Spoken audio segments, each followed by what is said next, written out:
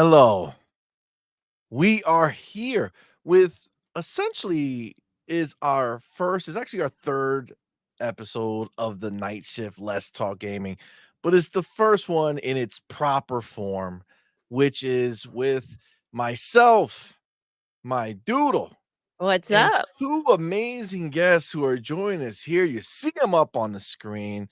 Let me be first to say thank you both for being here. We're going to go to the person directly aligned on my side of the screen. My man, Post Up. Thank you so much for being Yes, here, player. sir. Yes, sir. What's good, man? Welcome. Man, shout out Thank to you you and so the queen much. for having me, man. I really, really appreciate. We finna have an incredible show, man. So if you want to chat, Yes. get your popcorn or whatever you're munching Let's on, because we about to cook today. I'm telling you. Oh yeah, baby, you know He how ready. we do. Let's go. And we got another dope ass chef in the Yes. building right across. My man making his debut on any of our shows. This is fantastic. My man Fuzzy Belvedere, thank you so much for being here, player. Let's go. Thank you so much for having me. Greatly appreciate the invite. Man, this has been like an awesome time, and the holidays right around the corner. Awesome gaming news. Yeah, can't wait to get into this. Thank Absolutely, you. Thank you for man. being here, guys. Yes, so excited. Guys, listen, I don't know what happened this week. This week was like, I'm telling you, it's like Christmas week done come early for Seriously, us. though. Like it was what a build up to Christmas, man. This is fantastic. Listen, we had a phenomenal show on Wednesday going deep into this stuff.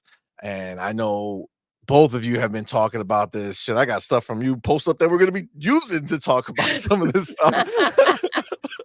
so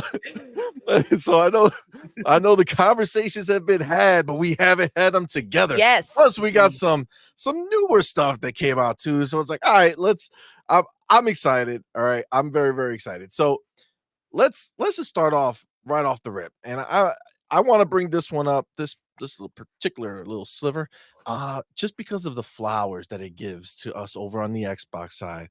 Mhm. And it's how our homies over at Insomniac are striving.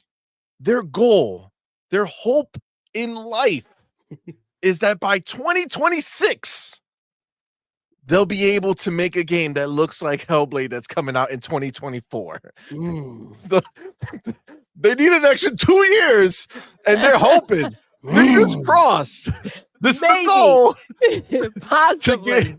to get next gen up and running on the PlayStation 5 and PC. 2026, y'all. 2026. Now, listen, we know Ninja Theory don't F around. All right. They're legit. Okay. But I'm just saying, does it feel weird that Insomniac, who is part of the PlayStation development group, right? The PlayStation first party, which means they are amongst other PlayStation studios like a Naughty Dog or a Gorilla, right? And we remember like Kojima, he took a tour and he like saw all the engines and he picked, Gorilla's engine because it was so amazing and blah blah blah blah blah.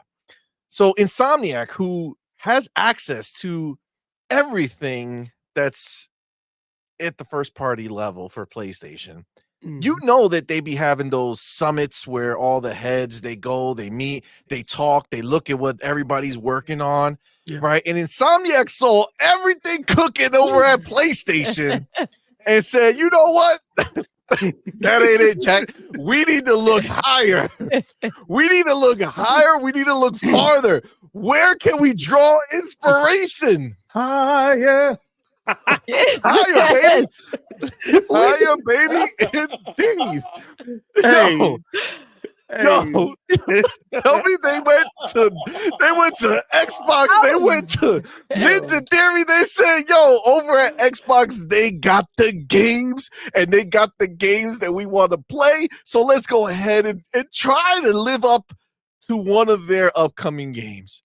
Yeah. Mind you, again, it's worth repeating that that's their goal for 2026. Yeah. What do they Either is another question, but go ahead. What are we going to be doing in 2026 while they're still rocking on 2024 shit? That's the question, Hey. bro.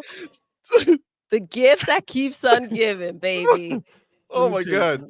You know what's So, crazy about this is that go ahead, my man. we didn't really this had to be based off either the first trailer from a couple of years ago or that second trailer, because the gameplay trailer we just got at the real in-depth gameplay trailer we just got at the recent the Game Awards. So this must been the first. This had to be when Hellblade first made it showing at the Game Awards that they made this assessment, either that first trailer or the second trailer. So I think what we saw in that leaks was something they was planning a couple of years ago. Because I know you didn't just make that document when the TGA Awards, was just a month ago. Mm-hmm. Well, not even a month, but some weeks ago. So this must have been. They must when they first saw Hellblade, that's our target model right there. And so whether they are able to achieve it is a whole nother thing. Because when I seen that Hellblade, it's in terms of, I know we're in the current generation, but in terms of next gen type quality that we were looking for when we came into this generation, Hellblade 2 is up there by itself. And it's no other game, because after I saw Hellblade 2, every game after that at the Game Award show just didn't add up. It didn't compare. Facts. It didn't compare at all.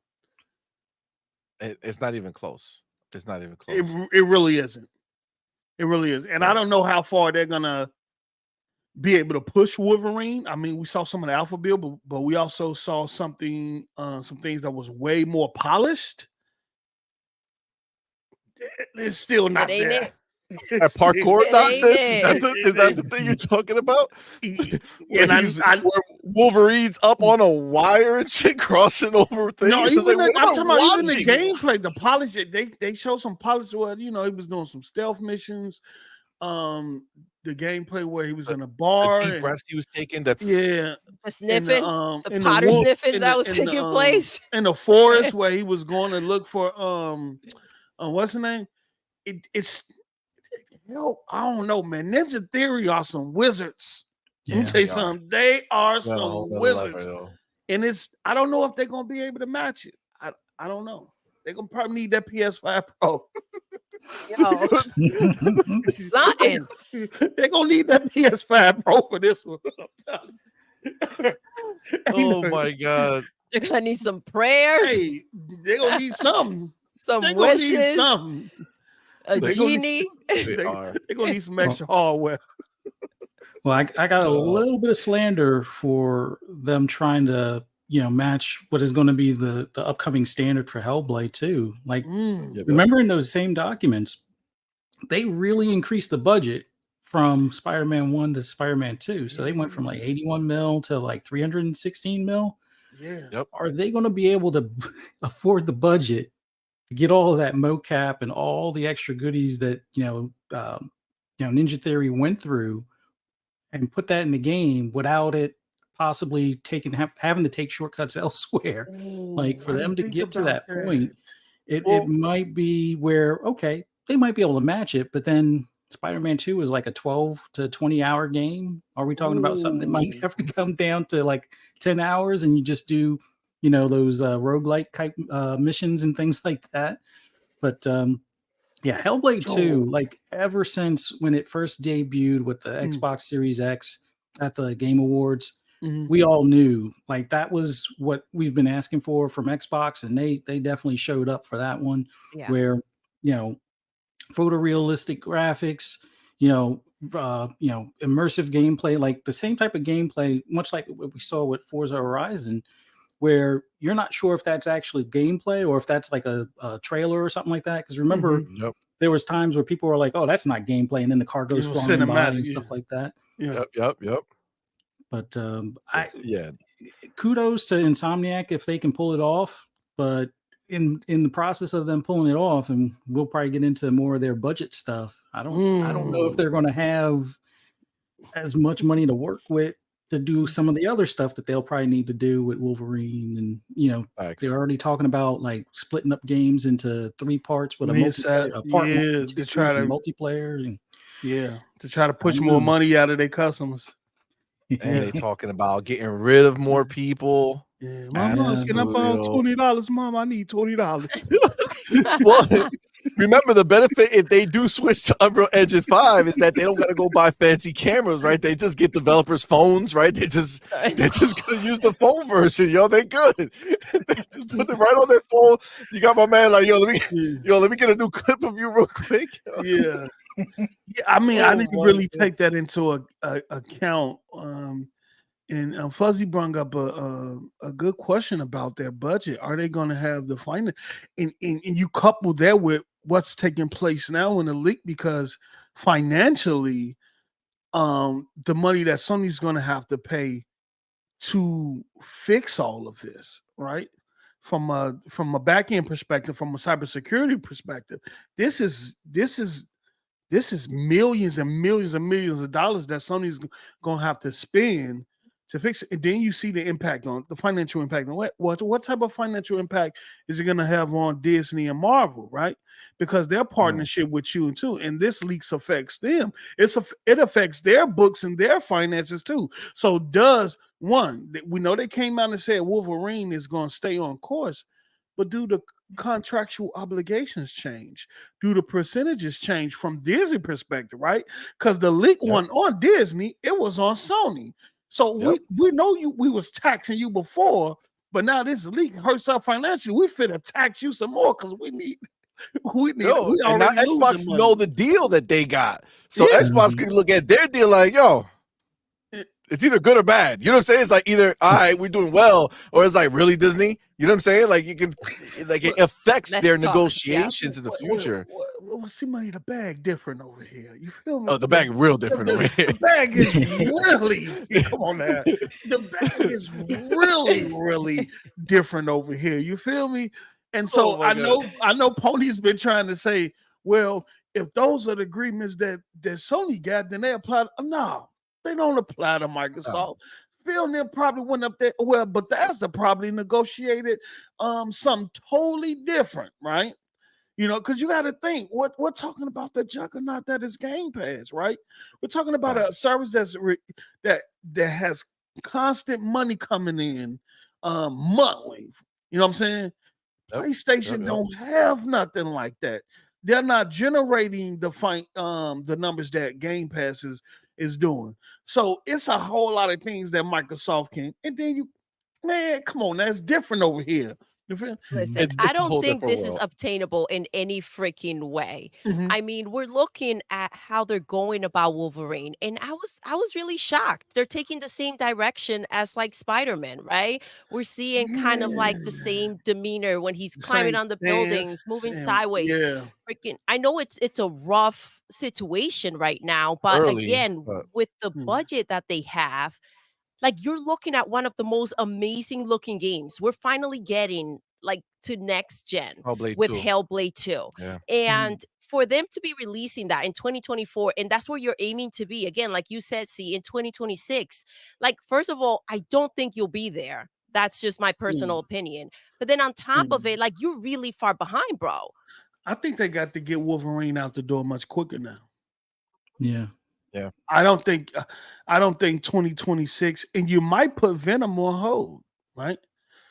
Because I'm hearing there's bills of Venom out there. There's bills of there right now. I've seen some people saying they have the whole Spider-Man 2 build that they're porting to PC right now. You already got Wolverine, a vertical slice of Wolverine being played on PC. They even saying some portions of Spider-Man 3 is out there. So now, the longer that they're out there and you get a PC mod community, because they got the source code. They already got they could go build whole new games if they want to from this, because you done gave them the animations and everything, the art assets and all that. They have the foundation, and the longer that stays out there, right? The longer that stays out there, every day you're taking a financial hit. The longer so you're gonna have to. I don't think Wolverine come 2026. I think they try to get it out next year because you got to get it out the door to make as much money back as you can off the losses that you're already incurring. And each day that this proceeds and go on, each day them losses tally up. Yo, facts. Real 100%. Quick before we get going further.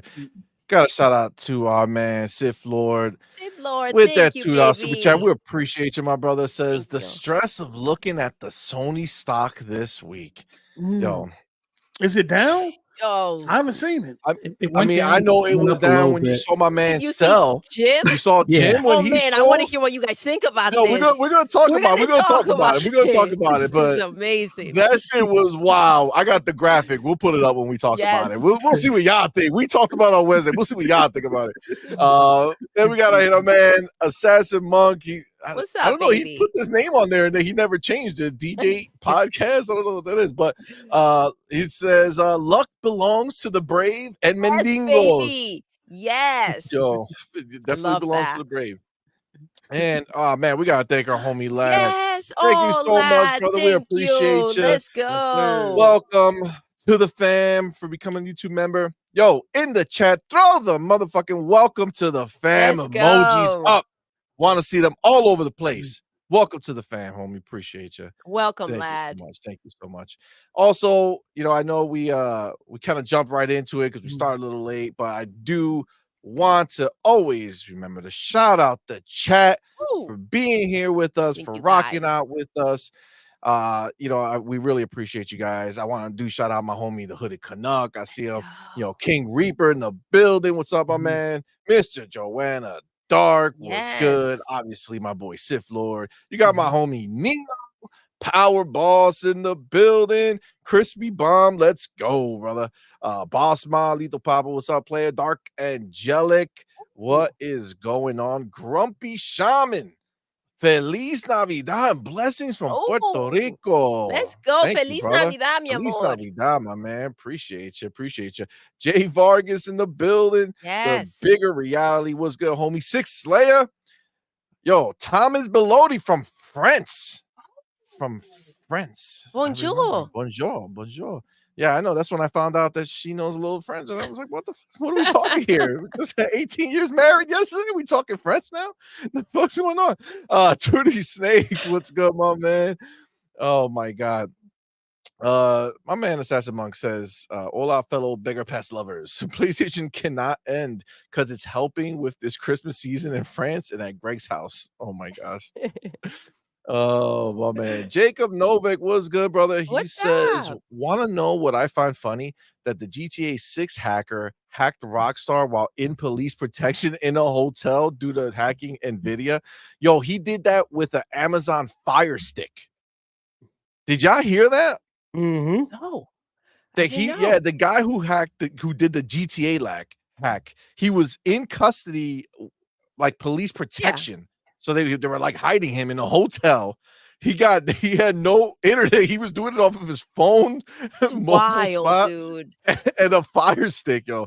That's crazy. Yo, some people just are crazy. Like their ability level is like through the roof. Yeah. Fun speculation in the building. What's up, man? What's going on, player? Sanchez MTZ Gaming. What's going on? Dark Angelic says, LOL, good luck to Insomniac with the POS 5. Won't have the power to run a game like Hellblade 2. Damn. It's true. It would freaking listen, it will set on fire. If Final Fantasy had it burning up. Imagine what would happen if a game like Hellblade 2 was on PlayStation 5. Yo, you ain't lying, and that's just the fact. Burning buildings out, you guys. Yo, absolutely. My man, I'm Breezy. What's good, man? He says, I have to give you guys credit. You read everyone's chat. To non-members to members, I respect that. I respect that. Not everyone does that. Times is rough out here. Keep it up. Listen, like I said, man, you super chat, you're supporting us. You are a member, you're supporting us, and being here, man. That's support, bro. And I appreciate y'all all. So, and y'all, listen, I'm not gonna like say like brag or anything, but like our homies that come in here, like they got good stuff to say. You know what I'm saying? Like these are not your run of the mill hobos. This is thinking that PlayStation is the shit. Like these are the smart ones. We got them all in here, man. We done funneled the rest all out. It's nothing but high quality up in this bitch. That's true. Oh my god, Void Rap was good, my man. Oh, Bunty in the building. Bunty, baby, what's up? The Rex Skinkies, Drake Williams, what's good? What's good? Cullen Prime, Playa, what's good? All right, so listen. Oh, Scorpio, what's going on, homie? All right, so I do want to hear what you guys think real quick. I want to know because we were talking about it, and I want to hear your take on the fact that the hackers gave Sony the option. They said, you know what, $2 million, and we won't go through with this, and they passed on it. What do you guys think about that? How do you feel about it? I'll start it off. They always joke about never negotiate with terrorists kind of thing when it comes to these hacking situations, but it's funny because Sony has been hacked numerous times, so I could see them not paying it, but like, are they going to learn anything from this hack that they don't get hacked, a couple of months down the road or a couple of years down the road? I don't know. Like, hopefully, like if they did pay, that everything would stay on the up and up and it didn't get leaked. But I guess Sony figured, oh, it's going to be out there kind of thing. And I don't think they realized how much damage it was being done. Or maybe they wanted to call a bluff. Like maybe they didn't believe them. And that would go to show that their, security system isn't all that great if they don't know that they've already been breached type of deal. So they may have just blown it off as, oh, what are these young kids talking about kind of thing. But if I was in the position, you know what, I would probably pay, which would probably be a problem because then everybody would try to hack and get that payday. But I would also try this year that they've been hacked. It's wild. Yeah, like I would try to figure out, like, if anything, if I can't get those guys on my side, where it's like, okay, we'll pay you a fee if you can teach us some of these things to fix our system or something, or hire that kid that like you guys were talking about earlier with the GTA 6 hack. Like, hire that kid. I love that. Yeah.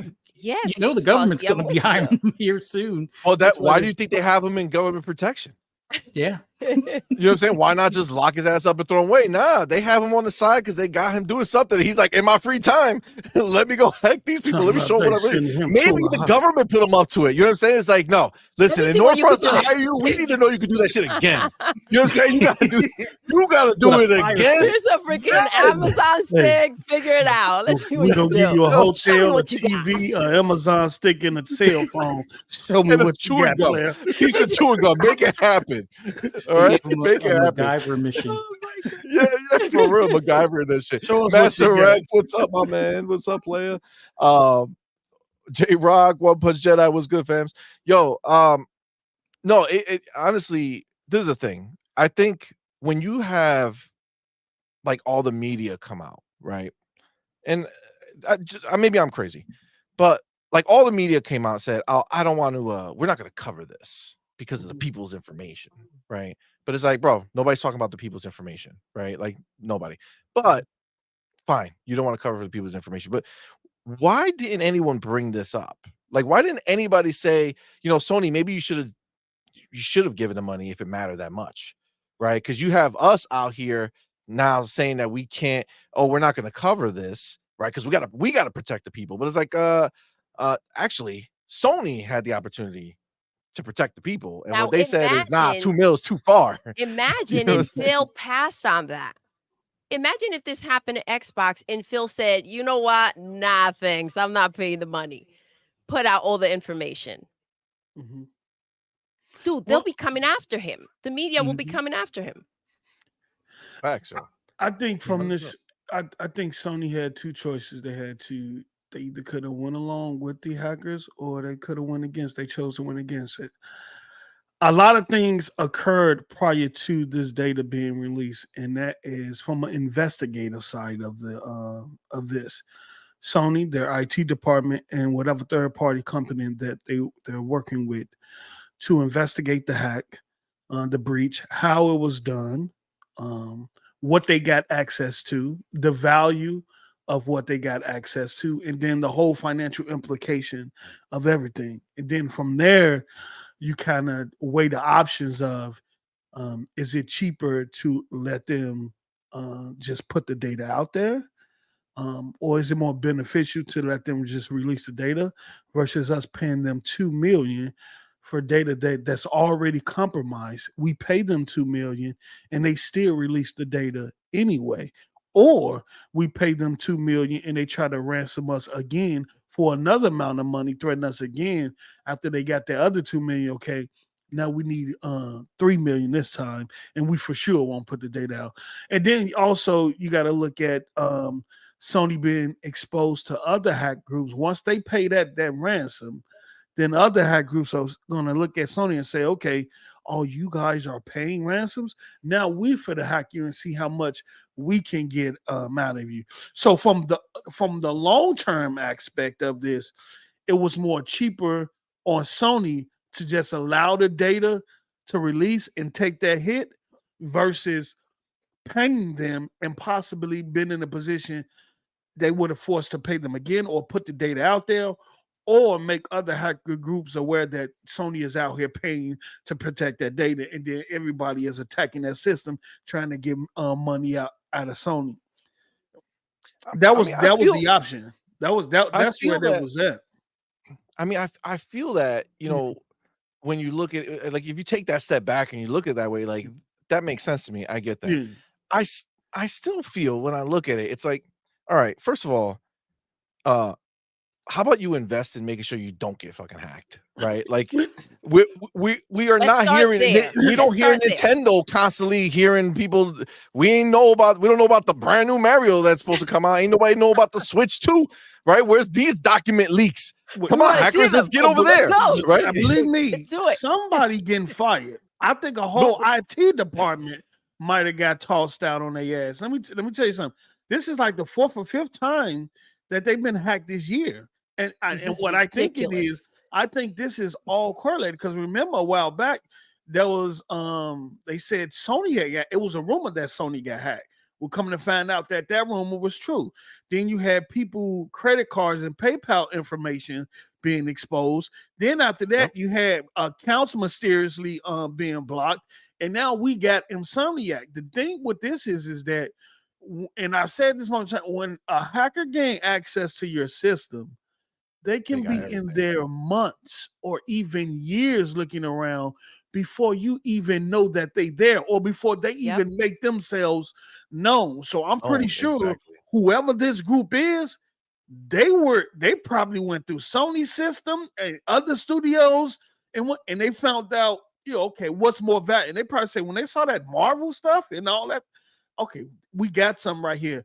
But ain't no telling how long they was just in there snooping around before they said, hey, Sony, we're in here. And then you got to think, what level of access? Is it root access? Were they able to really move around different levels? Because there's different levels of access you obtain when you hack something. It seems to me they got root level. They was in there able to get access to any and everything that they got wanted. Files that had nothing even do with like anything. They just have random shit to put out. Like yo, we know what this dude ate on Tuesday. All right, here you go. Yeah, but I think in Sony has been hacked like this over here. Don't get me wrong. I think it's Phil, guys.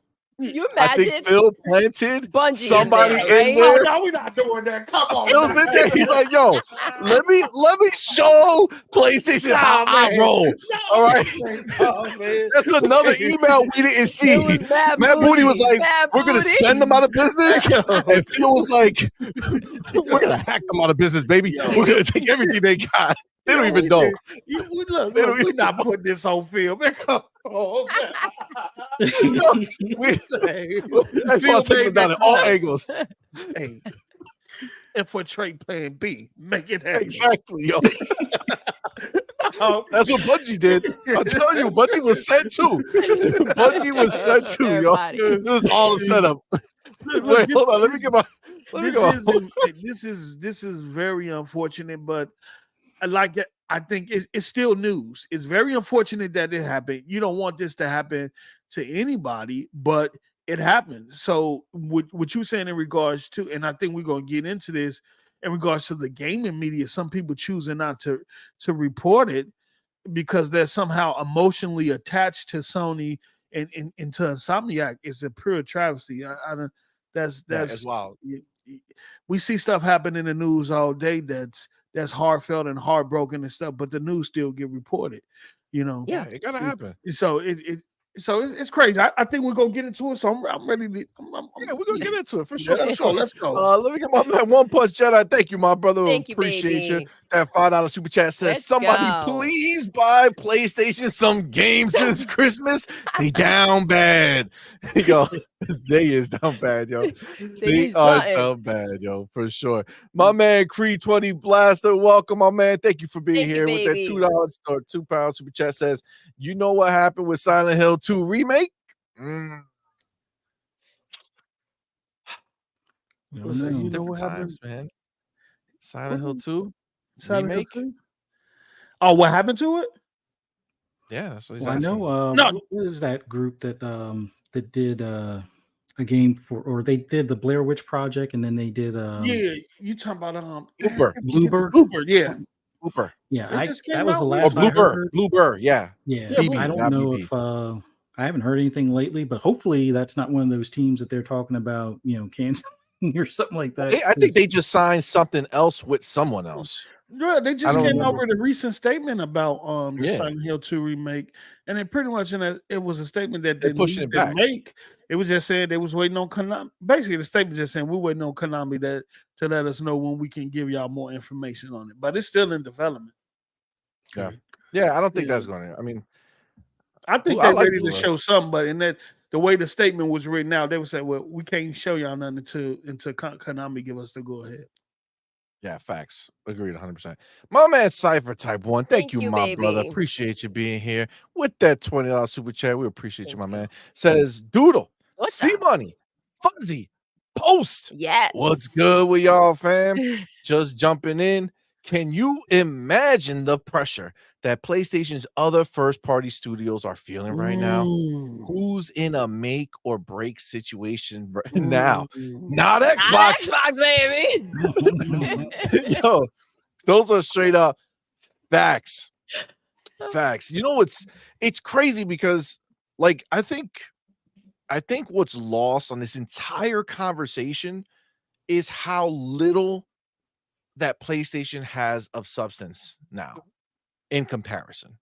Like they just have Insomniac, they just have Naughty Dog, they just have what man, I already dropped down to a different tier. Sony Santa Monica, Guerrilla, the Days Gone developers, and then Bend and Sucker Punch. Sucker Punch. Right? Six studios. Yeah, they just closed down Pixel Opus. Yeah, and then they got those other like games as a service teams that just form like fucking Transformer, and they have no games that they've ever released together. Blue Point, and you have the remake studio, yeah. But like that's it though. You know what I'm saying? Like we can count them on our two hands, and that's it. And how do those games come out? You know what I'm saying? Like you're gonna give us what, one or two a year when those games release? You ain't gonna take 4 out of the 6 that matter and give it to us in 1 year, because then you're gonna have 5 years of no games, right? Like I think what people are not registering that is even if they produce good stuff, you're only talking 1 or 2 games a year. You know what? See, I was just talking about that. We're about to be in 2024. We're about 3 or 4 years into the generation, and you might only get one Naughty Dog IP this entire generation. You might only get one Sony Santa Monica IP this entire. Think about that. Because I mean, they're taking it like old school. That's not organic growth. yeah, look, they and you seen in that in some of the link about the high cost. If I can imagine if Spider-Man 2 was in the 300 million and they're talking about Spider-Man 3 even exceeding 400 million, I couldn't imagine what Sony Santa Monica and Naughty Dog is spending on the multiple projects that they're working on and how long it's taken. It's maybe though, because you saw that other thing. It just I don't know. I thought it was you, but maybe it was somebody else. I have it over here. I was just reading it. Was it I think maybe the Black Viking was the one who put it out. Yeah. Let me see.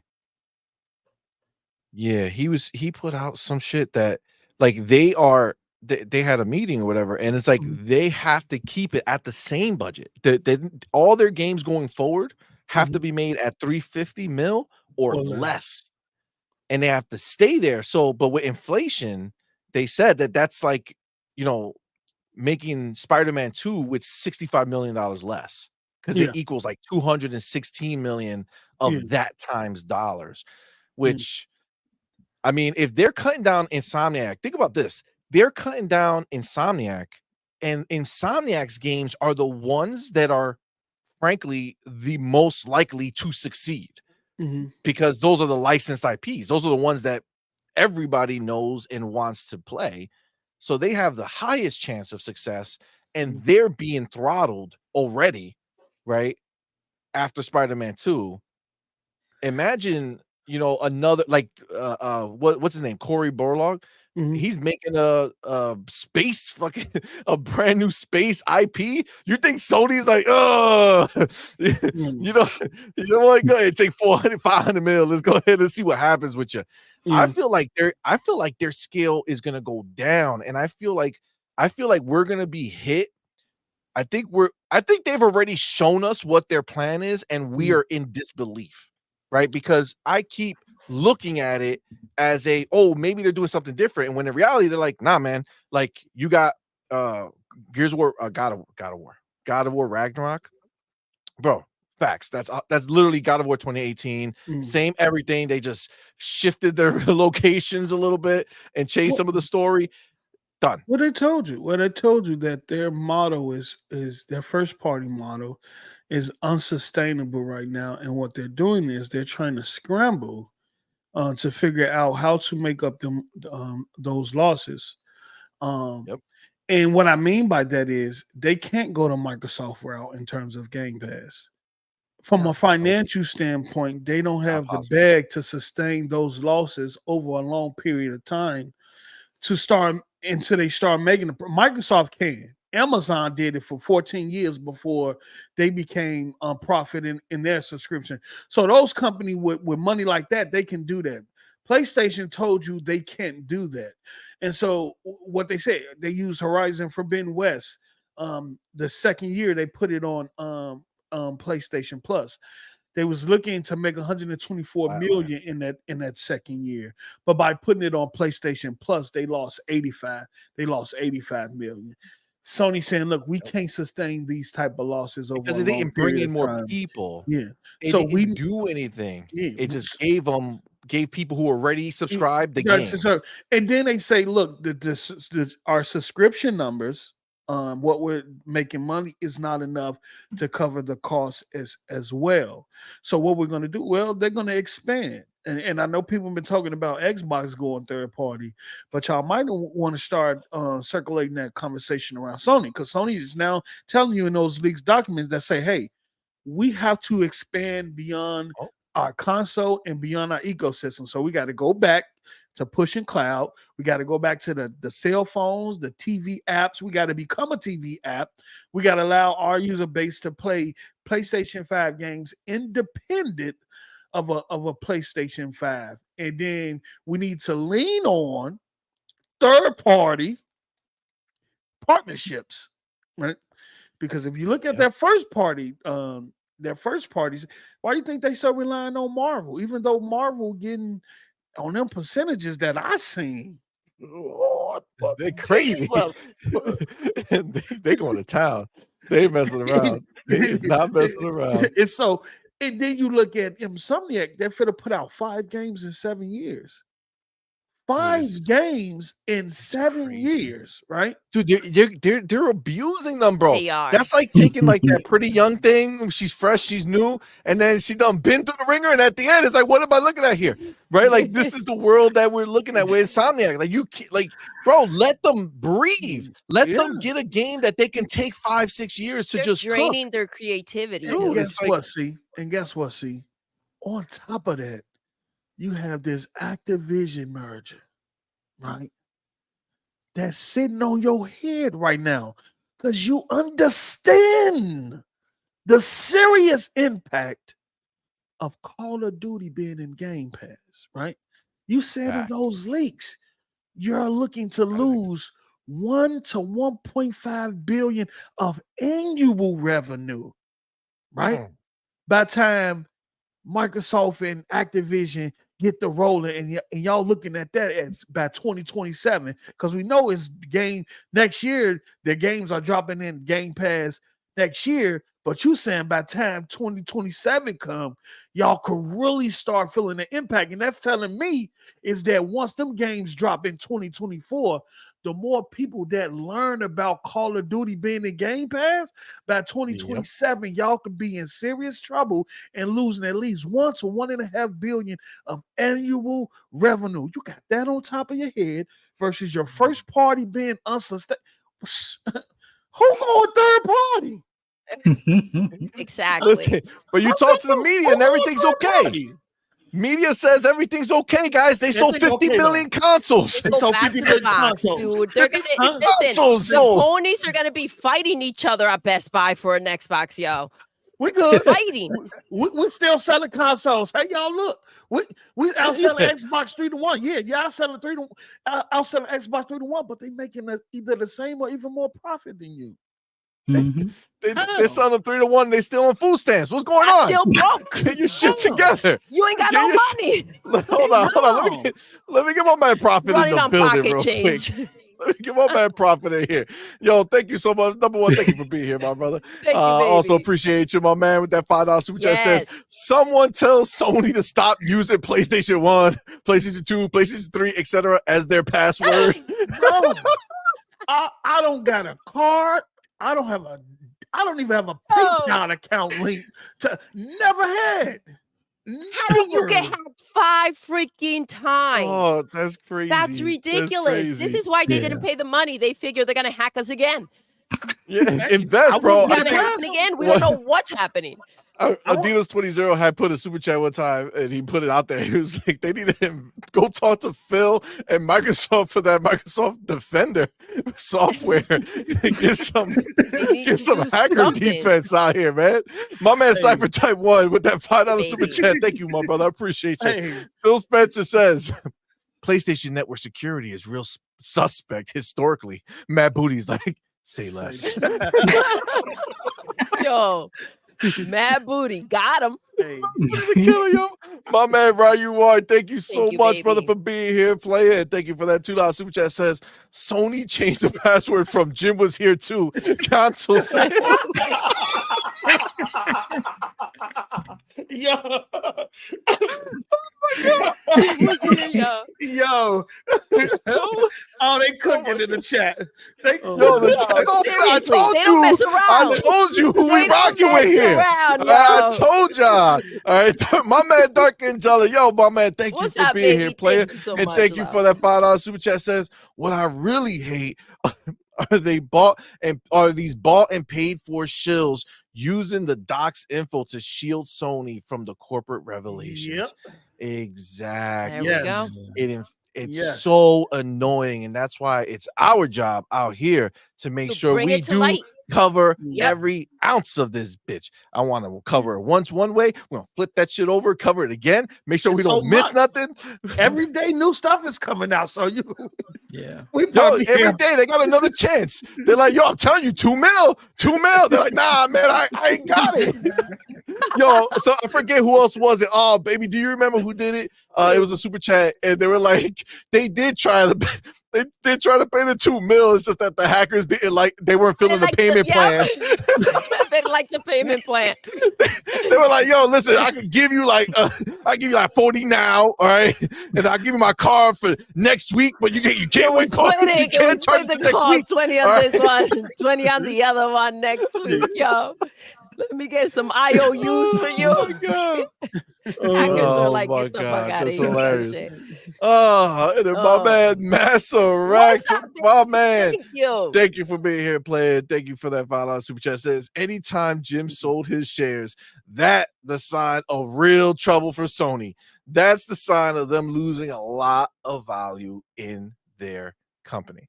Facts. You know what? Since he just brought that up. Yes, guys. Okay, since Tell he us. brought that up. Let What me do you I think? want Yes, you get guys, the chart, babe. all right. I want you guys to let me know. Okay, when you see this, okay, what do you see? Okay, I want you to tell me what you see when you see this. That vision. All right, you ready? Okay, so we see that pinnacle, that point at the top right there. That is the exact moment that Jim Ryan sold 45,000 shares. Wait, what? That moment right there, right up there, on December 15th. He sold 45,000 shares. That was the exact moment right there at the pinnacle, at the top. And then as soon as he sold those shares, look at that. Wait. Hold on. He knew something was coming. Hold on. He knew. Somebody need to send Popo to Jimmy Boy's house. Insider trading is factual. Insider trading. Hold on. Let me tell you something. Hold on. Wait. Hey, so he sold on December 15th? Yep. Yes. Right there at the peak. At Top the of the mountain, exact baby. peak. Yep. Exactly right there. And then look at that. Look at that fall. You just know boom, what? Gone. Let me tell you, he knew about that hack. Yes, I'm telling you, he knew about the hack. Yep. He knew that they weren't gonna pay. I told you that long he went to lunch Sony. break He was that like, day. yo, Yo, let Sony. me sell this real quick. He was like, Sony, yo, we're gonna pay for this. They're like, nah, homie, it's not happening. He's like, all right, before I tell Insomniac, you gotta get on the phone with my stock guy. Yo, I need you to sell 45,000. Yo, I'm gonna need a hot minute real quick. Hey, I just had to screenshot that little piece real quick. I'm gonna need the thing. Yeah, let me tell you something. Hold on. Why? Wait. You mean to tell me that's the exact date and time? That's exactly when it happened, bro. Yo, look at what's in place right now tell me who's cooking. Tell me Jimmy not cooking out there in a white tee. You mean the definition of running off with a bag if I ever seen one. Yo, man. That has to be inside trading, bro. There's no way that could take place any other way, bro. Jim ain't got that luck. No, we know. We done seen his luck. Shit don't work out for Jimmy, all right? We know the end game here. So this guy was like, all right, listen, I believe he started this shit. He's the one who got on the phone like, yo, listen, I'll tell you exactly how to hack this shit. All right. This is the exact place. All right. The hacker. Listen, the whole security team is on vacation this week. You ain't got no problems. You get right into that bitch. Look. It's done. Yo, that's they were pushing him out the door, so why not? Password 00000. He got up right out of there right before the news hit. That's crazy. Yeah, that's wild, bro. Is anybody gonna look at you? That's what I'm saying. Yo, nobody's saying nothing, bro. I thought he got up slick of him. No, but I saw the paper, right? And of him trading his stocks. And I didn't really, skim. I just looked at him and didn't really skim through him. I thought he had sold his stocks, months ago. I didn't know. Yep. I didn't know it was this recent. Suspect. Yeah. 100%. That's crazy. That's crazy. He knew what was coming. Oh shit. That's crazy. I assumed he did it months ago, but he just did it, dude. He just did it. And the funny part is they just had him sign that deal. What was it with NetEase or something like that? NCSoft. Oh, NCSoft. And his white tee also changed their rules too. And then China go and knock off 80 billion of their market value right after he. after Sony signed that deal with NetEase. Yo, because they changed the way they made it well, you can't spend that much money on online games like that anymore. Yeah. In China, they just changed all of that. So Tencent and NetEase been hit, and they saying upwards of $80 billion cut off their valuation because that's where they was getting their money, microtransactions, live service games and stuff like that. But China said, oh my, so you mean to tell me, oh, you know what? This is I'm so happy this happened right here. Right now. This is gonna be a Netflix documentary. Give me at a some second. point. Give me a second. For real. Jimmy did it. Now Jim's gonna tell all. I know it. He's quick. You look at what was going on in Europe, right, and in the EU with the DSA, their new digital laws and stuff like that, in terms of forcing Google and Apple to open up their app stores and allow different payment systems and things like that, right? Microsoft comes in and all of a sudden is able to get ABK right before that happened, right? Mm-hmm. At a time where they were stressing that they want to start their own mobile store, right? So they accomplished this right before these laws are about to kick in, right?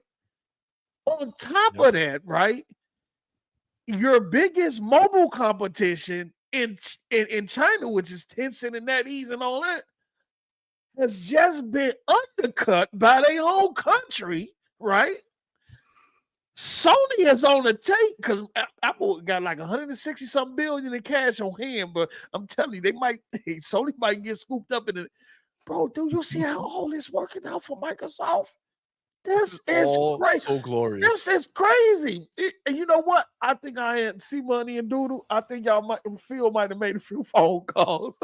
I'm with y'all. Phil might have made a few phone calls because the way this is laying out for Microsoft right now is incredible. Mm-hmm. It is crazy. Facts. Shout out to Live Supremacy in the chat. My man Dion Hayes, welcome. Big boy Mike in the building. Yeah, Chris Lee of TMHW Gaming, my homies. Let's go. Oh man, listen, I had it over here. Oh, Eric in the building was good. He says, yo, the real reason the media won't talk about Sony leaks is because the docs info puts the devs at risk from the unsolicited pony peen pics. Listen, Sony should have paid up, man. Sony should have paid up. At least they could have been like, yo, we tried. Yes, that's the thing. But see, they don't have the money to go ahead and try and see what happens. They can't. Well, that's the problem. Drake Williams, my man, thank you for being here, bro. It says Sony needs to beef up their security. Yo, this is facts. They need to do something, man. Someone's in there fucking with their shit. Facts.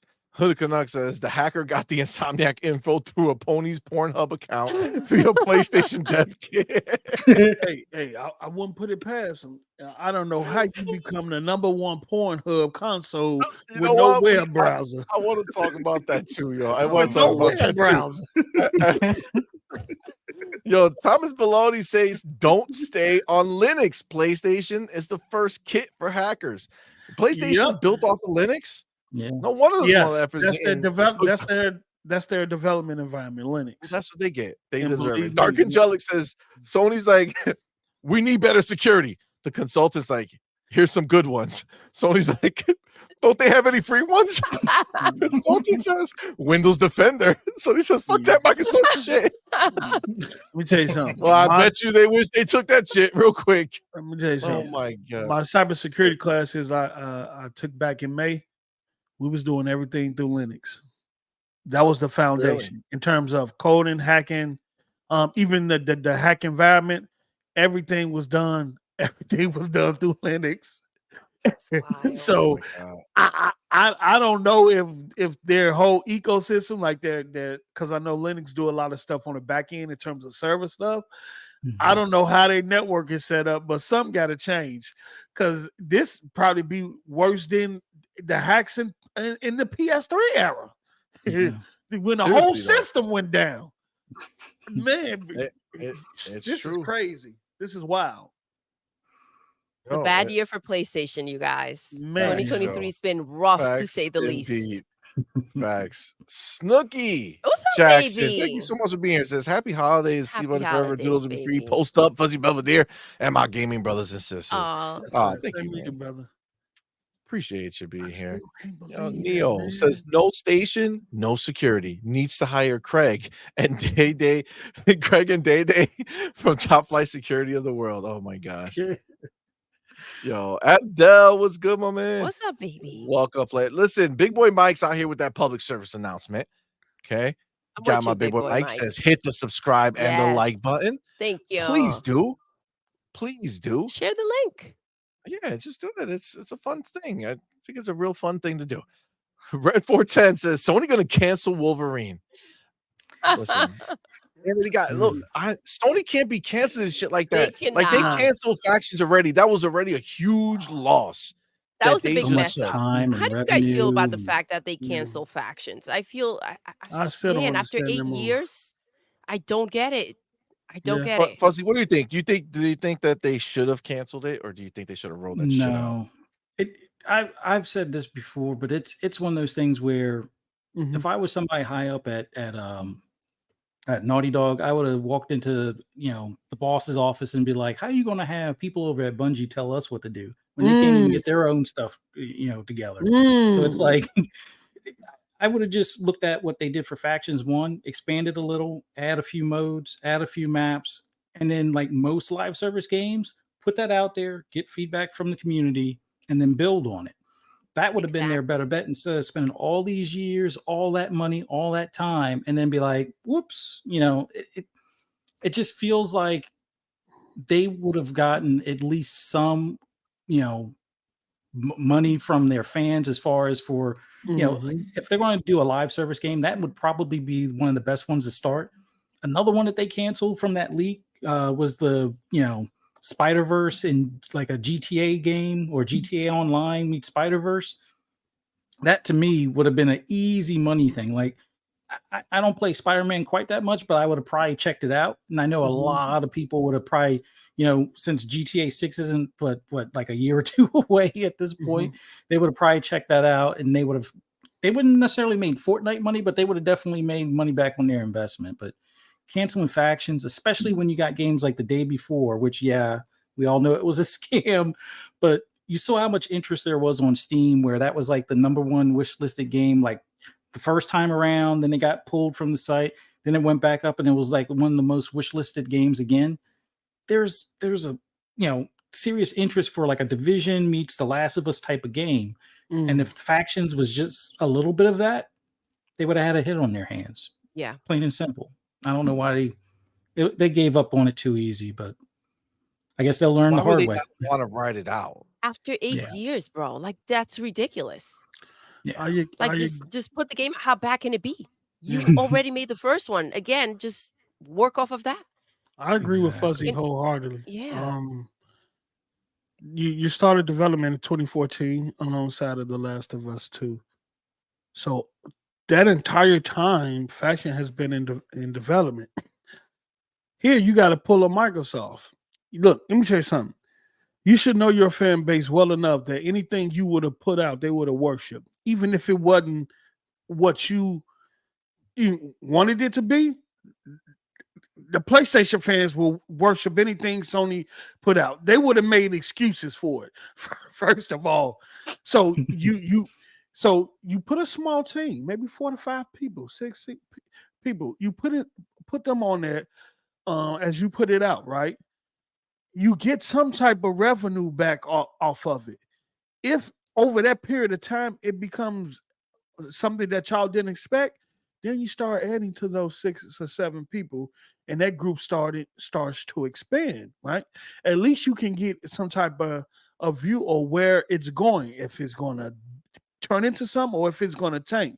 If it tanks, at least you get something. You might not be able to recoup your costs, but you get some back, some type of return on your investment.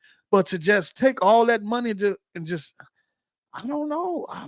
And you know what else, Post Up? If they released a game, they would have had some type of idea when it comes to these GaaS games that they're trying to go ahead and make, right? And hear the feedback. and see where they stand from there and see what they need to change with the upcoming ones. Yeah.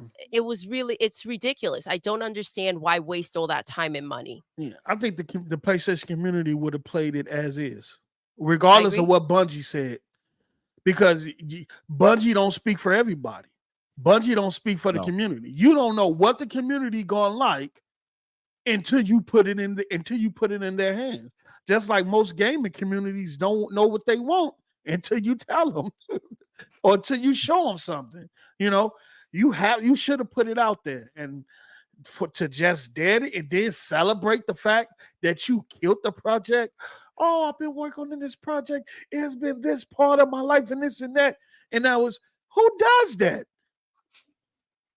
Who does that? Yeah. Like, you celebrating a project you invested years that your hard work will not see the light of day.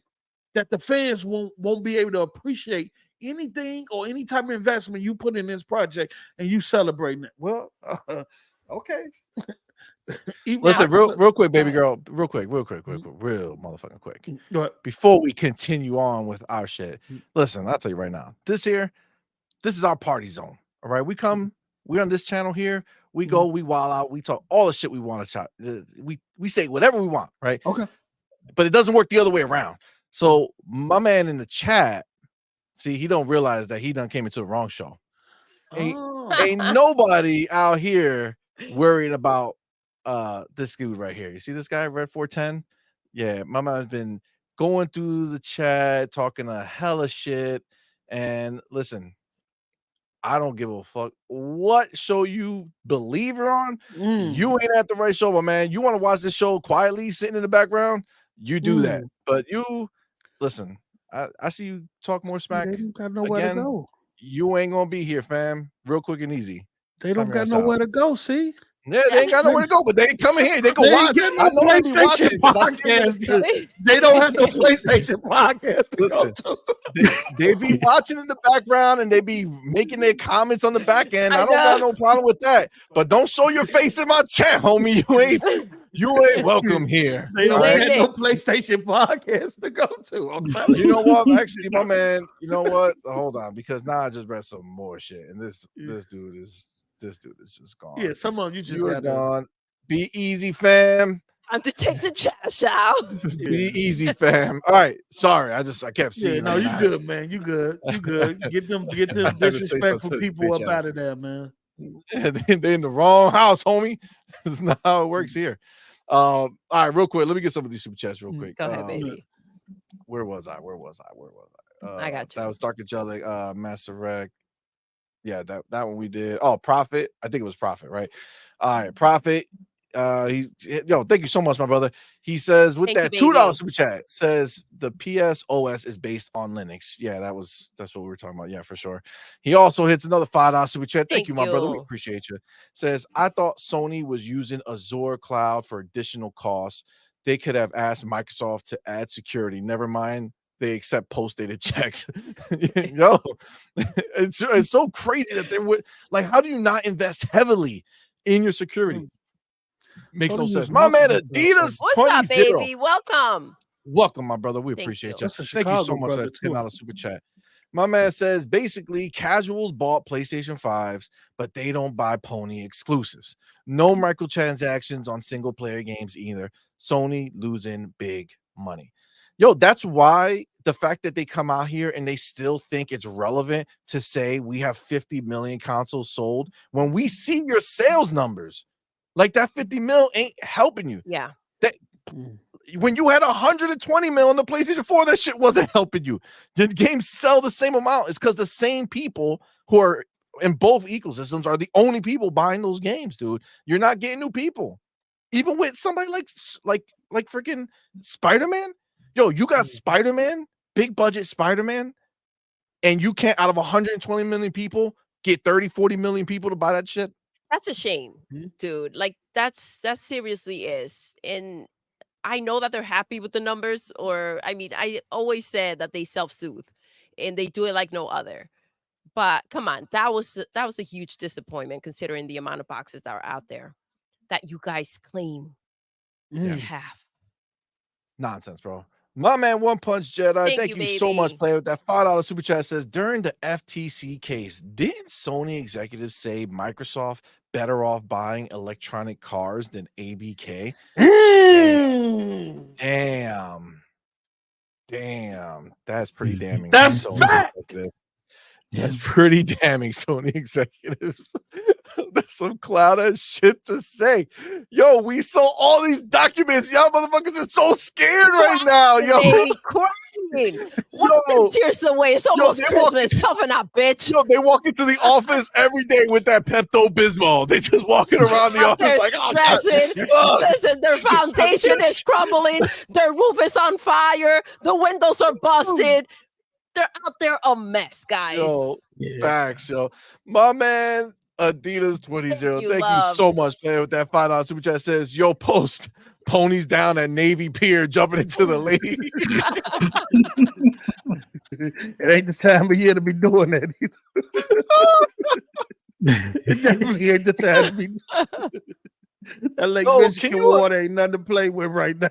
Can you imagine being a pony right now, though? Like, you live in this high life, right? Like, you go on Twitter, you're like, yo, I'm untouchable. I can say anything I want, but I'm the shit and I ain't got to worry about it. And now it's like you walk in, it's like, dog, you got nothing.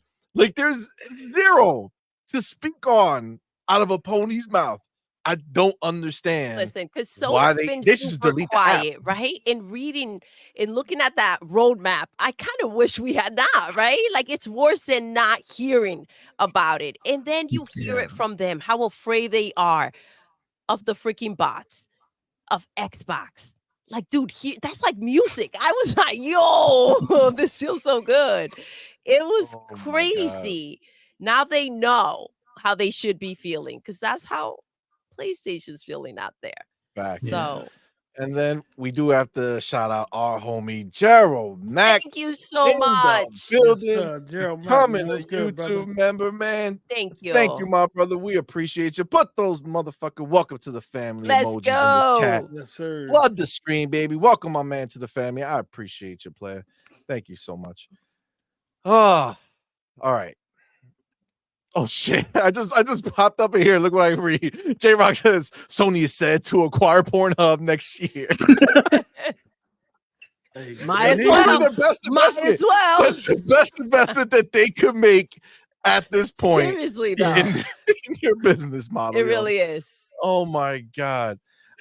Listen. You know what? That would probably help sell the PSVR too.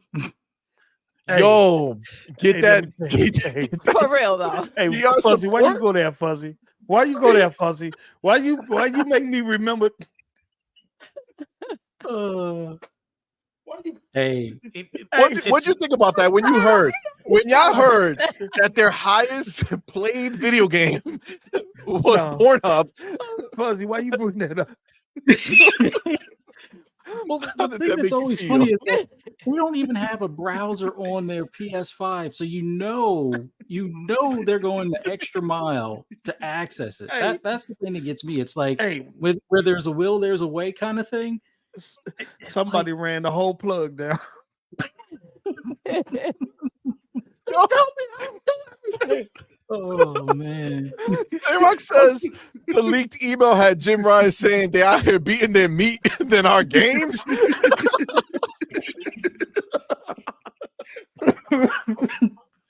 Oh man. Oh my god. Christopher Hart say on PSVR 2, you could download porn to a USB stick. Oh my god. To write it on the box. God. To play it on the PSVR 2. You just put it on the USB stick. Oh, yo, the things they do to circumvent. Bro, this is amazing, right? It is. It's freaking so wild. Bro, it's so wild. You know what they doing on the PS5? They go on their phone, right? They go to the PlayStation app on their phone and they send the link through the PlayStation app to their account. So when they go on the console, my god, they click the link and it opens up that secret Secret browser. The secret browser. That's where they have the secret showcase at. That's what it's at. It's on the secret browser. Bro, Pornhub was let me the tell secret you showcase something. all along. If they put this much effort into playing Sony first party games, they probably wouldn't be in this predicament. Oh my god! They gotta find a way to monetize Pornhub or something. Oh, they will.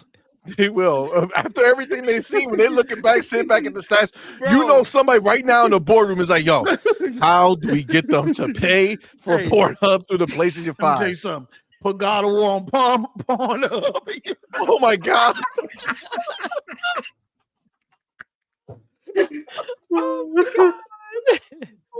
Oh man. Man. Just saying, Oh just put my all your god. games on Pornhub. And I'm telling you. Oh my god. I'm telling you, bro. Yo, Everybody, yo, they're all going to play do me a favor. Our members need to put the motherfucking pony tears in the chat. Pony tears in the chat, you guys. And put the ponies cooking because they getting Bro, cooked. They're That getting shit right cooked, here, yo. guys. See, They're that was getting my, cooked right now. Fill that See, shit up with these emojis, bro. that was Oh my my question, God. man. I was like, how y'all doing that without a web browser? Yo. And the Xbox has a web browser. Mm-hmm. And And the nobody numbers fucking with it over here. declined on the Xbox. The PS5 don't have a web browser. This is wild. It's freaking That's so crazy. wild. That's What? wild. Ah, Oh those shit. ponies. I'm at Master Rack with that $2 super chat. Squirt Station 5. Wait, what? His name is what? Master Rack says Oh, it's the new name of the console is the Squirt done. Station I'm 5. done. Oh, I quit. I quit. oh my man, Cypher type 1 with that $2 super chat says PSVR 2 plus Pornhub plus the dual sense Yeah. equals one hell of a party. So that's why they had it where you could blow on the controller. Oh shit. Yeah, I quit. Let me do my mic. I can't. Oh man. It all makes sense now. Oh my god. Oh, Yo. whew. Oh my god. Oh my god. This is wild. Y'all wild, yo. Hold on, I had to calm down. Yo, Oh my Yo. god. it is crazy, Oh. bro. Oh my god. Oh man. God. Oh, Oh. crying. Crying. I'm crying. Oh my Holy Jesus. God. Oh. Mm. I don't need know where Wow. we left off. We just gotta pick up. I don't even know. Where do we Wow, go from here, guys? Where do we go from here? Oh man. Yo, shout out to everybody in the chat rocking with us, yo. We Yes, having a thank good you for time rocking with tonight, us. as you can see. Hell yeah. Okay, Friday night, this is- baby. This is the night shift. We Yes. out here. We ain't playing around. Oh, I see Rashawn Eppinger in the chat. What's up, my man? I see Foolish up in the chat. What's up, my man? Yo. Oh, Max City Entertainment was good. Sensei Matrix was good. What's up, baby? Oh shit. Yo. Micah is Ford, wild. what's up, fam? All right. Let's get back. Let's get back on track here because we have a lot of fun. We have a lot of fun. Oh, Prophet, my man. Thank you so Thank much, you, brother. That baby. $2 super chat says, damn, I almost got into an accident. Laughing so hard. Yo, careful out there. Be careful out there. Yo. My bad, player. Drive safe, all right? My bad. We gotta get to Christmas, all right? We gotta get to Christmas. Bunsy said, yo, y'all need to stop. I'm at work. They asking me what's wrong. They said, what's wrong with me? Listen, you know the type of entertainment we provide here. Indie Music Press was going, man. Says, I finally thank you, subbed. baby. This is hilarious. Thank you. Thank you, well player. Appreciate you. Oh my god. Yo, this is funny. All right. So let's get back. You know, it's so funny because at this point in PlayStation's life, they can get hit from any angle. You never know. Whether we looking at their porn situation, whether we looking at their game situation, they just getting hacked all over again. This is everything. They're not safe on Twitter anymore. That was their spot. They're not. They're not, yo. They're not. It's wild, but they're really, really not. All right. So let me ask you this, because I got post-ups. I got post-ups tweet up in this bitch right here. So I want to talk about this. Okay. Post-up writes, breaking news. Insomniac pressured by Sony to make budget cuts despite the success of Spider-Man 2. Layoffs will continue across the board, and there will be one studio closure. What the fuck? Didn't Spider-Man, from what I heard from the ponies, Spider-Man killed it. Kicking ass, baby. Spider-Man was the end all be all, right? Spider-Man saved the company, right? They sold so much. It was MJ and the Taser that really MJ and the Taser. took it to the next level. That's where it was at. You know what I'm saying? Yeah, I feel that. What's up, Jesse B? I see you playing. What's going on? So they have this phenomenal game that comes out in their minds that's so amazing. It sells so well. Yet layoffs will continue across the board, and they will be closing one studio. How does this happen? See, this is the shit that I talk about, where it's like PlayStation is so screwed, like they're in such a shit position because the games don't save them. Like, what else do you have? If you have your banger game comes out, it sells as good as you expect it to, or somewhere around there, right? Like in the range, right? I mean, let's be real. It is one of the top selling games of the year, right? It's like the number 4 or 5, right? So it sold, but it still can't save you. What else can they do? Like, what can save Sony if Spider-Man can't do it? That's going to be the best selling game they have until the next Spider-Man or Wolverine or whatever. That's it. Like that's what's going to be. So if that can't save them, what's going to save them? What's going to stop the layoffs? What's going to stop them from closing these studios? Fuzzy, I go to you, man. What do you think when you hear this, man? They have such a great year with this game coming out, and then now everything go to shit.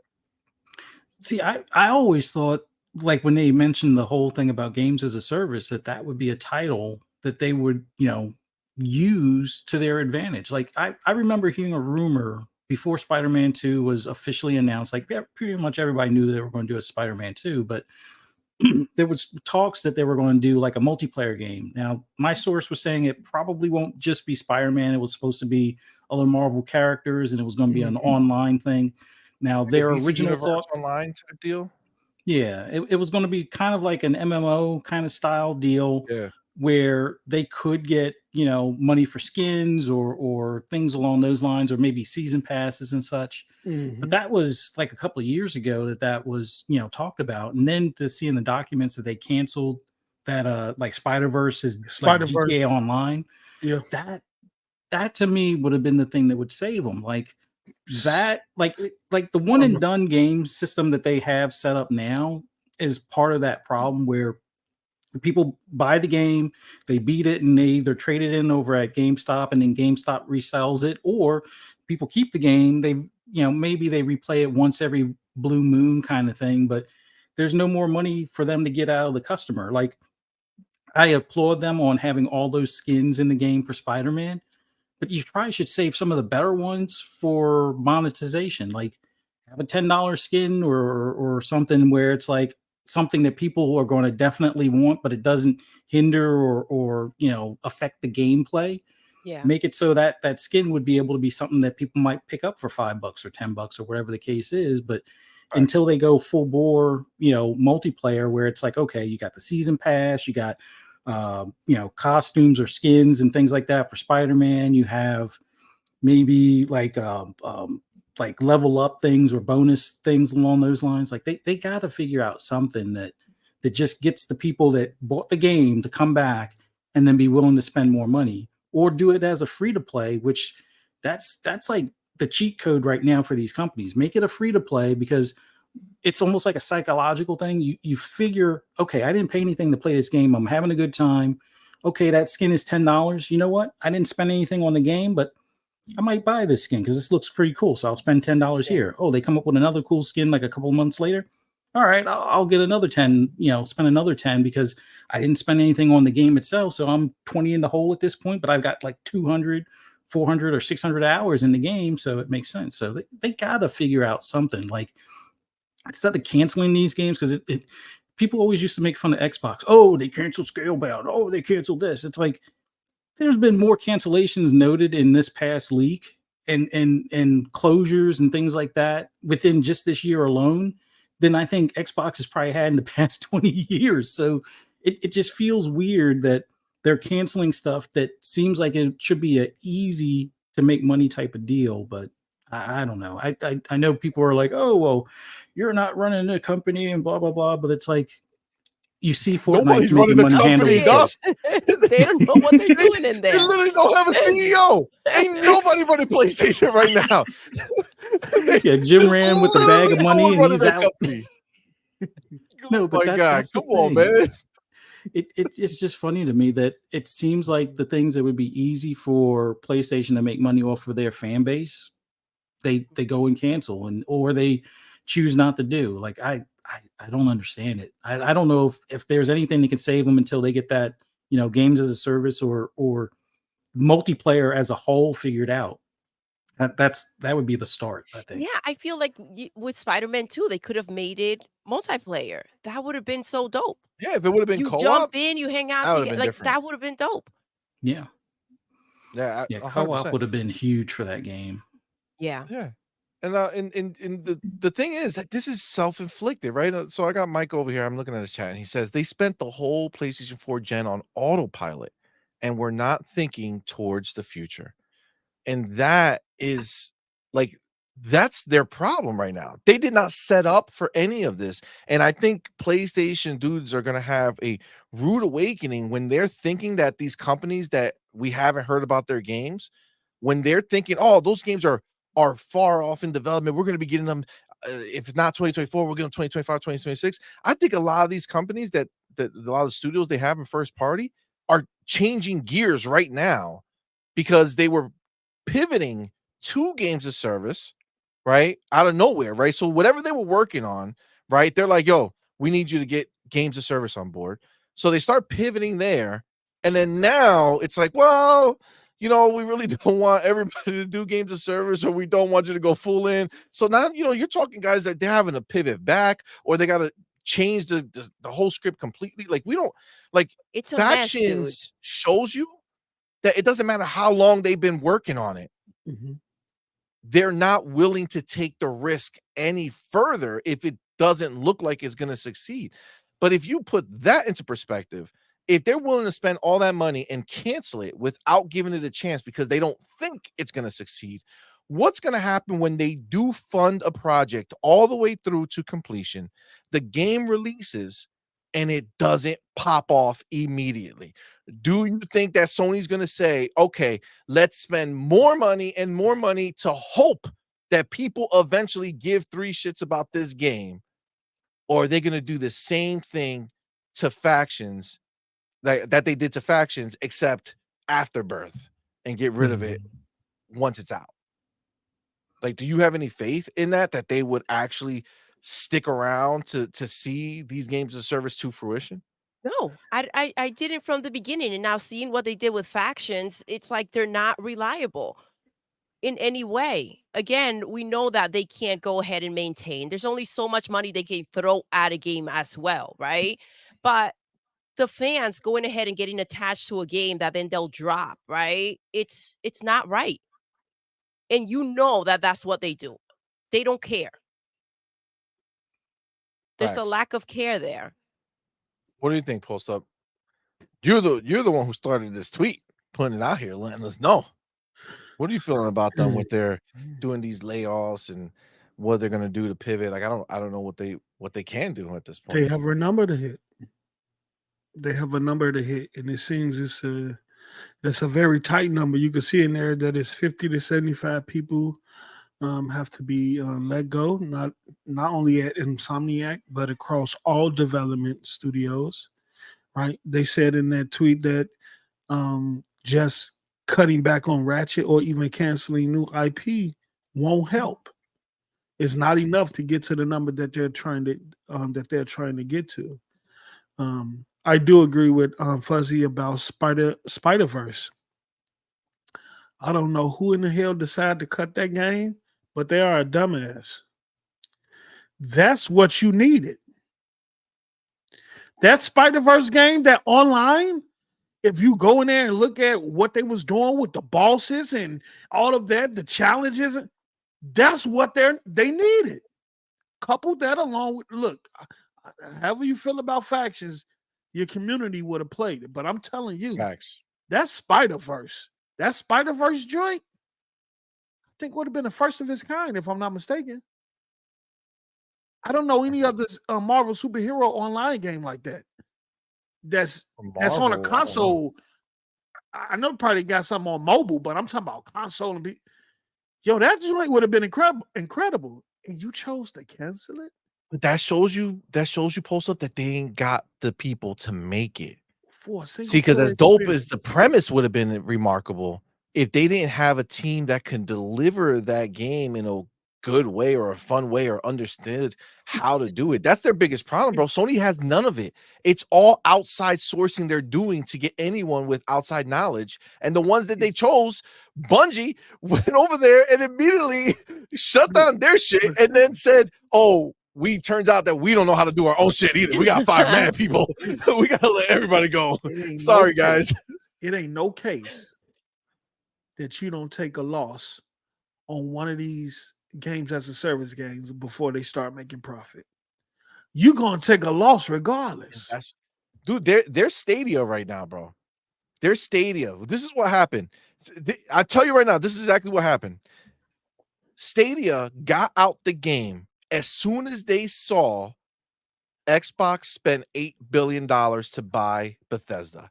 They said, we cannot do that, even though not. And when I say cannot, obviously they could, but they don't want to do that, to spend that money in this field. Didn't want to invest. They didn't want to invest, right? So they're saying we can't do that. Our company's not going to invest in that. So we're out because we see that's what it takes, right? That was Stadia.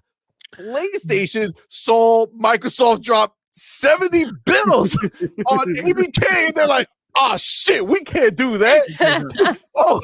Shit.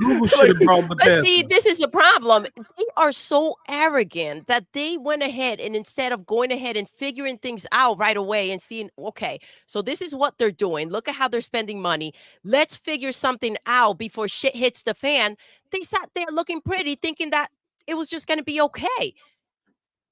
If you don't go ahead and try to figure it out, how is this going to get solved? How are you going to fight back? It's just like, but see, Google was in the same place as Phil, right? Because the team working on Stadia was all in it and they wanted to do it, but ABC, like the parent company's like, we don't give a shit about your video games. You're not gonna go play in the middle of the day when you could be making us money. So no, we're not spending $8 billion to see what happens, right? And that was the issue. And Phil happened to have the ability to go to Satya and make moves where Phil Harrison, the other Phil, who wasn't capable, all right, couldn't do that, right? He couldn't spin it where Phil Spencer did. And that's the what the difference was? The difference is that Sony and Google was thinking partnership. Microsoft was thinking we finna buy them out. That was the two different things. Exactly. It was two different mindsets because Google should have purchased Bethesda, or they should have created a bid war with Microsoft to increase the number and push one of them out. Who's gonna win the bid war? Even if you lost it, you would have forced Microsoft to purchase Bethesda at a larger value than what they was worth, a higher price than what they was worth. This is the thing. I feel like at $8 billion, I feel like that's what they did anyway. I feel like they had to overpay to lock it down. They took on their because you had Sony in there constantly like trying to take all their exclusives. You know what I'm saying? Like Sony was trying to make something happen. It's just that ain't nobody got Phil money. You know what I'm saying? Phil walk into a building, things change. But see, that's the difference again. See, everybody thought they was safe, right?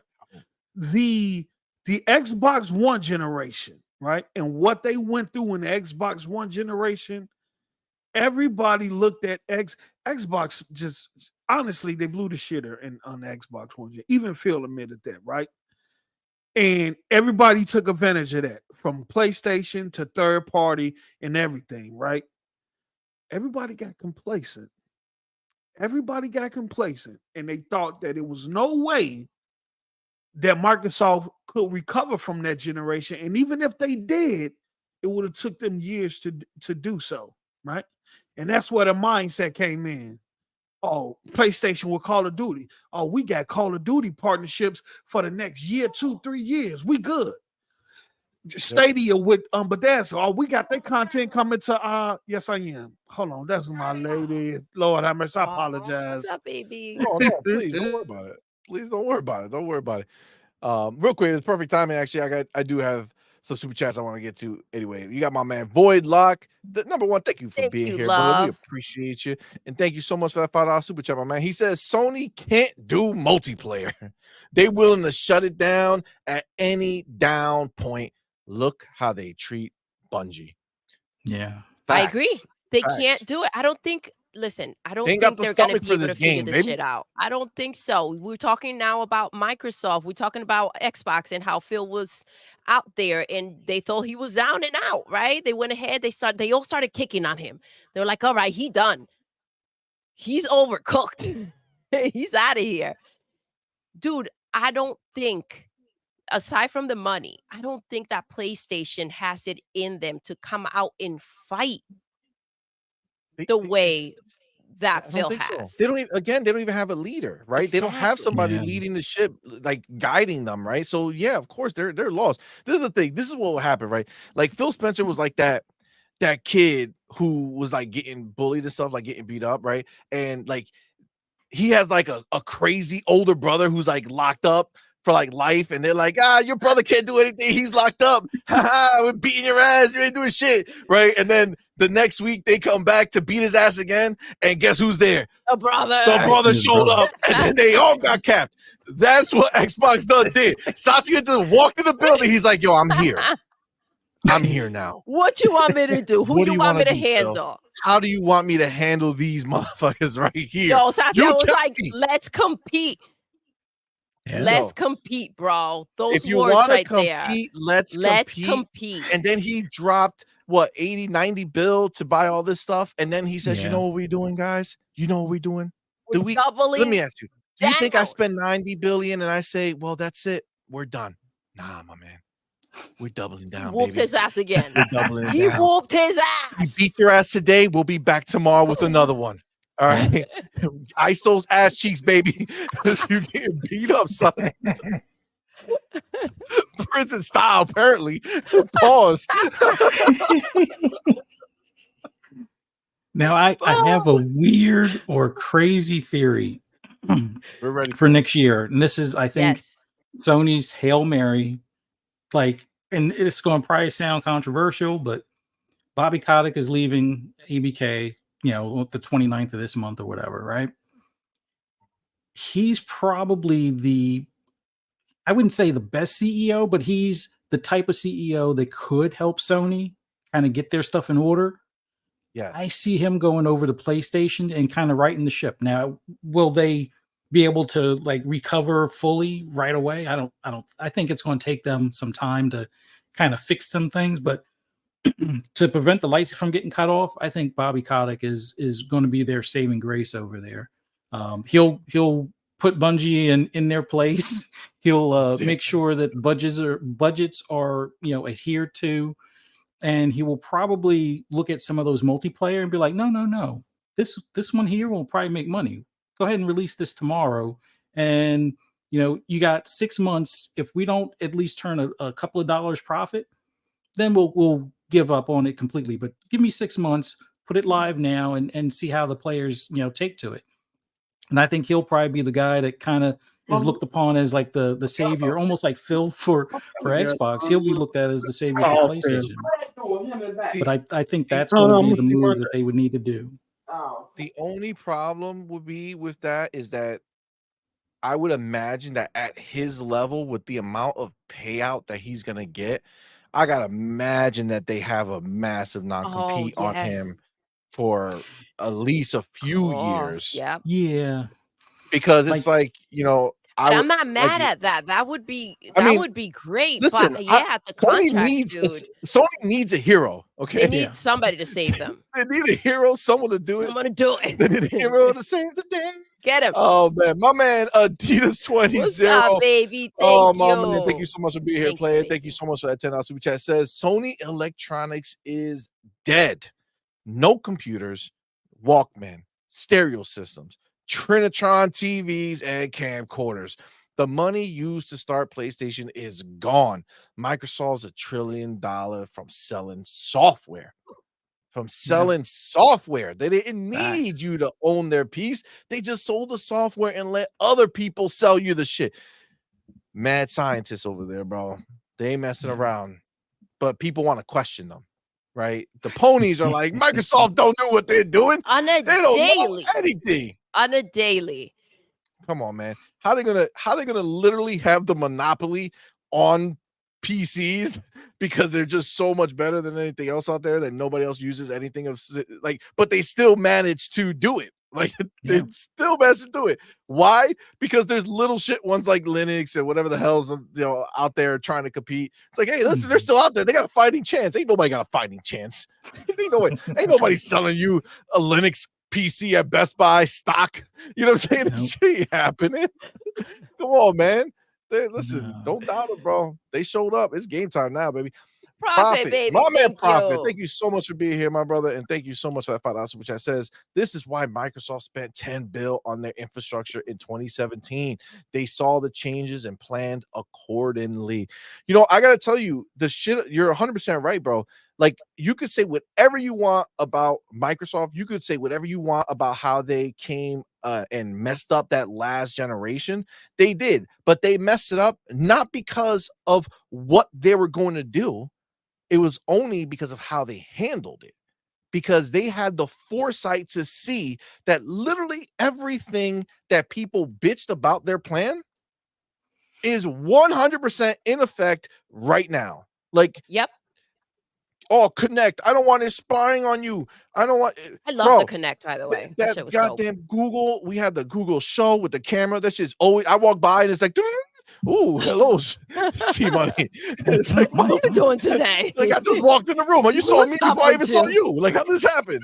You got the damn things constantly listen for their name. They're always listening for their name. But if they're listening for their name, you don't think the government can tap in and listen to anything at all times? Come on, man. But we're bitching because it was Xbox. Sure. Okay. No, the only thing that they messed up on, that I feel they messed up on, and it's not including the Connect. I think the Connect should have been included. I think they should have included. What I do think is they should have ate that shit. They should have ate the cost and competed with PlayStation at the $400 mark. You're already losing money on consoles anyway. Just eat it, compete at that level. You have the always online. Your console would have been using the cloud the way that they wanted to do it initially, right? And it would have been more powerful, or at least been able to compete more favorably with PlayStation, and it would have been good. But movies, TV, all that stuff, bro. What are we doing? This is where we are right now, and we're they went ahead. They said we're gonna see this through this time. We're not gonna listen to the bitching and whining. I love that. Exactly. Come on, listen. They should have done it from the beginning, but it would not have been at this level. Facts. It would. They knew that they were gonna have to give up this generation, the series generation. They know that they're not winning it as far as that's concerned, but they're using it to get their point across, right? So they're transitioned from the Xbox One. They took the power narrative back. They're going to show what their first party is capable with this box, okay? They know not everyone's going to have it, but they're going to show what it's capable of, so that when they come around next go and they have Game Pass with Call of Duty, Diablo, Starfield, Elder Scrolls 6, all these amazing Hellblade 2, every amazing experience they're going to develop, they're using this as the buffer so that once they go into the next one, there's no denying it. I mean, that's why PlayStation is so afraid, right? Because they know in 2027 when they're going to be looking to come out with their system or whatever they're going to do, right? Now people are going to have that question. Do we go and spend the money here and go into the PlayStation ecosystem where we're looking like how many games they got coming out, what games they got coming out, what's happening, how many games just came out? Yo, if people don't know, Xbox released 10 first-party games this year. Yeah. 10. Wow. When you A lot. that's a lot. Yeah. It's a lot, dude. Wait, It's 10? 10. This is a slow year, though. This is a slow year. Yeah. 10? 10. We did a trivia on it on the last game. It's wild. 10 That's games crazy. first party released this year. Yep.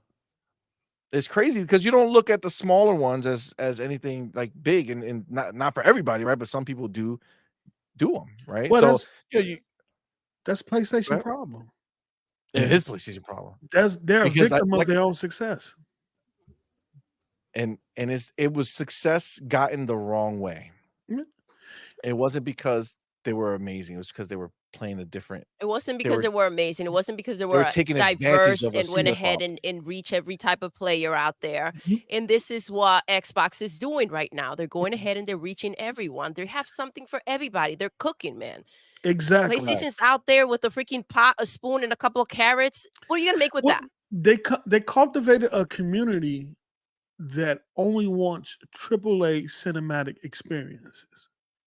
And see, that affects the AA and the indie type games, right? Mhm. Because when they look at those AA games, oh, that's trash.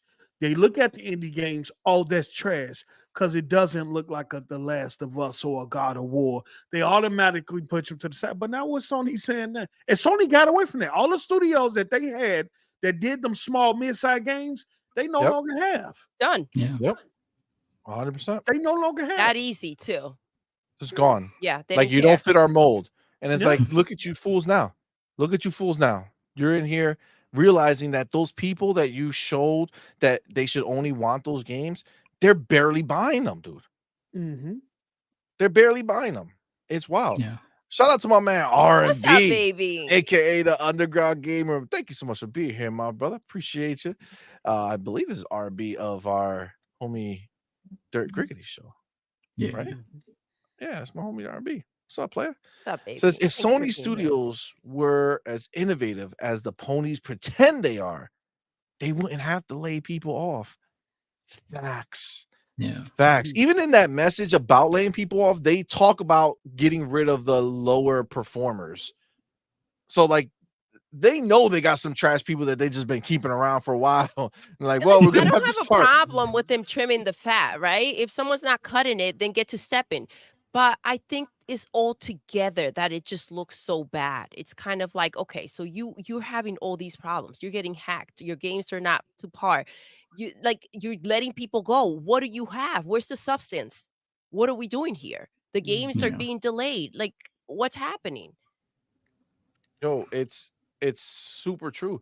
And I was just looking here. It's like, again, the whole thing that took place is all PlayStation's fault. They did this to themselves. They did. Michael Ford out here dropping the bars. Get him, baby. Sony Get 'em. getting greedy with the third-party exclusives is what caused Microsoft to go on a buying spree. Exactly. Again, listen, Phil told y'all. He told y'all a long time ago. He was like, yo, I don't like doing these little shitty deals for one game. I don't like doing it.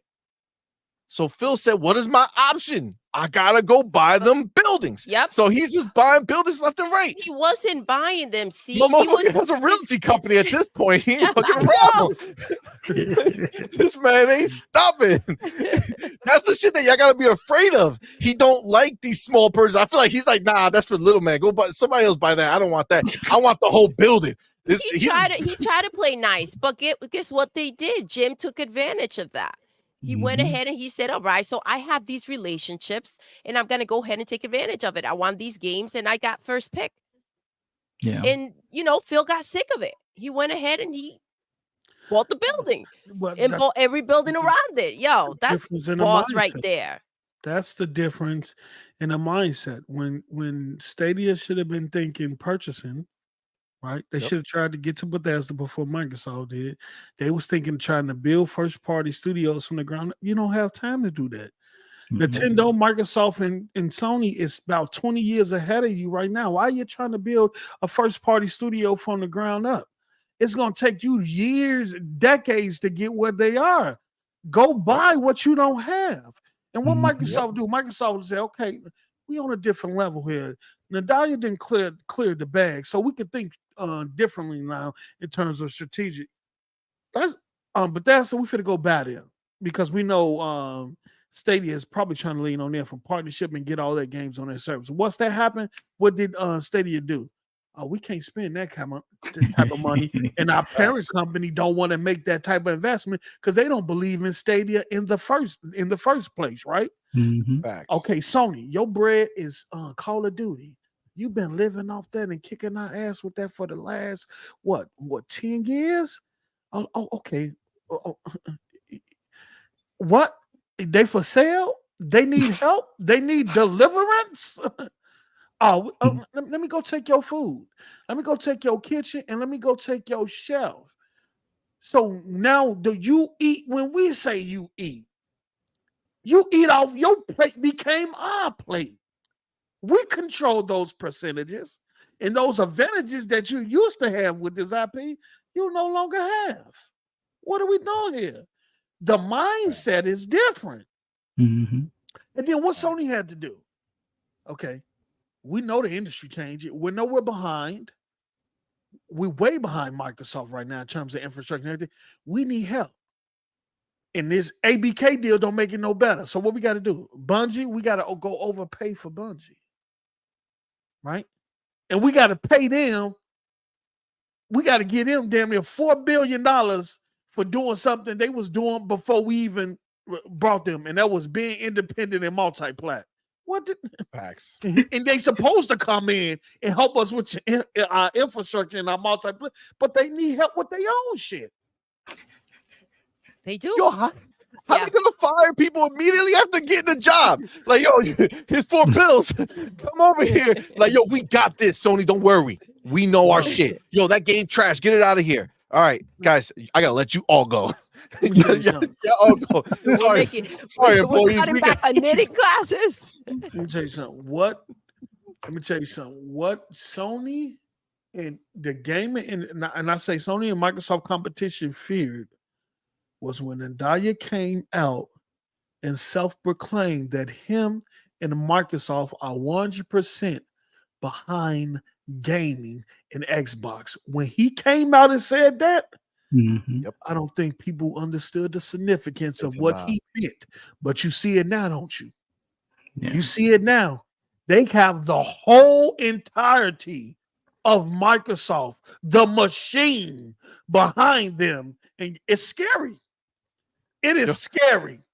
Yo, it's the easiest way to get an idea of the difference of what's going to happen before and after Satya came out is just like, think about your life right now. Like, I mean, if you're an average pony, right? Just think about your life and the life you're living, right? And then like go on Instagram and look at all the people with money and like how they live their lives, right? Like the stuff they get to do, right? Well, your PlayStation and their Microsoft, right? Like they could do what they want to do. They live a different life.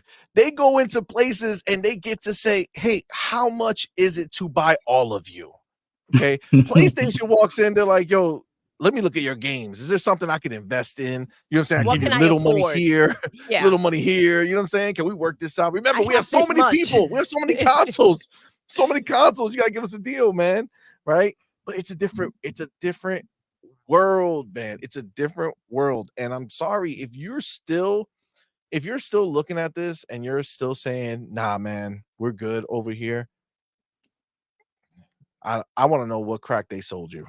That's that pony powder. It's that pony powder. It's that deep I'm gonna throw it in the chat so they know what I'm talking about. I'm gonna throw that motherfucking pony powder in the chat emoji right now. Throw it in. Let me know you know what we're talking about. Filled with pony powder. I want any pony sitting in here watching all this shit happen. Hate watching this, right? I want them to see all the pony powder, All right, that's live footage of Dan Stapleton's office. Okay, over at IGN, that's just live footage of his office in that picture. All right, I want you to put that in there. My man, Adidas 20. Thank you, my brother, for being here. We appreciate it, man, and thank you so much for that $10 super chat. It says ponies say support the devs. Microsoft bought all those studios and they were paid off. Every dime outside possible incentives go to Microsoft. Ponies all Call of Duty sales go to Microsoft, not Activision. Microsoft owns it all, fam. That's what you guys gotta wrap your head around. Every time you see that new skin go up, you're like, oh shit, Nicki Minaj, I'm gonna buy her. Boom, Microsoft's pockets, baby. Everything, every ounce of it, man. This is a whole different world, bro. It's a whole. They funded it. That's the craziest thing. PlayStation out here trying to fund their own games, while at the same time, the majority of the people who own their console, the majority of those people are literally funding all of Microsoft's first-party game development. What a freaking plan! Yeah, all of it, yo. Like all of it. It's crazy. It's crazy. My man Rashad Epinger says Microsoft still playing. Oh, first of all, Rashad, damn, I just started reading this like it was a regular. Thank you First for of all, being thank here. you for being here, my Happy brother. We Friday. appreciate you. And thank you so much for that $5 super chat. Appreciate you, my man. It says Microsoft still planning ahead. They're making their own AI chip now. It's going in servers, and I bet it goes in the next console too. Absolutely, Rashawn, you're 100% right. They're not spending that money to just put it in other things. They're going to put it everywhere.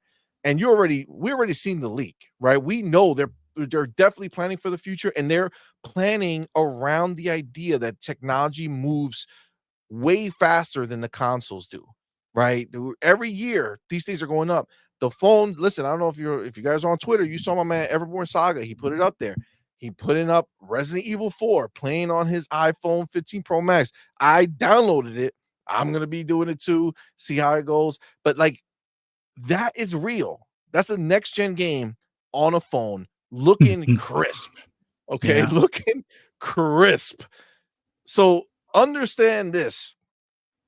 Phil is not, listen, he told y'all a long time ago, PlayStation is not his competition. We told you guys we were talking about this. He was referring to another beast, another monster. And that monster is this mobile. Is what we're talking about. Because that's where the money is at. If he does the same thing as these other fools and just say, hey, all right, here's another console, we're going to freeze time for 7 years. Meanwhile, every single year, understand this year, it can play Resident Evil 4 crisp. Next year, this will be the base model.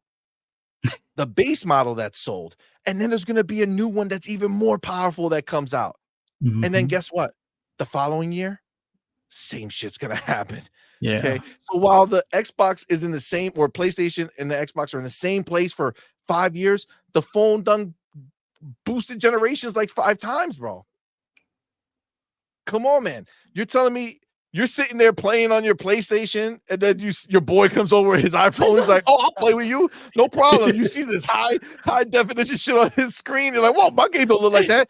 Yeah, bro, your tech is like 4 years old. This is the newest iPhone. What are you talking about? Like, that's where we are, dude. Like, that's crazy, but that's where we are. Why do you think Microsoft wants to get their own store? Because they're gonna make their games native on mobile. It's gonna happen. I'm just looking forward to a future where, like, this may sound crazy, but I'm envisioning like the size of our controllers now will be able to contain the chipset of like one of those phones, and that's all you'll need for a console is your actual controller. Like, it'll have all the hardware in there, and then communicate with your TV.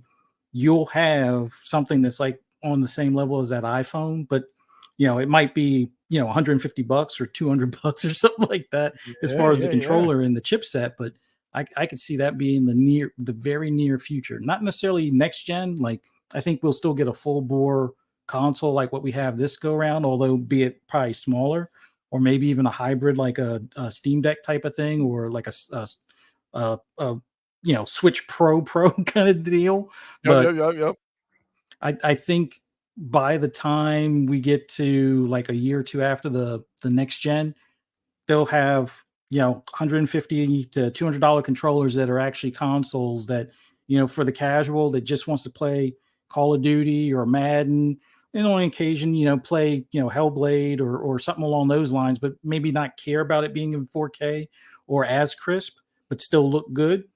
I think that'll be like that solution that they'll have. And it's, when you allow your games to play anywhere, whether it's on a computer or a phone or your own, built console, it just makes it easier. So that way you're not trapped to, just that one platform. Like the big problem with PlayStation now, they don't do that day and date on PC, which that would be like an easy mode for them, is to, like, especially now with the leaks. The thing they need to do by the time Wolverine comes out is put a day and date on PC. Like, no screwing around, no more of this year later it comes on the PC. No, do it day and date, for the fact that you got all these people that are probably playing the demo or the equivalent of a demo on PC right now. Why make them wait? They're just going to continue to pirate. But if you actually give them the polished game, they'll buy it. Just don't try and charge them $150 for it or anything, but definitely charge like what, 60 or whatever, and you'll probably sell just as many on PC as you do on the PS5, if not more. Like, it's going to be crazy in the next year or two. So, Fossey, knowing everything that's going on with PlayStation, hearing that they're thinking to up their prices from $80 to $100, what was your first reaction when you heard that? Like, what do you think? There's so much to this. Like, I remember hearing before this generation started that PlayStation wanted to do 80 out the gate. Like, they didn't want to do 70. They wanted to do 80. And like Zelnick over at Take-Two, and I guess the CEO over at EA was like, no.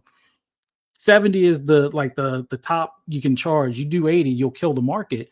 And at least they talk Sony off the ledge. But deep down, Sony has this number. They want to target this $80 to $100, and they're going to figure out a way by either breaking up the games or making them smaller experiences. You part 1 for 50, part 2 for another 50, and multiplayer for 50. Like, that's crazy. And one thing that comes to mind is, ever since games have gone up to $70, and I had a back and forth with Benji about this, Benji Sales on Twitter. There's never been a $70 only game that sold over 10 million copies. Now, there's games that have cost 70 but have like a cross-gen component that's 60 that have sold over 10 mil. But there's never been one that's been 70 across the board that sold over 10 mil. And I think the closest now is probably going to be Call of Duty for this year, because I don't think they do the 60 for their cross-gen. I think they do the full 70 now. But that's like the only game that's even come close to doing 10 million units at that price point. So if you're going from 60, where some games used to do 11 mil, 12 mil within the first year or two, and now they're not even reaching 10 mil because of that $10 increase, it's like, yeah, you made more money per person, but are you really making more money if you're selling less? Money. Yeah. More overall. Do you think it's because, and CMoney and I had a conversation about this, that the games were $50, $49.99 for so long, and then it was justified when it went up to $59.99, right? And it was like, okay, well, that makes sense, right? Do you think the jump from 60 to 70 made as much sense as it should have made?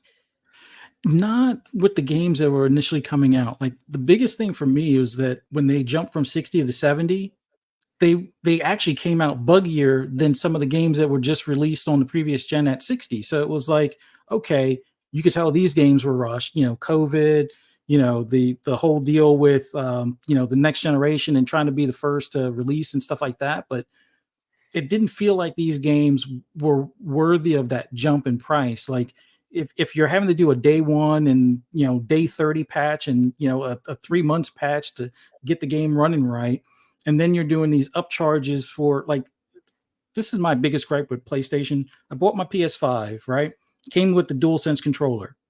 Why are you charging me extra $10 to use the controller I bought with the console? It's like, if I bought the console, that should have been good enough for you to give me that feature. Don't try and charge me $10 more to use that feature. So it just felt weird that they did this $10 upcharge thing. And some of it was for the controller, some of it was for the graphic upgrade, but Xbox was doing all that upgrade stuff for free. And when you look at things like Ghost of Tsushima, like the director's cut, you put your PS4, whether it's your PS4 Pro or regular PS4 to your PS5 and play the game side by side on 2 different screens, you're talking about a hair of a pixel difference between them. Like the game already looked awesome on the PS4. Yeah. I'm not seeing any improvement on the PS5. And the load, and people will say, oh, the SSD for loading times. Ghost of Tsushima was like doing like SSD type loading times with a hard drive in the PS4. So it was like fast travel was like almost instantaneous on the old hardware. So you can only go up from like, 2 seconds to 1.2 seconds or something. So yeah, it's just weird to me that price bump happened. And I don't feel we saw a worthy enough, upgrade in comparison. Like the only game I would kind of, and this is one of the ones I spent the $70 on in the early days or the early part of the generation was 2K, because they purposely made it so that the PC still had the old style graphics or whatever, but the old console looked like the PC version, but the next gen, like the PS5 and the Series X versions, did look a good bit better. So 2K, I think it was like 2K21 at that point or something. That game visually looked better, but you still had all the microtransactions and things like you normally would. Yeah. But it just from a visual standpoint, I let that slide. Other than that, I mean, there were some games that I went and bought at 70 with no problem. Like Hogwarts Legacy was another one. That was there was a couple of other games I bought for 70. Well, me being into racing, I bought Gran Turismo, the deluxe edition without waiting for a sale. But everything else, like Ratchet and Clank, Rift Apart, what was it?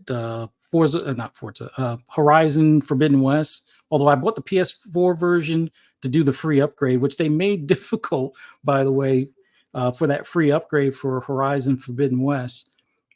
Everything else that I bought on my PlayStation, I bought on sale. So it's like, I'll wait until it goes below 70, or I can get the deluxe edition for 70, like I did with Deathloop and Ghosts of Ghostwire Tokyo and stuff. But I just did that with WWE. Ooh, I got the icon version or whatever. It was like $70. It was like $140. Like, I'll take that. Sweet. Yeah. But yeah, this pricing just feels weird.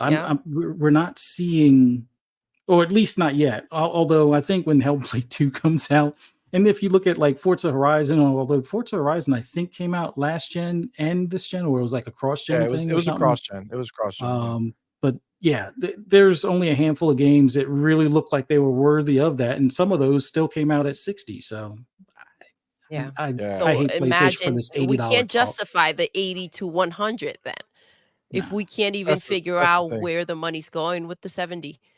So real quick, hold on before we get post those bars on that too. My man Adidas 20. Thank you so much, my brother. We appreciate you for being here, and thank you so much for that $5 super chat. Says Spider-Man cost $300 million to make. Game Pass makes close to $380 million a month. Hey ponies, you like cells, right? Heard of Candy Crush? Yo, they don't know the level they messing with now. Yo, it's a whole different world. It's a whole new world, yo. Facts. Get them. So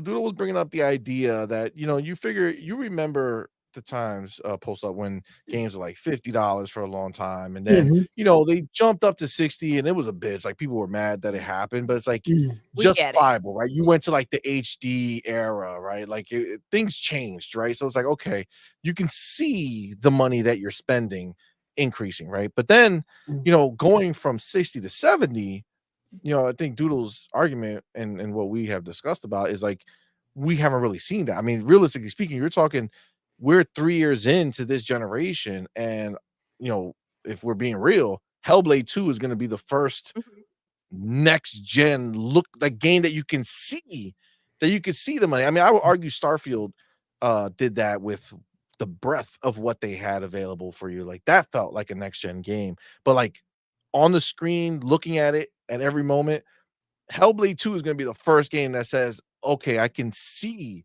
the extra $10, you know what I'm saying, for the game, right? Like, now you got Sony talking, going to 80, going to 100. Like, they're not Like they're trying to hit the 2024 level of Hellblade 2 in 2026. In 2026. So how are you feeling about that boost up? The $50 era lasted a long time. It did. It lasted a really long time.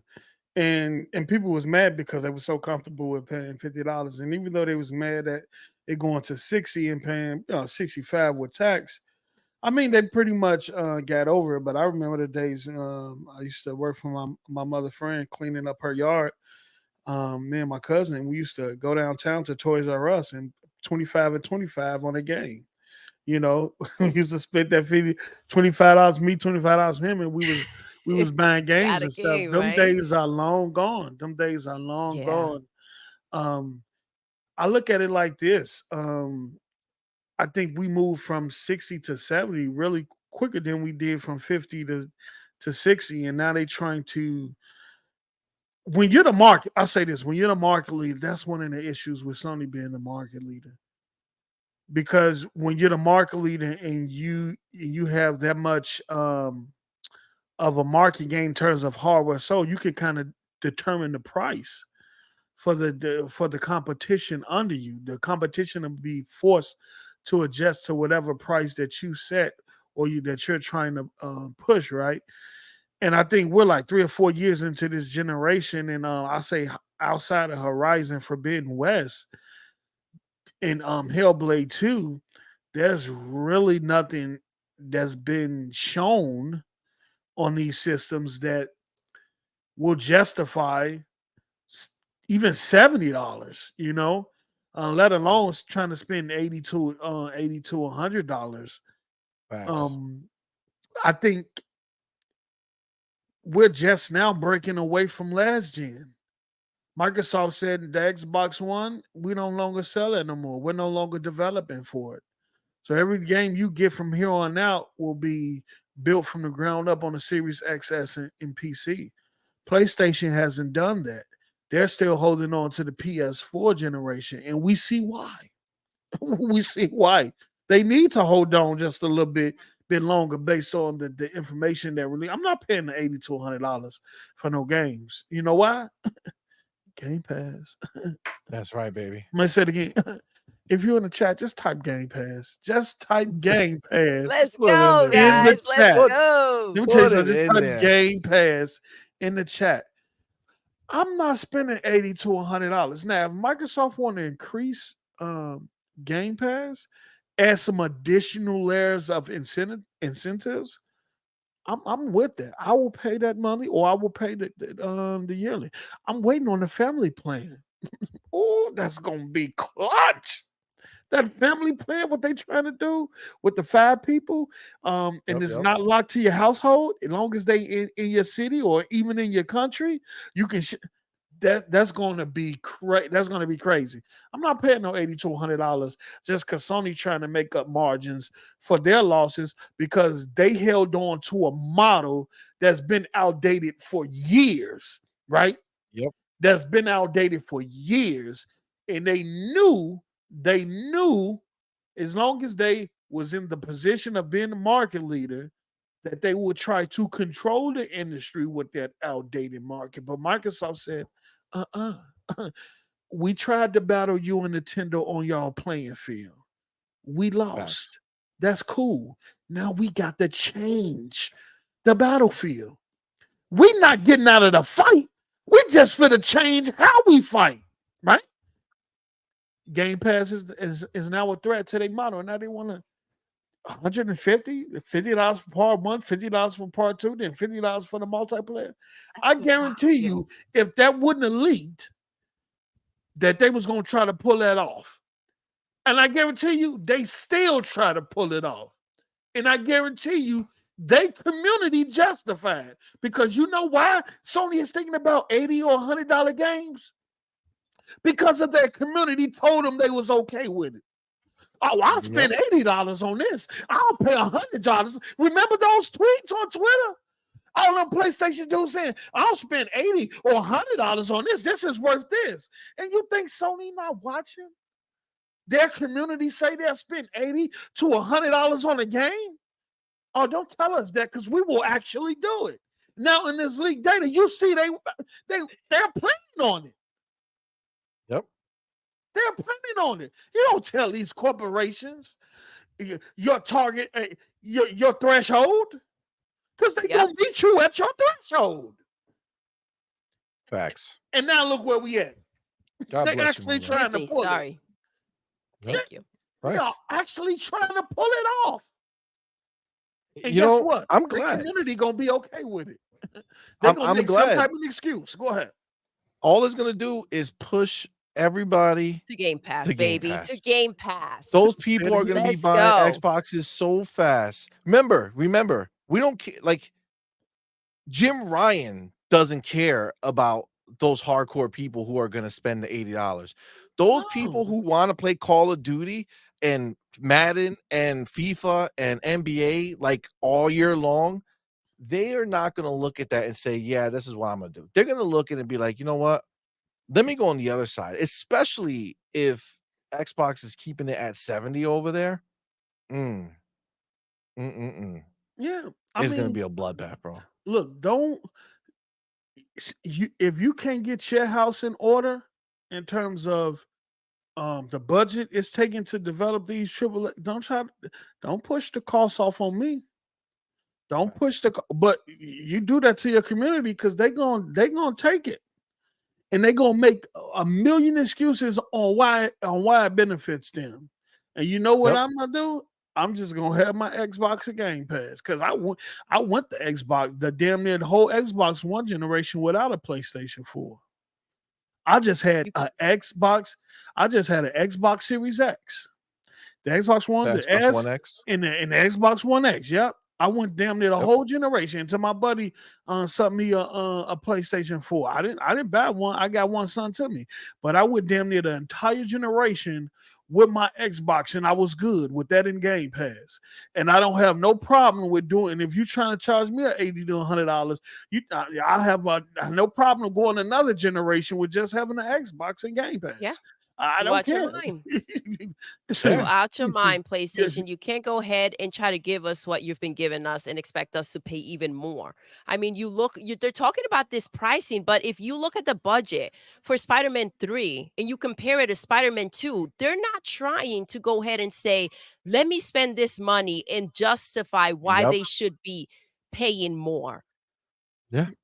You know, it doesn't make any sense. They're going to give us less, and they're trying to spend the least amount of money possible. That's not going to work, man.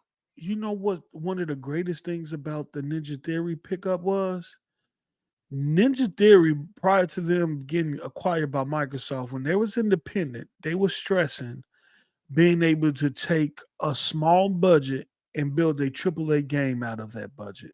And they did that with Hellblade 1 when they only used $10 million. Right. Yep. When they got acquired by Microsoft, I seen a presentation, and they was talking about they said the average AAA game costs $100 million, right? But their process of what they learned from Hellblade 1 was, look, we can take 50 million of that 100 million and still obtain the same results that 100 million will get. Yes. And if that presentation was still fact, because they said, hey, Hellblade 2 had a $50 million budget at that time. If that still holds true, and what we're saying in Hellblade 2, they done with a $50 million. Can you imagine? Oh my God. Who's winning? Who's winning, baby? We winning all day, baby. Winning. Who is actually winning? Look, I know y'all gonna do the console sales. Oh, we sold this many. Yeah. 25 million of those is offline. Okay. 20 to 25 million of them things is offline. But it just goes to show that Phil had the right plan, and that Microsoft's ability to see 10 to 15 years ahead of them has always been impressive. Have they always been able to take advantage of it? No. They missed out with the phone. They missed out with the MP3 player. But let me tell you something. They ain't missing out with this gaming. They're already 10. The Xbox One was 10 years ahead, right? And everybody crapped on that with the always online, even though they had a phone that was always online, right? Yep. But now everything Microsoft was preaching in the Xbox One era, everybody is doing now. And don't nobody have a problem with it. So let me and now they're always ahead, bro. They're always ahead. Always ahead. And now what they're doing, they're like spoon feeding the process. And that's how they've been able to go ahead and smoothly do this. If not, everybody will be up in arms, kicking and screaming about it. But listen, I messed up. I said that we win, but we win in Pornhub. I forgot about Pornhub. Pornhub wins. They do win. Wins. With the ponies, for sure. Hey, back in. Let me get my man Cypher Type One real quick. Thank you so much, my brother, for being here with us. And thank you for that $5 super chat. We appreciate you, my man. It says, we believe in generations was the rationalization / justification for the $70 that those ponies try to feed us. And Game Pass is the buffer for the increase for Xbox first party. Yo, it's so crazy because that 100% facts, right? Straight up facts. That's exactly what they sold us. Jim Ryan, that's where he got all those names, lying, crying, dance rules, all that bullshit, right? He got all that because he sat out there and he said, we believe in generations, all this bullshit. And then they gave us nothing, nothing that meant that they went forward in a generation. It was all regurgitated crap, and that's it. Okay. So he fed us the biggest load of shit. But the dope thing is that my man Phil, we have that base, right? So you figure, well, we have maybe like 30 million subscribers to Game Pass at this point, maybe 35. We'll see how, by the end of this upcoming year, what the hell we're going to be at. But just now, right? Just now, they go ahead and you have Sony out here trying to raise a game $10 a game, right? And they only come out with but 2 games a year max, right? And they're only going to sell like 2 million, average copies of that game, right? So they went up $10. They sold 2 million, so they make $20 million extra lifetime for that game, right? So let's say they do 2 games, that's 40 million. Okay. Phil got 30 to 35 million Game Pass subscribers. He says, you know what, we need to make some more money because we're spending a lot more money. Okay, no problem. You raise Game Pass $1, and that's $30 million extra a month that they make. $1. Seriously, bro. That's wild. Let me ask you, would you rather pay $1 more to have Game Pass give you everything that they're getting? Remember, 10 games released this past year, okay? And that was without ABK. First party, yep. That's without ABK and any of their other big games. Spend $1 more or spend $10 more for a game that you're barely going to play. You know what I'm saying? Play once, will pass. Or if you're like me, you play for a little bit and never go back because they're not drawing you in anymore. Listen, there's a reason. They have a certain type of game, and that's why they can't go ahead and have Game Pass. It's not engaging. What they make is not engaging. You don't sit there and you want to play together. You don't sit there and you play over and over again. It's the contained story. And once it's over, within the weekend, it's done. Yeah. And those games are it's okay to have, but that's when you only have that, that's the problem. You know what I'm saying? Like if you only have those games, it's kind of like, come on, man. Like how many times can I do the same crap with a slightly different flavor? Exactly. You know what I'm saying? My man Cypher Type One, thank you so much, baby? My brother. Thank we you. Appreciate you for being here, and thank you so much for that $2 super chat. You says PlayStation shows off chains, Xbox shows off bank statements, baby. They show off bank statements. All right, yo, it's facts, yo. Yeah, it's so facts. It's not even funny. So all right, now a lot of people out here are talking about PlayStation and how they're going they're living paycheck to paycheck. Now I don't know if you guys saw those documents, the SIA documents. I have a tweet here from Timur who kind of summed it up a little bit. He says, from SIEE financial statements, the PlayStation console install base as of March 31st, 2023, that's all of PlayStation, not just PlayStation 5 or PlayStation 4, everything combined. They have 136 million, which sounds weird because don't they have 50 million PlayStation 5s? Weren't they at over 100 million PlayStation 4s? 118 million. 118 Yeah, million. 118. So shouldn't they be at 168 million? How are they at 136 million? I'm assuming some trade-ins had to have happened from 4 to 5 or something. Or maybe it's the scalper basement still are filled. Or maybe they're trying to be honest thing, and they're deducting if you have both, right? Maybe they're trying to subtract the crossover, like we know you only buy for one of them. Maybe, we don't know. Or they could just be lying to all of our faces, which I wouldn't hold past them. So it says the growth of the install base reflects the continued popularity, blah blah blah blah blah blah blah. Mm-hmm.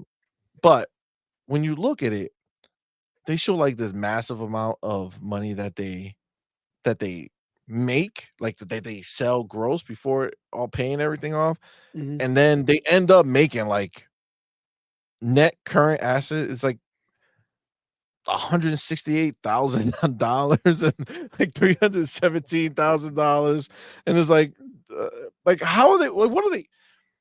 Like, how are they functioning? They have people to pay, right? Like, what are they doing here? Like, how are they such big dogs, right? The ponies are always quick to tell you how in the real world they're all this amazing shit, and meanwhile they're out here like barely getting by with the shit that they're selling. Like, I don't understand it. Fuzzy, can you make it make sense to me? Help me understand how these people, what's happening here.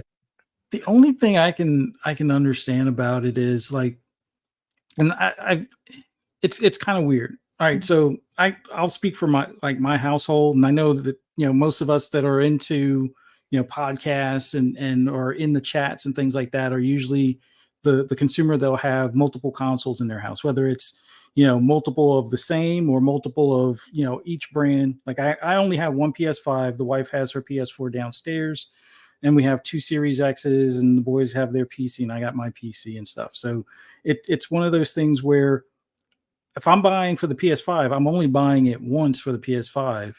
My wife barely plays on the PS4. The main thing she'll play on that is Netflix or Amazon Prime. But at least it's not Pornhub. Yeah, right? That's a W right there. You know what? Come on now. No, but she beat the statistics on PlayStation side. We don't. They can't beat them charges, man. Using so good. They're not beating them charges, man. No, but with my Xbox and I can't wait until they have like the Game Pass family plan. But like I console share with one of my sons. The other son would buy the games and then console share with his brother. And then, or I could log into like one of their accounts and then, play the same game. So I wind up buying most of the games, but we're able to, buy like, or at least in most cases, buy like 2 copies for 3 consoles, which that's the main reason why we kind of need the family plan to kind of kick in type of thing. But I don't see as many PlayStation or PlayStation only fans, as you can call them, only fans, buying multiple copies. Like if they have multiple PlayStations, it's like, okay, one's in the living room, one's in the bedroom or something like that. But you don't hear them necessarily buying multiples. Or if they have kids, they still only buy the 1 copy because their kid may not have their own PlayStation. They just use like the main one or something like that. So I think there's a lot of extra PlayStations that kind of go with every TV in the house in some households, but only one console is being gamed on, or only one person is purchasing the games, and then others in the house are playing. That's why they showed on one of those documents it was like 50% of the PlayStation player base for like Spider-Man 2, I think it was. Only 50% of them were paying customers. Oh, so it's like, I saw that. Yeah. So if their kids are playing it, or if they're game sharing with like a friend or family member, only one person bought it, and then like 2 or 3 people are actually playing the game. I think with Game Xbox, in sharing. a lot of cases, you'll have it where somebody might buy it on PC, another one might buy it on console within the household, and then they'll game share, or have it where, okay, I'll play this on cloud or something like that. So even though Xbox is selling fewer consoles, I think you have more gamers playing games and buying games for those consoles, as opposed to with PlayStation. Even though there's a lot of PlayStations out there, you might have it where the average console, the console owners only buying 1.3 games a year because they bought Madden or 2K or Call of Duty, because it is the casuals console, and the casuals are usually buying just those go-to third-party games. They're not buying the first-party games like a lot of us enthusiasts would do, and it's I think that's where Sony's kind of losing out on the money. Like they sell the consoles, but software is king. That's why a lot of times you'll see these companies take a loss on the hardware, because if they make $1 on the hardware, great. If they lose a couple of dollars, that's fine.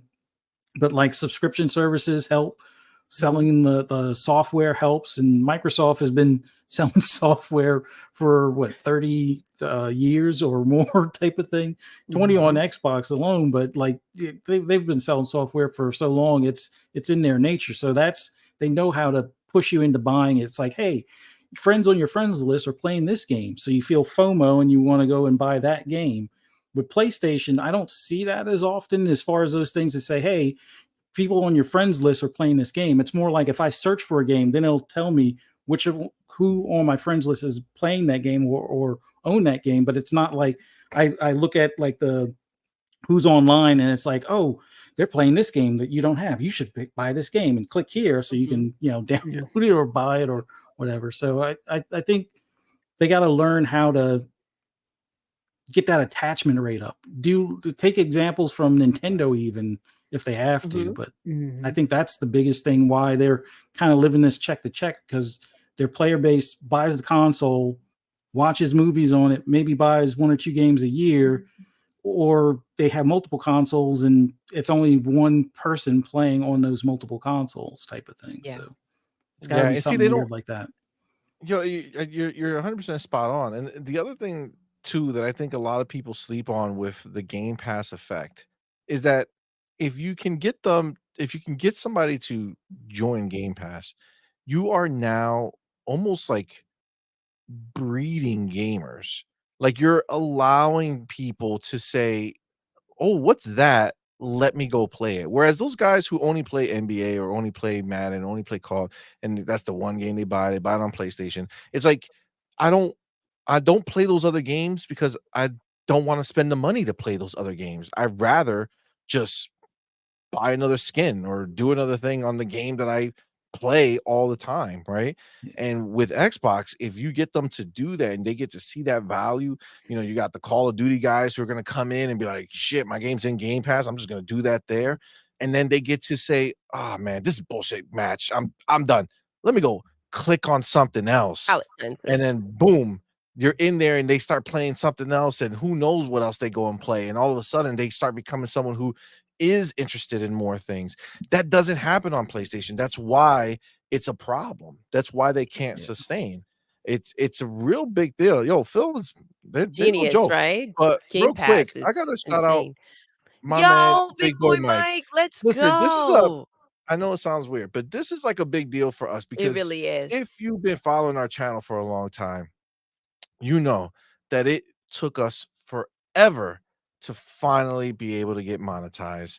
YouTube gave us so much crap. We got denied multiple times, all this shit, and it has been ridiculous. So the fact that last month we finally got monetized, and our homie Big Boy Mike is a member, and he's putting in his member chat.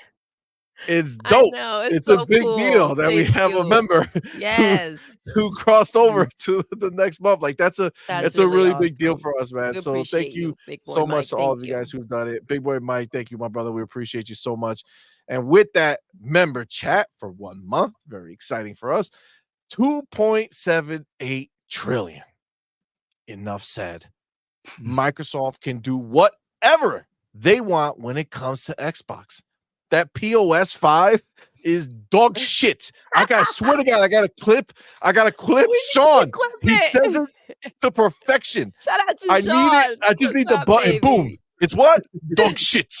Every time I need to do it. I have to do it. No one can say it like I need it, but nobody can say it like him. Perfect. I need it. I need to walk around with it on my phone. Yep. I just want to use it in real life. Like, what is this? Oh man, this is dog shit. Yes, it is. Yes, it is. It Absolutely lands the same way every time. It's too. amazing. It always gets me. It feels so right when he says it. You know what I'm saying? And my man Big Boy says, by the way, loving this panel tonight. Real bots recognize real bots. Let's go, baby. Facts. You know it's a pony free zone. Come on, man. Cypher Type 1, my man. Thank you so much for being here, brother. Thank you so much for that $10 super chat. Says, here's something to ponder. I'm gonna ponder with you, brother. With PlayStation being so cash strapped, can they afford to build that powerful of a console and take that much of a loss on each sale without supplemental revenue offsetting them? Good question. That is something to ponder.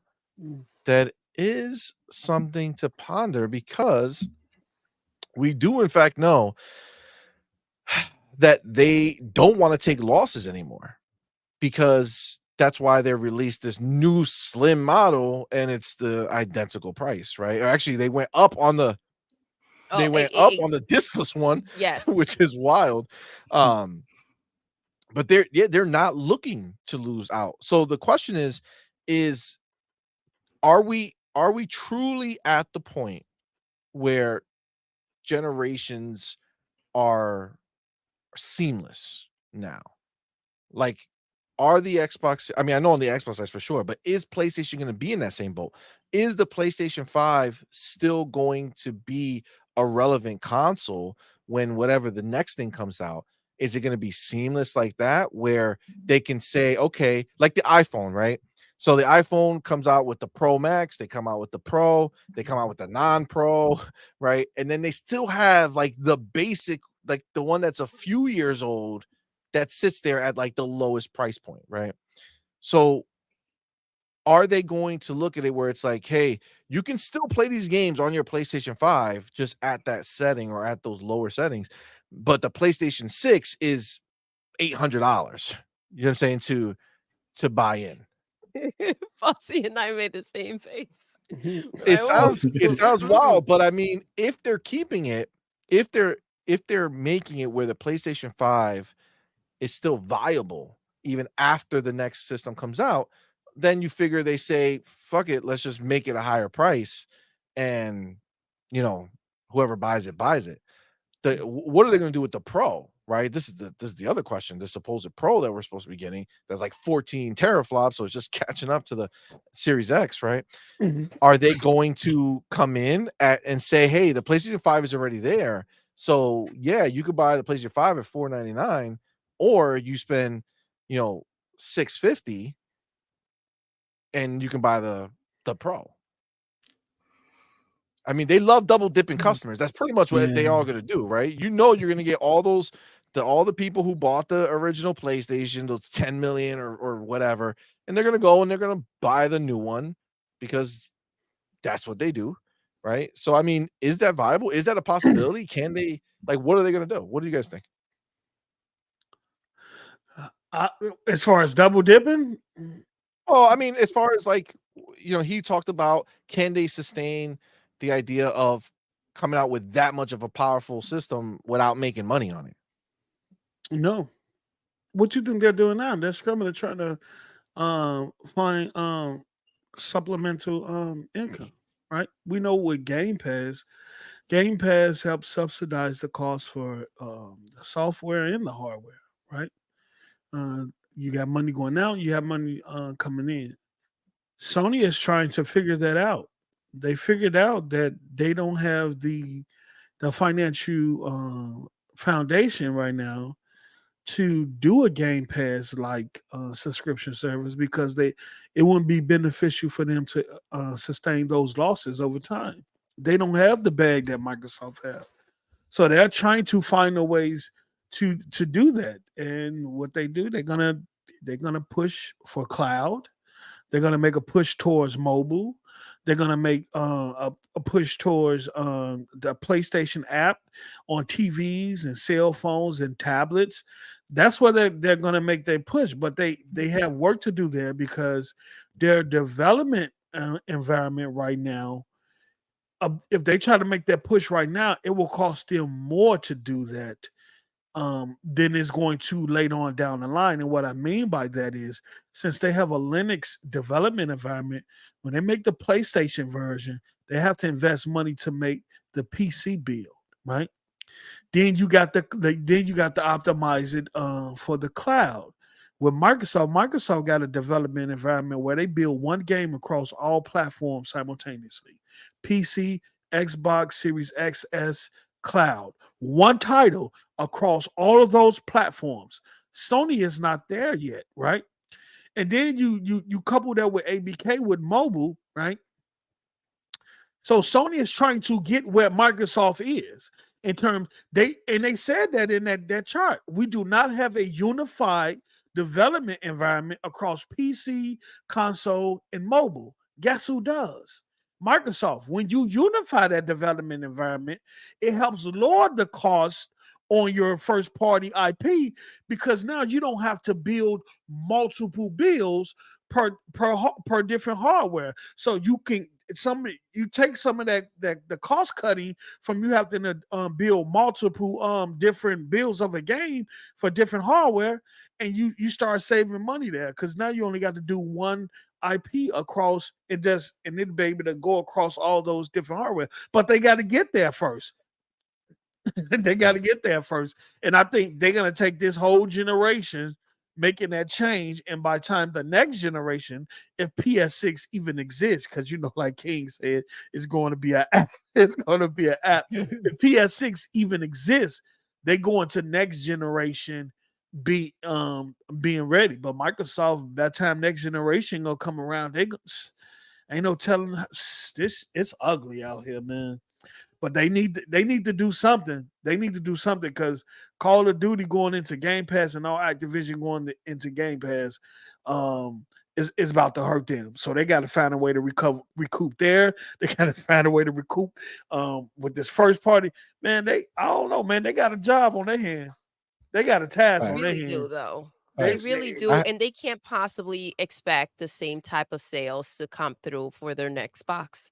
They can't. They have to adjust the mentality. So we do have a sheet here from them that also leaked that spells out their view on all of this, and I'm gonna go through it, and then we'll kind of take apart and see exactly what they say. But before we do that, gotta get my man Power Boss out here flexing with his member chat. We are on a party now. Go. Absolutely, man. Absolutely. Thank you, baby. And then you got Cypher. Woo! My man Cypher Type Word with his member for 1 month member chat. Thank you, my brother says. Can't let Mike and Powerballs get all the praise. LOL.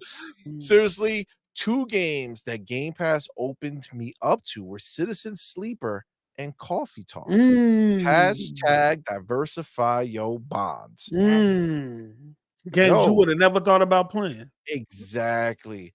Yo, there's so many that are like that it's like, dude, I would never have even thought to do that.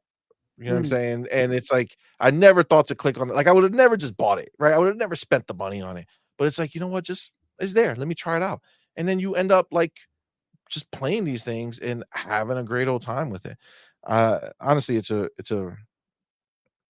dope. Game Pass is for the shit. consumer, right? Okay, so you think about going ahead and expanding, right? The gamers, but at the same time, like you would have spent money on games that you thought would be great, and they weren't, and you're like, okay, well, this is not for me, and you step aside, and you didn't waste that money. Like even if it's something that you saw and you were gravitating towards getting, and you have it in Game Pass, you go ahead, you try, you may not like it as you thought you would. It just saves money, period. And it saves like buyer's in remorse. every way. Yeah. Like that's a big thing, right? That buyer's remorse, you go buy a game that you were like, let me go try, and then it turns out to be like dog shit.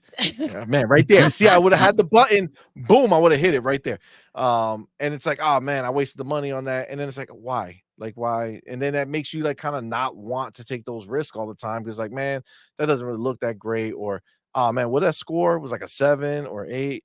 You know how many dope ass 7s you play that is like, man, this is like really good. Right. And it's like it changes the game. Was It it changes Callisto everything. Protocol like a 7 too? Which one? Callisto Protocol. Yeah. Yeah, I think It's so. like a 7. That game was dope. I loved it. But we bought that shit. But it was good. It was It was a really really good game. All right, so let me hit this and then we'll get Fuzzy feel what he's thinking. So this little image over here has like a 1, 2, 3 their plan, okay? PlayStation's plan on what they're gonna do to change the game. So it says broaden distribution. Let me hit it this way so that I can. I got, these glasses are prescription. They are. They are. I need them for reading. You and me both. Okay. All right. This ain't just a look. Facts. I can see again. Exactly. All right. So it says number 1, broaden distribution. Plus can create new customer relationships by expanding to mobile, PC, smart TV, and browser. Okay. Yep.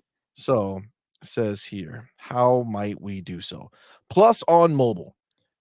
Can we create a services value proposition on mobile using third-party and first-party content that customers value and utilize locally relevant commercial models?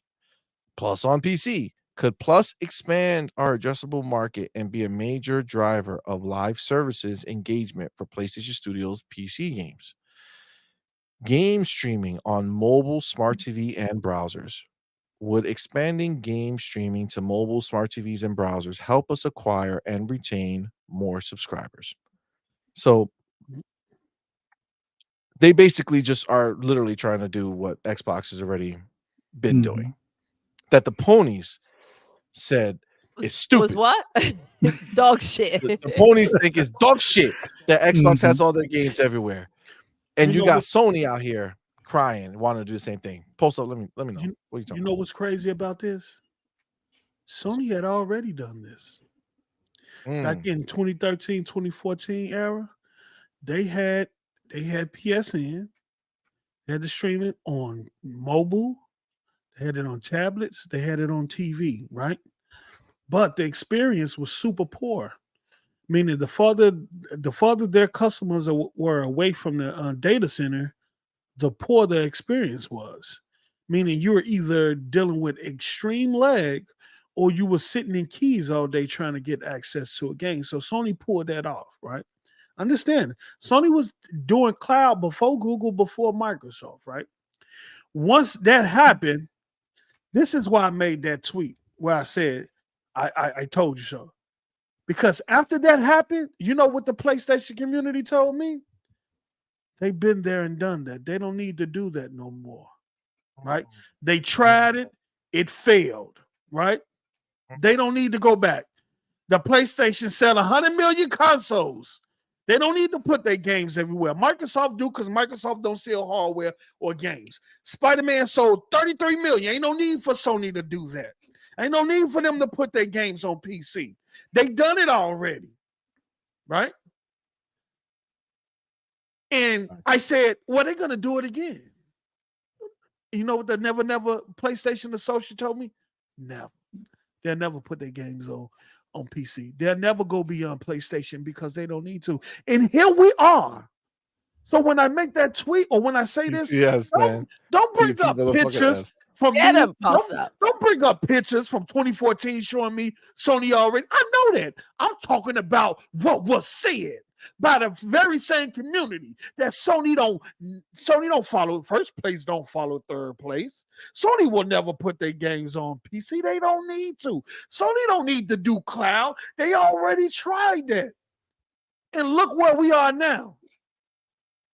Everything they said Sony didn't have to do or would never do, they're doing. They're trying to figure out how to do it. First place is following third place to a T right now. I'm sorry. First place is following third place to a T. Actually, they playing catch up. How you come out doing something first? You was first to cloud. You was first to mobile. You was first to tablets. You was first with the PC. You was first to all that. How you in last place right now? Ooh. How you in last place from an infrastructure, all of it? How you playing catch up? You had the head start. Yo. You had the head start. What are we doing here, seeing Doodle? What are we talking Let's about? go, baby. Put those Let's motherfucking go. pony tears those in the chat motherfucking right ponies. now. They're I want to out see there the pony crying. tears emojis up in that bitch right now because you know sense. those ponies is crying right now, bro. You brought Guy. You brought All Live. You had all the patents. Everything. Everything. And you go to that Just flopped Stadia. it. You go to that Stadia presentation when they first announced Stadia, and the first words when he was asked, we got a lot of catching up to what? You was the first.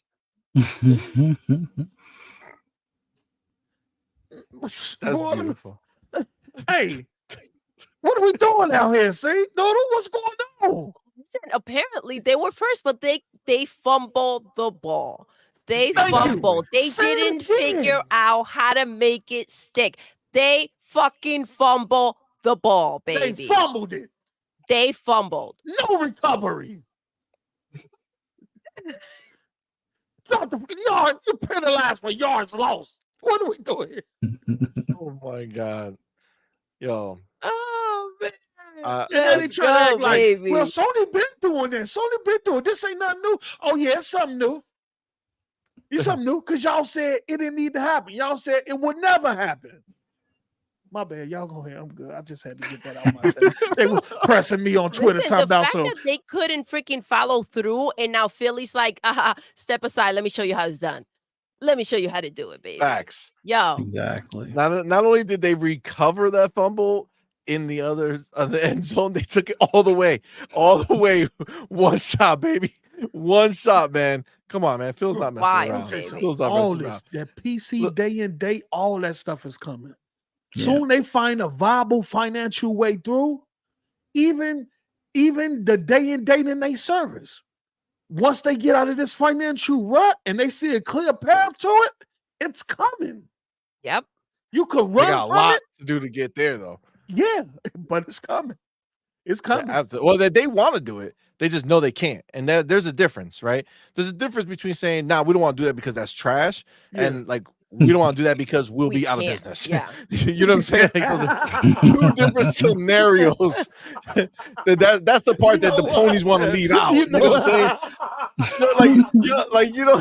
That's the part they want to leave out real quick. In the small print. Yeah. You know they got ponies down bad. When ponies are out here, like, I don't want them to give me the games. I don't want them to put it in the service, or I want to pay for that. You dumb motherfuckers. Full price, baby. That's why you think about what you call us. You call us ex-bots. We're machines. We're robots. We ain't getting fucked around with the shit. What do I say, ponies. Tell them. Y'all out galloping out in fields, eating carrots and sucking on salt fucking wafers. Get the fuck out of here with your shit. Somebody someday is gonna eat you because they're hungry.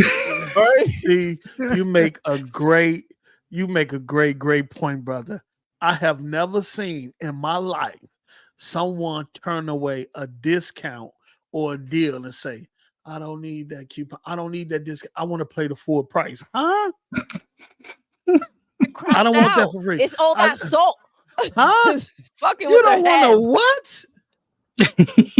Wait, go to Best Buy, be like, yo, I want to buy this right here. They'd be like, oh, it's 50% off. Nah, fam, I pay 100%. Don't put me on that shit. I pay 100% for my shit. Even back in the day, going up to the corner shops, buying a pair of shoes, we was trying to get in there and not pay full price for a pair of kicks. You think we ain't finna try to pay full price for a game? What are we doing? Singing through it? What's going on? What's going on? Is that pony powder, guys? Put them in the chat. No, pony powder. Listen, I don't understand it. put that pony powder in the chat, yo. Put it in the chat. Put it in the chat. That's No, that baby pony sniffing, powder bro. is real, guys. Don't fuck with that. That shit will fuck up your life. Man, It will got fuck you up out your there life looking messed up, real acting crazy. good, yo. Oh my god. My bad. I'm laughing because it's funny. Fuzzy, what do you think about this? Oh, I put this up whole the process? super chat for you. Oh, to I read didn't real see it. quick. Where is that? Cypher Type All right, 1 with let me the hit it. My $5 bad, super my chat. bad. Thank you, baby. Oh, Cypher, thank you, my brother. Appreciate you, my man. Says, I got it. PlayStation too busy looking back at what Xbox is doing, how they're doing it. They wasn't paying attention to their footing and tripped over themselves. Yo, 100%. They turned back around and they saw a brick wall. Like, what? Bam! Smackdown, baby. Done. Ponies are out. Yo, you know you're in a bad position, right? You know you're in a bad situation when the console fans of the third place console are out here clowning you bitches because you know you got it rough, fools. baby. You know you got it rough. That's a fucking problem. That's hilarious.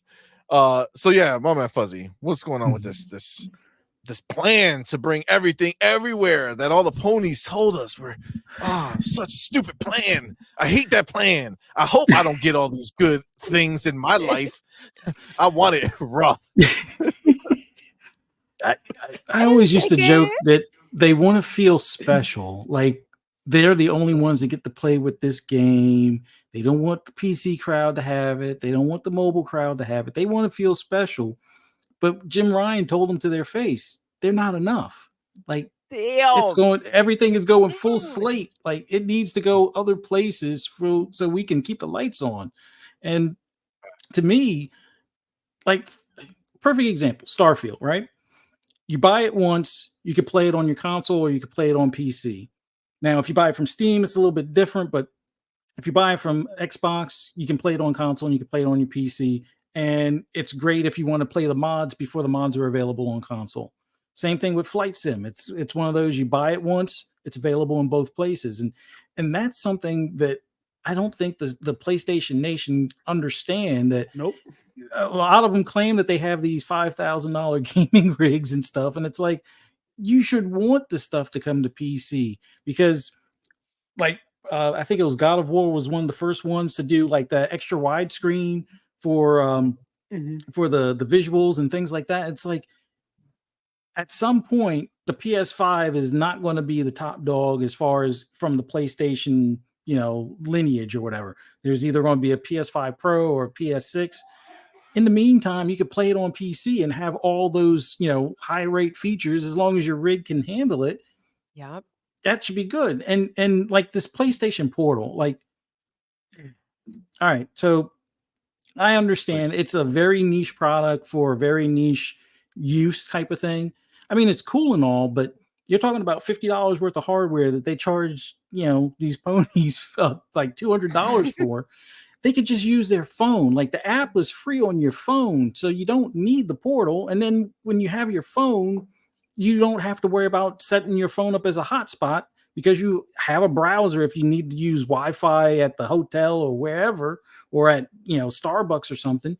Like instead of like championing, that hardware that was probably a waste of Sony's money, they could have put, the billions that they spent in R&D somewhere else. Convince them that, hey, have this stuff on the phone, have this stuff on PC.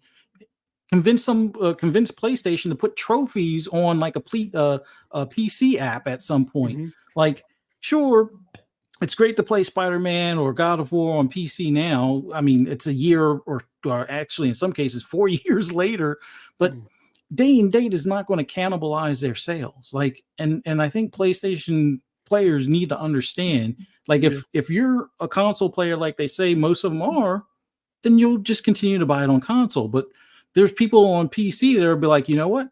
If this was on PC at the same time, as opposed to 2 or 3 years later, when a bunch of other good games or even better games come out, why would I want to wait, put it day and date, they'll probably see the numbers that they need. Like it's like a crime that Spider-Man 2 isn't at 10 million copies or at 20 million copies right now. Like if they had put it on PC day and date, I almost guarantee it would be over at 10 million right now. Been, so and that's the number that they need to hit to make sure they break even with Marvel. So it's like by pigeonholing, or the fans trying to pigeonhole PlayStation, want to feel special and have everything exclusive on their plastic box kind of thing.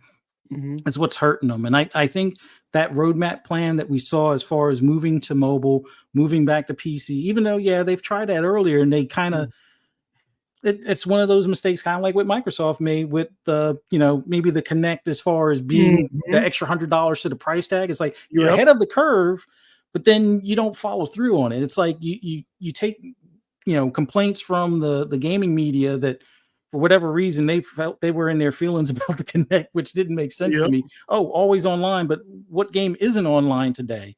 It's like TV. Aren't people upset about, well, now it's fixed, but weren't people upset about Discovery pulling content, or actually Sony pulling the content because they didn't originally want to pay the contract? And then I guess since the cat was out of the bag, that they were the ones that didn't pay the contract. Now the Discovery stuff stays. So obviously people watch TV or porn or whatever on their consoles. So you would think they would have stuck with something that was, in the future, and then, maybe, keep some investment in it, maybe not push it as hard, but make sure that they stay in it. So that way they can grow as the technology gets better, as the hardware gets a little bit more reasonably priced and things like that. But this is a move that they should have done towards the end of the PS4 generation. Like, not only get your fans on board ahead of time, but make it so that way when you say, hey, Wolverine is day and date on PC and PlayStation, they're not flipping out like, oh, I don't want this. It's not special if it's not exclusive to the console. I mean, like, let's be real. The hack, some people are playing it on PC now. So what better way to do a day and date on PC and see if their player base on PlayStation is going to be enough for the future moving forward? Because I have like an internal personal bet that if Wolverine was to come out on PC and PS5 at the same time, you'd probably sell more copies on PC, just because it's going to probably be the better place or better looking place to play it. So it stands a chance that you might sell 6 mil on PC and 4 mil on PlayStation or somewhere in between there. So I don't know. They need to get on board. They could do that. They could kind of flip that switch, stop the bullshit. Look, I don't know what do they have to see? Their console sales don't equate to software sales. So forcing people to buy your box is not getting people to buy your games. So let's stop the bullshit. Put your games day and date on PC.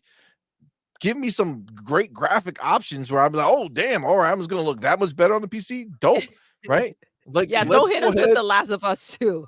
You saw what happened when it went to PC. That was wild. That was wild. That was wild. You know what?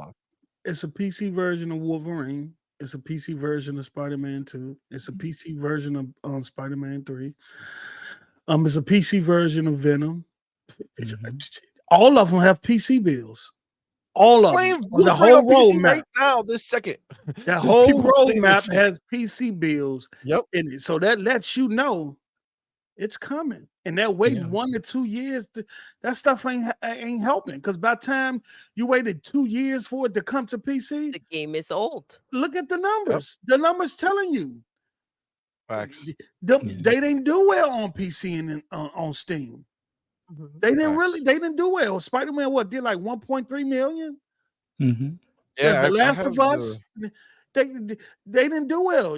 In order to get the impact that you're gonna need, you're gonna do it day and day. And I like what Fuzzy said earlier in terms of the continuity of Microsoft ecosystem. Being able to buy one game across all those platforms, and guess what? Everything goes with you. Your achievement, your gaming history, your gamer score, your profile, everything. Start on Xbox, pick up on PC, finish on mobile or tablet, no matter what device you on, everything. And guess who don't have that? Guess who don't have that? PlayStation, brother. Look, listen, Jeremy Brown right here. I've been looking at this thing and I've been trying to read it, but he asked, very simple question. What other subservice in gaming has been as successful as Game Pass? PlayStation Now was older than Game Pass, and its peak was $7 million, then dropped to $4 million before absorbing into PlayStation Plus. Game Pass solves all the problems in gaming for someone who wants to move between systems. You have Game Pass Ultimate. You go on your PC. Boom, the game's there. I don't gotta buy shit. Yo, I can just download. Great.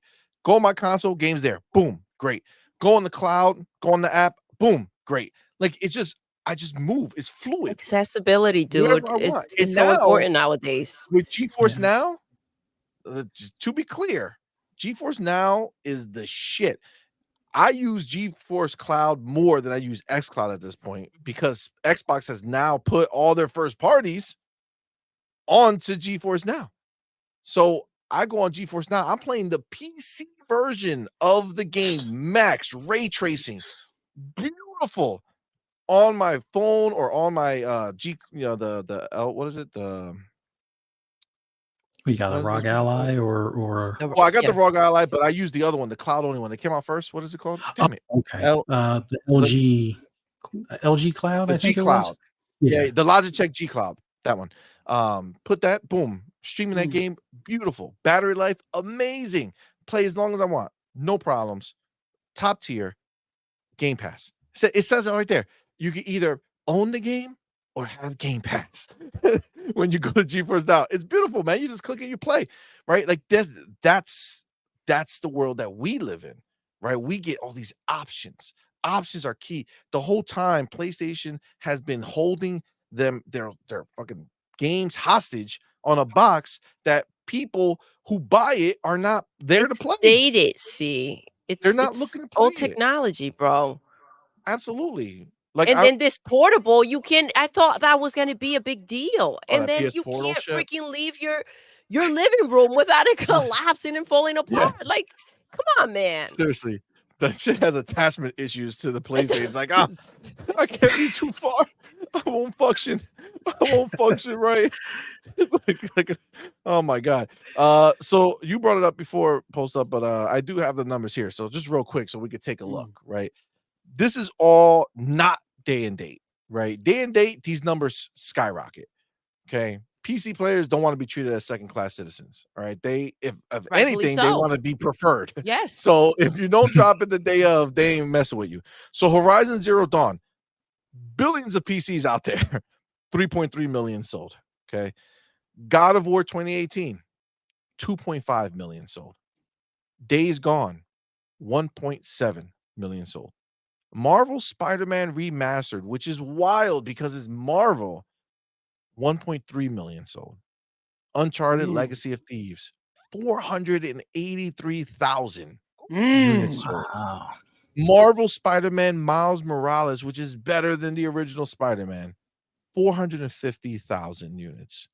And Sackboy, A Big Adventure, 62.9 thousand units.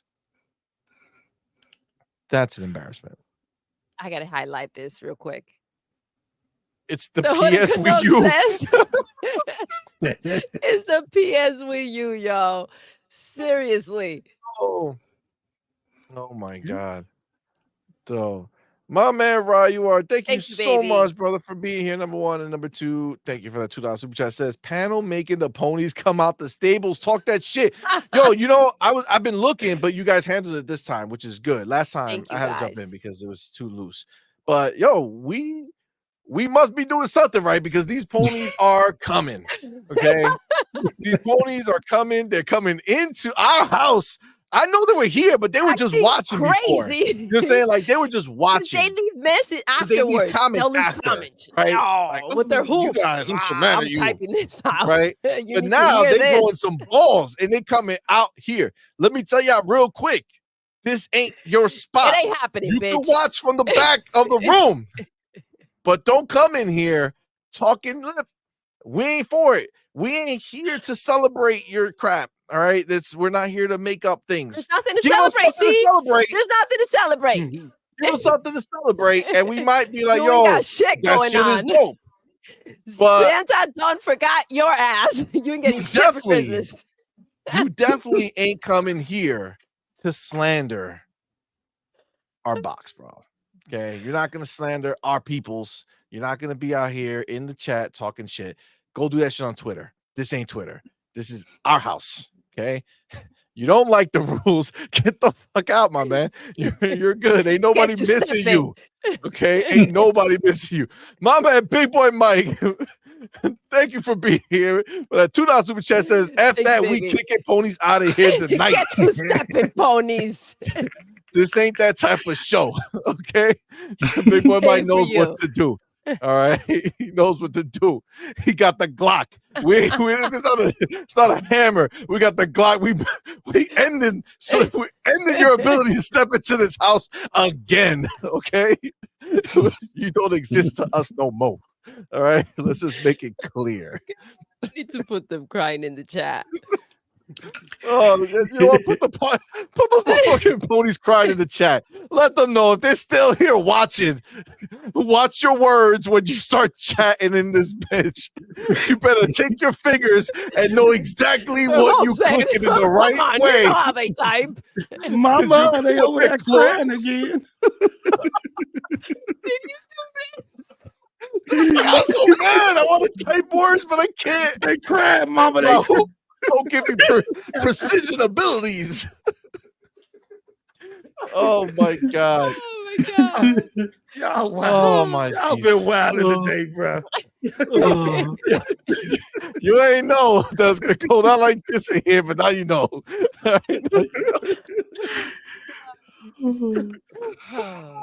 Our people are our homies, yo. They don't fuck around. They don't. Oh my god. Yo, deadass though. Okay, deadass. This is like a series of blunders that frankly were unavoidable. I mean, that were avoidable. Like they could have sidestepped all these problems that they're in now. Right? You know what doomed them? I tell you right now, I could go back to the moment and pinpoint the moment that ruined Sony's future. It was the moment that they made that fucking little advertisement commercial after Xbox One announced their price and they said, you want to know how you share games here? Step one. At that moment, Phil saw that shit, had a vendetta in his mind. He's like, oh, I'm going to get these mother effers I'm going to get you real good. And look at what's happening. Okay. This is where we are. You guys who are hate listening to this. Okay. Number one, thank you for hate listening. Okay. But number two, go back to your pony friends. Okay. Spread the word. They don't know what to talk about. See, came for your ass, and you have nothing left. You got. You're out on these streets alone. Nothing left.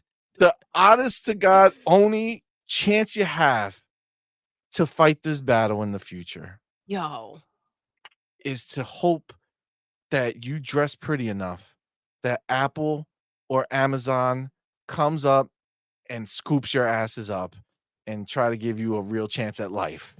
Okay, because right now, y'all looking spooky. Until then, this is what you do. Get him. Big Boy Mike. These motherfuckers sword fighting out there. I was doing so bad. Don't do it. Don't do it. You guys know how to sword fight. But they butt naked sword fighting in these streets. That's what these ponies do. Okay? That's what these ponies do. They got no other form of entertainment. And this is where they at. It's sad, but it's the truth. It just really is. It's a problem. It's a problem. Because again, if selling your games can't help you, what else will?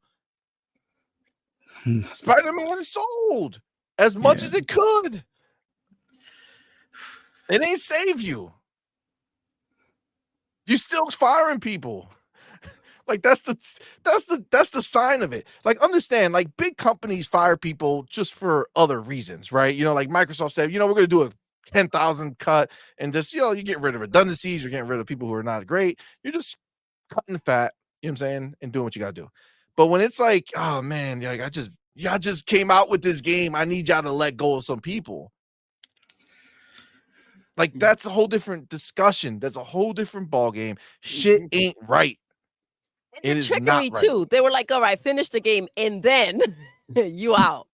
Yeah. I get to packing and go kick rocks. They're like, yo, finish making the game. Okay, and listen, you're gonna make Spider-Man 3, Wolverine, you're gonna make X-Men game, you're gonna make this game. Insomniac's like, oh damn, we're wrapping up. They're like, no. Whoa. I need you to make all of that. And y'all need to cut like 50, 75 people. All right? I need them out. I need them out of here. They're not to work. They're not to step foot in this building. All right. I need them gone. So my man's he's an iOS developer, and he kind of broke down to me what low performers mean. I guess they got these things that they call sprint. So a sprint can last anywhere from 2 weeks to 4 weeks, maybe. And so within those 2 weeks, you have a certain mini amount of a task to do, right? And you might have one developer that's probably more experienced that can do that task in like 2 days versus someone who might take a week or 2 weeks to do it. And so those are that's what they mean by low performance. People, when they're given multiple tasks and depending on how difficult the task is, how long it takes you to complete that task within a certain amount of sprint. And so those who can't do it quicker or fast enough, those are the people they call low performers. And those are basically the people that they said we need to get rid of. It's crazy because he said he was in that position. He was a low performer before when he first started coding. And when that happened to him, it forced him to go back to school to learn coding. So he will never be in that position again. But that's what they mean by low performers. People who's given a certain amount of tasks or the difficulty of a task, and depending on how long it takes them to do it, then you getting axed if you can't do it faster than anybody else. So it's crazy. And that's across the board. Just think about that. That's across Insomniac. That's across all of their studios. So that's tough. That's tough. And I guess the bigger trip might be like some of those lower performers might be the ones that, they may be a little bit slower at the programming, but they also catch the bugs or don't have the errors that cause the bugs and stuff. Like exactly. So if they get rid of them, and Spider-Man 2 came out pretty buggy, I can only imagine. Yeah, he spoke about that too. And they call that development debt when someone do something and they don't do it correctly, and then somebody got to go back and fix it. It takes time away. So it's about getting people or maintaining people who can do stuff quickly without building development debt or needing, doing it first the right time, basically, in a short amount of time and doing it first the right time. But I think you're probably dealing with a lot of people that's coming in a process where they're probably new to their environment. They're probably just getting out of school or something, and they want to learn to get as much experience as possible. And Sony like, nope. Clip, go try it go build that experience with someone else. So it's tough. It's tough. That's I wild. get it. I understand. It is, but listen, again, you made a great point.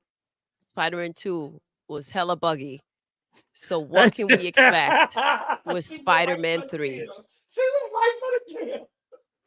Yo, What are we gonna get with Wolverine, bro? That's true, man. She went right for the kill. Yeah. Saying. You don't do it. Don't fuck around. Don't make a motherfucker go night real quick. Well, yeah, that's all good. But Spider-Man 2 still buggy. Let's bring it back. Let's bring it back.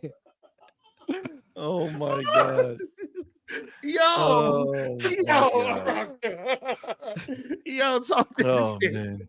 Something, that's cool and all. Spider-Man 2 still came out a buggy mess. You see how she let you finish? Yeah. She's like, go ahead. Yeah, that sounds good. I would expect the same thing with Spider-Man 3.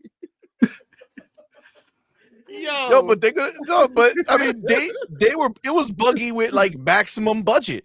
Yeah, they're not increasing the budget going forward. You know what I'm saying? They keep it at the same at with a lesser value at that point, right? I think Like they it's cut some corners. I think they definitely cut some yo, corners. yeah, Because I it's can't just see gonna them those spend colors are gonna get 300 cut million more. on that game, and it came out in the shape that it did. Yeah, so and it's like she said, it's probably due to those cuts. Like her and Fuzzy was saying, it's probably due to those cuts that you don't have people that might take their time, but be more detailed and diligent in their approach when it comes to the code. So yeah, so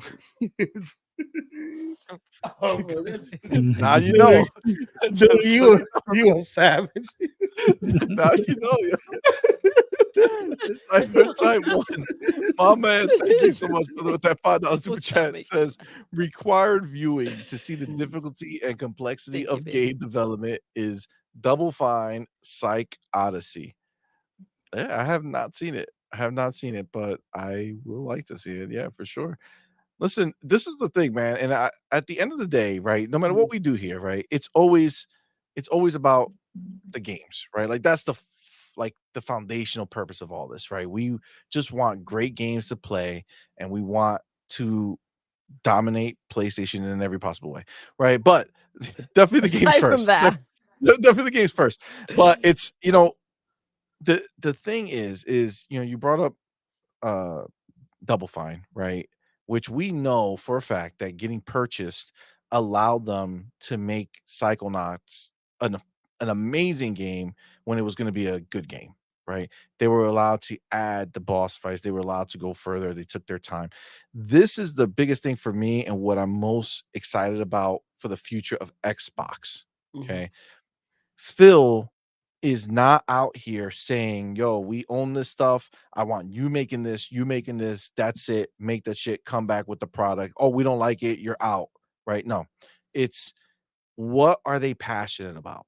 Yeah. Right. The first thing he said, man, I won't I couldn't believe how, dude, you just relieved yourself from that crazy stress. You closed ABK. He didn't want to take no break. Yeah. He didn't say, let me take a week or two and then let me get on it. No, immediately he's like, yo, I'm on a plane tonight. Facts. I'm on a plane tonight. I'm gonna go see King, and I want to know what they are passionate about making.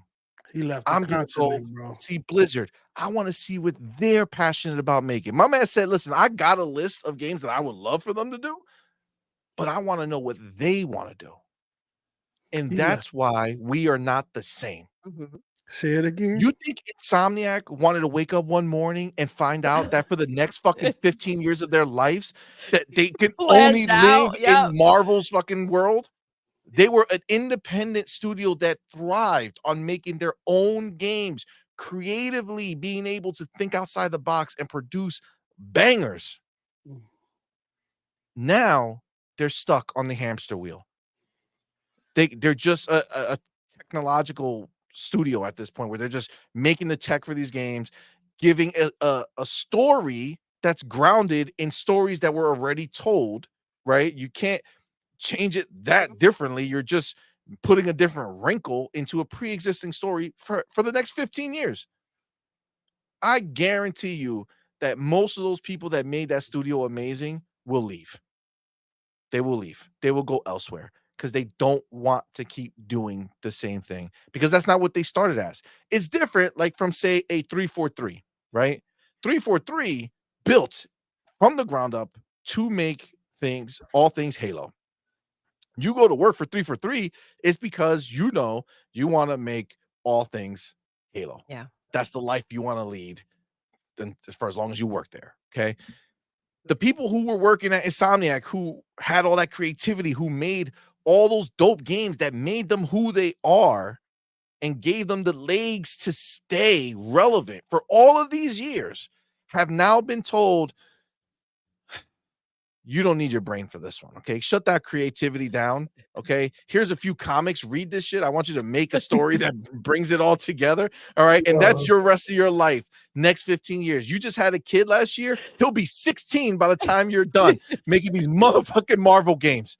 Okay. He's going to be driving by the time you're free to use your creative juices again and come up with your own shit. That's wild, bro. Yeah, that's wild. The next How can you decade. not say like that? That's so sad for that studio. It's so sad for them. Phil, on the other hand, is not saying, yo, Arcane, you're making Blade. You're also going to make any other Marvel game we have. No, you got Arcane is making Blade.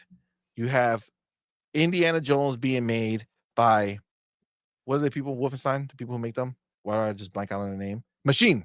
You're muted. But I read your lips when you said it. I read your lips. I said, Machine Games. Yes, exactly. Look at that connection you two have. There you go. There you go. But you know what I'm saying? Like they're not relegating anybody. They're saying, what do you want to do? What do you want to make? And if you're a pony and you're sitting there looking at us over here, because we have electric fence, so you get too close, motherfucker, you're getting shocked. But when you're sitting over there just looking, right, you're just staring at us, and we eating so good. It's because Phil is not just making the people who make these games make games. He's allowing these creative people who do this job at prices, at salaries that are less than what their capabilities are actually able to give them in the real world outside of gaming.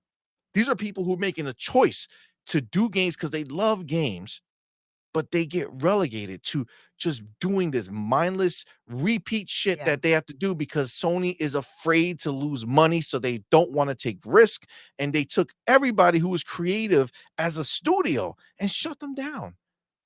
And now you take a studio that's as good at their job as Insomniac, and you relegate them to being a Marvel IP or just an IP house, right? Because maybe it's not Marvel the next thing they do, but it'd probably be another license thing, right? It's like you're just relegating them to that. And then essentially all those creative people, they just become like warehouse workers. They were like people who work the line. You know what I'm saying? Like they're just doing their little part and like, all right, check in, check out, I'm out, right? Xbox side is a whole different world. It's a whole different world. They all get a chance to make the games they want to make. And that's what's exciting because it does two things. One, it allows them to make the game they want to make at the highest possible caliber that they can do it. Two, it weeds out the shit studio because if you have all the freedom in the world to make the game you want to make and you have the money and time to do it and you produce some dog shit. See, I wish I had the button. I know. We gotta get it. Produce some dog shit. Then it's like, well, how are you gonna blame me for not wanting you guys to that's on you have baby. A shot to make your own game? Yeah, that was on you. We gave you the freedom and you didn't deliver, right? I'm not listen. If Phil comes out saying, listen, this game came out, it did horrible, maybe not the first one, but you give them another shot, like Redfall, right? Under Microsoft's banner, Arcane Austin screwed Phil. Okay, he gave them the leeway to deliver a game. They delayed the game to give them more time. They did not deliver on the day of release, right? They're still working on it. They're going to fix it. They're going to move it forward, but they didn't deliver. And you heard Phil on Kind of Funny. And again, these words are said on purpose. The words have meaning. Do not try to extrapolate from that. He said, I would bet on them again. One time. I will bet on them again. One more time, I will bet on them. He didn't say I'll always bet on them. He didn't say believe in them. I believe in them forever. He says, those people, yes, I will bet on them again. You best believe you give Arcane Austin the ability to go and make the game they actually want to make, and they shit the bed again. Nah, man. Xbox has too many studios to be wasting it on people who are not at the caliber that they can be. So either you get rid of them or you relegate them to support studio status. And you take the creative people who had a good, good ability and put them in another studio. Because at the end of the day, this is not a charity. Okay. It's not Kumbaya. Okay. Phil showed you that shit. He's not Kumbaya Phil. You guys, everybody thought all the ponies used to make fun of him. They used to say Kumbaya Phil, Kumbaya Matt Booty. They kill us. They kill us. They don't say that no more. After that, y'all. After that Nintendo email, that Nintendo email and Matt Booty saying, "Well, let's spin their ass about it." They do not say that no more. Go down forever, bro. It's forever. They do not call Phil Soft no more or Matt Booty. Well, there were two things. There were two things that really showed that Phil had that killer instinct. One was with MLB The Show and Game Pass. Like after it was already going to be a multi-plat, he went behind the source, went directly to them, was like, how much to get this in the service? And he knew what that was doing to Sony. It's like, haha, you guys don't even get it for free for your own customers. My customers get it in the service. Yeah. And then his other move was the documents between him and Bobby Kotick negotiating on the ABK price, where Bobby had like $100 dollars a share or whatever in his head. And Phil was like, we could do 80. Yeah. And I guess it shocked Bobby. He was like, well, I was hoping for a little bit more. And Phil was like, well, how much do you want? Like, what did you think? And I think Bobby said something like 95 to 105 or something like that. Yeah. So Phil was like, okay, 95.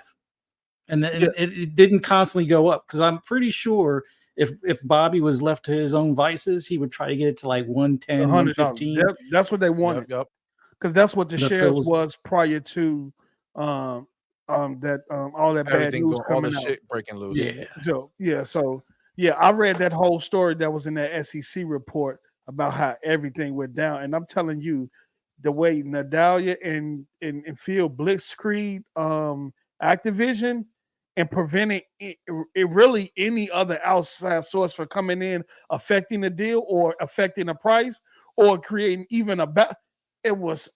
And I'm telling you, if we ever get a movie about this, y'all gonna see the masterfulness of Phil and Nadalia when they saw it open.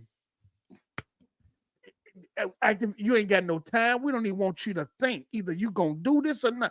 We're giving you all cash. You ain't getting this nowhere else. Even though Bobby tried to go out to other sources, it was about 5 other sources, but Nadal was able to offer what Microsoft offered, and he did that low key without Microsoft knowing. So Nadalia and Phil came back and say, look, you finna sign this exclusive contract where you can only negotiate with us, nobody else. Once it was a wrap. If you ever get a chance, pull up the SEC, because they had to break down the whole entire story of how everything happened. I'm talking about detailed in the SEC report. If you get a chance to read it, go read it. It's like reading a good book. I'm telling you. You'll never call Phil soft or none of them again. Never. And I heard Sarah the same way. I heard the same way. I heard she's a killer too. You don't hear none of that. There's a lot of stuff you don't hear no more. Xbox ain't got no games. Xbox ain't got no exclusive. After that Hellblade 2 trailer, you no longer hear where's the 12 T-flops of power, the world's most powerful you don't hear none of that no more. Look at all the narratives. They crushed. You know what's so screwed for them? Mm-hmm. They're going to get this Pro, right? They're going to get this Pro, and none of the games are going to look as good as Hellblade 2 on the 12 T-flop, and that's going to be our new thing. It's like, oh, yeah, that's 14 T-flops. Valuable for them to put out a Pro right now, though, see? Is it financially viable for them to put out some new hardware right now? I mean, if they're gonna charge like $700 or $700, you know what I'm saying? But again, because the other console's still there as the cheaper option, but they're keeping it at full price, so they're actually making money on it. I could see them doing it. I don't think they're gonna come in. They're not taking a loss. Like, they won't take a loss on it. And the reason why I think they'll do it is because it's the only guarantee that they have to make money. Because again, all those people who have the original PlayStation 5, they're going to run out and they're going to buy. So they get to double dip.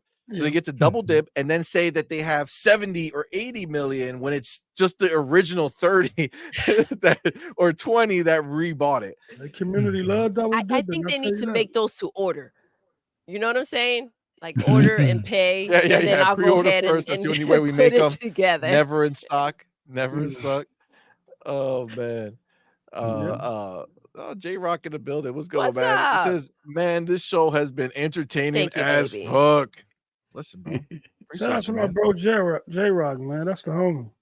Yeah, man. J-Rock's gonna be on our show, her, him, and a guest. Yes, I'm so Yeah, that's- excited. He might be on our end of the year show. I don't know. I still gotta hear from him. So we'll see. We'll see, J-Rock. Nice. We'll see. Yes, sir. But yeah, we I just the position that we're in over at Xbox. I mean, it's just like honestly, all this talk that we do. You got Mav in the building too. What's up, Mav? What's up, going playa? on? All this does, seeing all of their flaws and all of their issues that they have over there in the PlayStation camp, all it does is it reinvigorates us with our position, right? It just makes us see that much more of how amazing How the good we have team it. Mhm. that Phil, Matt, and Sarah are with them. We want to give them as much credit as we can because they're the ones who put everything into action, but we can't leave out the fucking OG gangster, Satya Nadella. For sure, He's bro. the one who's letting it all happen. And honestly, he's like the Godfather at this point. You know, I could imagine Phil, Sarah, Matt walking into his office, kissing the ring. Let me kiss the ring, please. And then he does what he does, and they're like, "Hey, listen, we need to go buy this building real quick. Okay, there's a publisher over here we need. It's gonna hurt him deep. Got it. It's gonna hurt him deep. It's gonna hurt him deep in Japan. All right, they're gonna be crying. Shout out to the board that said after they brought Bethesda, who we buying next? They said soon they spent $8 billion on Bethesda. Microsoft board said, who next? Who's next? Nice. Who's next? And they've gone and they've okayed all this shit, bro. Sega is okayed. Like that's going down whenever Sega allows it to go down. All right. I think Sega was gonna happen before Activision, but I think when Activision, when they saw what went down with Activision, I think it was something that it was opportunity that they couldn't pass up. I think Sega is still in the cards because Nadalia and Amy, which is the CFO of Microsoft, already gave them the go ahead to go acquire Sega. Matter of fact, they gave them the go ahead to acquire WB, Zenimax. WB2, bro. Let's not fucking act like people acting like that shit ain't real. Yo, they gotta pass all this shit, yo. They gotta pass. They got approval to buy, and I'm talking about at the same time. Yeah, they were like, sure, get that. It was both. And to be clear, like, they ain't getting stopped. There's no FTC situation that can stop this. If they couldn't stop ABK, they can't stop anything else because there's no other freaking publisher that has a game as monumental as Call of Duty. Not one. I don't think Sega has the same impact as ABK, and I think I think the Sega deal is under the $5 billion threshold that they was trying to push. Yeah, I think Sega's only around $2 billion, so I don't think you're gonna get any flag from. And then you look at Microsoft market share in Japan. That helps. That helps even more. They can go get Sega. They can get Square. They can buy them all and not even have a flinch of an issue over there. I think Sega's the goal, though. It's more beneficial. Well, I think emotionally in Japan, Sega is the most impactful. And if they do that thing that people have been saying where you go and you make a Dreamcast Xbox, you know what I'm saying? Like put it in a box, label it with the Sega name out there. They do that in Japan now. They do that in Japan now. The Xboxes are labeled got Sega on them. Really? Yeah, yep, they do that in Japan right now. And then also Sega covered a spectrum of console, PC, and mobile. Just like Activision do. Yes. See, that's what's it called? Symmetry? No, what's that thing where there's also Synergy. There you go. Yeah. Well, we got there. The companies we got there. Listen, it's a team effort, but we did it. You know what I'm saying? You just gotta give it a little second here and there. All right, listen. This is the thing this is the last thing I want to talk about before we get everybody out of here. First of all, thank you all for being here Guys, with thank you us, so much for rocking rocking with with us. us. It's Thank been you so to fun. Fuzzy and Post Up. I know it's been a while and you guys have been rocking with us. Thank So, you. I appreciate you guys. But I saw this in the chat and I do, I have you two here. I would feel ridiculous to not bring this up with you guys. So I want to talk about this. Illegal Dad says, "What the F is going on at Sony? And why isn't the media asking Yes. questions?" That's a good question. Now, we spent this whole show talking about all this shit going on at Sony. Okay. It's just there. Okay. Shout out to Sensei Matrix in the chat. I see you, brother. Shout Maybe. out to Jeremy Brown. Shout out to Cassia. Appreciate Good. you guys, homie. Like if we spent this entire time looking at all these things, right? Darren Hauser was a good player. And it's like no one outside of people like us in the community are talking about this. All the big players want to just let it be, let it ride. Let's not talk about it because we know that negative Sony news doesn't bring them money, right? Only negative Xbox news. So, we've talked about this on many shows. So I don't want to go here and spit off a whole bunch of stuff. I want to hear you guys. Yeah. Fuzzy, let's start with you, man. Mhm.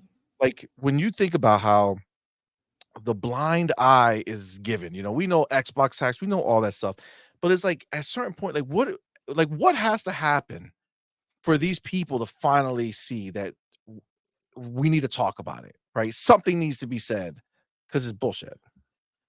I think the scary part would be when one of the bigger studios either has a major layoff set up or they wind up closing a major studio.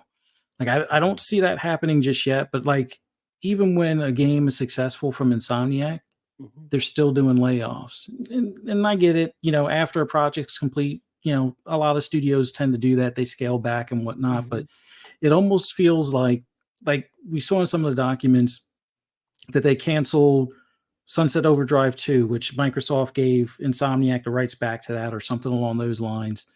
And they also canceled Resistance 4.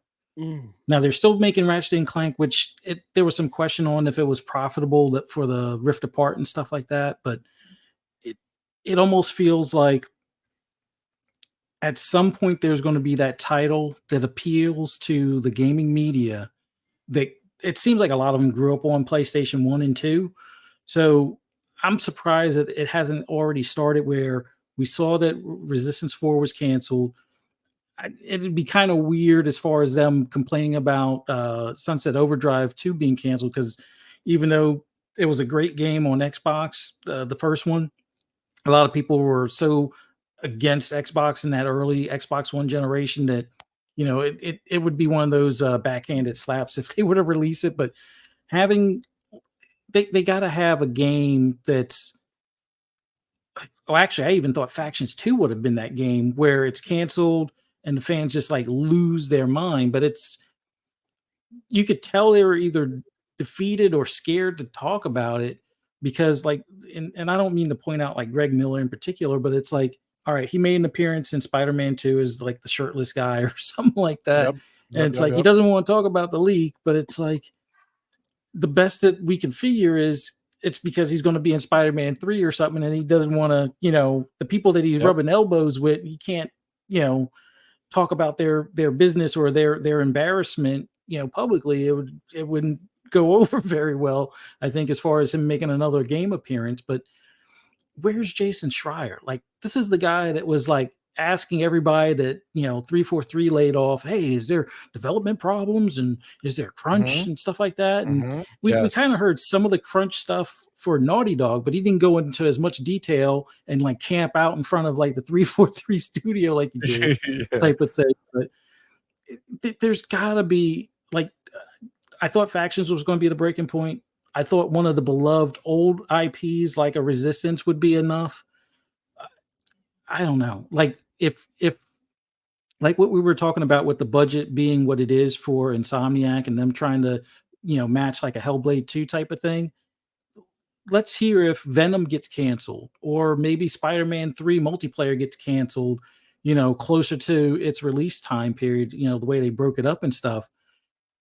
at some point those journalists got to wake up. But like for me, I think the next hurdle for them is going to be the PS5 Pro when that comes out, and it's more than it's going to be more than 500 or more than 550 because they're not going to reduce the price of the current models.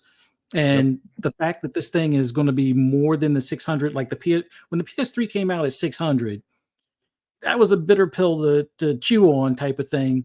But I think doing another console at 6 or 650 even is even more so, even though mathematically or whatever, 600 then would be probably like 800 now or something. But if they get this thing where it's 650 plus, I think at some point you're going to see cracks in the armor.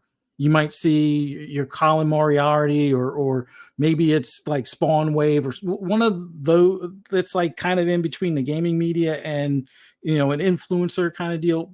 They're going to start saying some stuff. Like, I'm surprised they haven't really, been that vocal. I mean, there's a few that have been vocal about like factions and stuff, but it's got to start somewhere. And I think the PS5 Pro, when it drops, and the price point and the fact that it's not really doing much better than the Series X type of thing, I think that might be the time. Like, what is Sony doing? You spent all this money on this PS5 Pro, and the only game you have to show on is The Last of Us 2 Remastered. Like, how is that going to be like a launch title for the PS5 Pro kind of thing?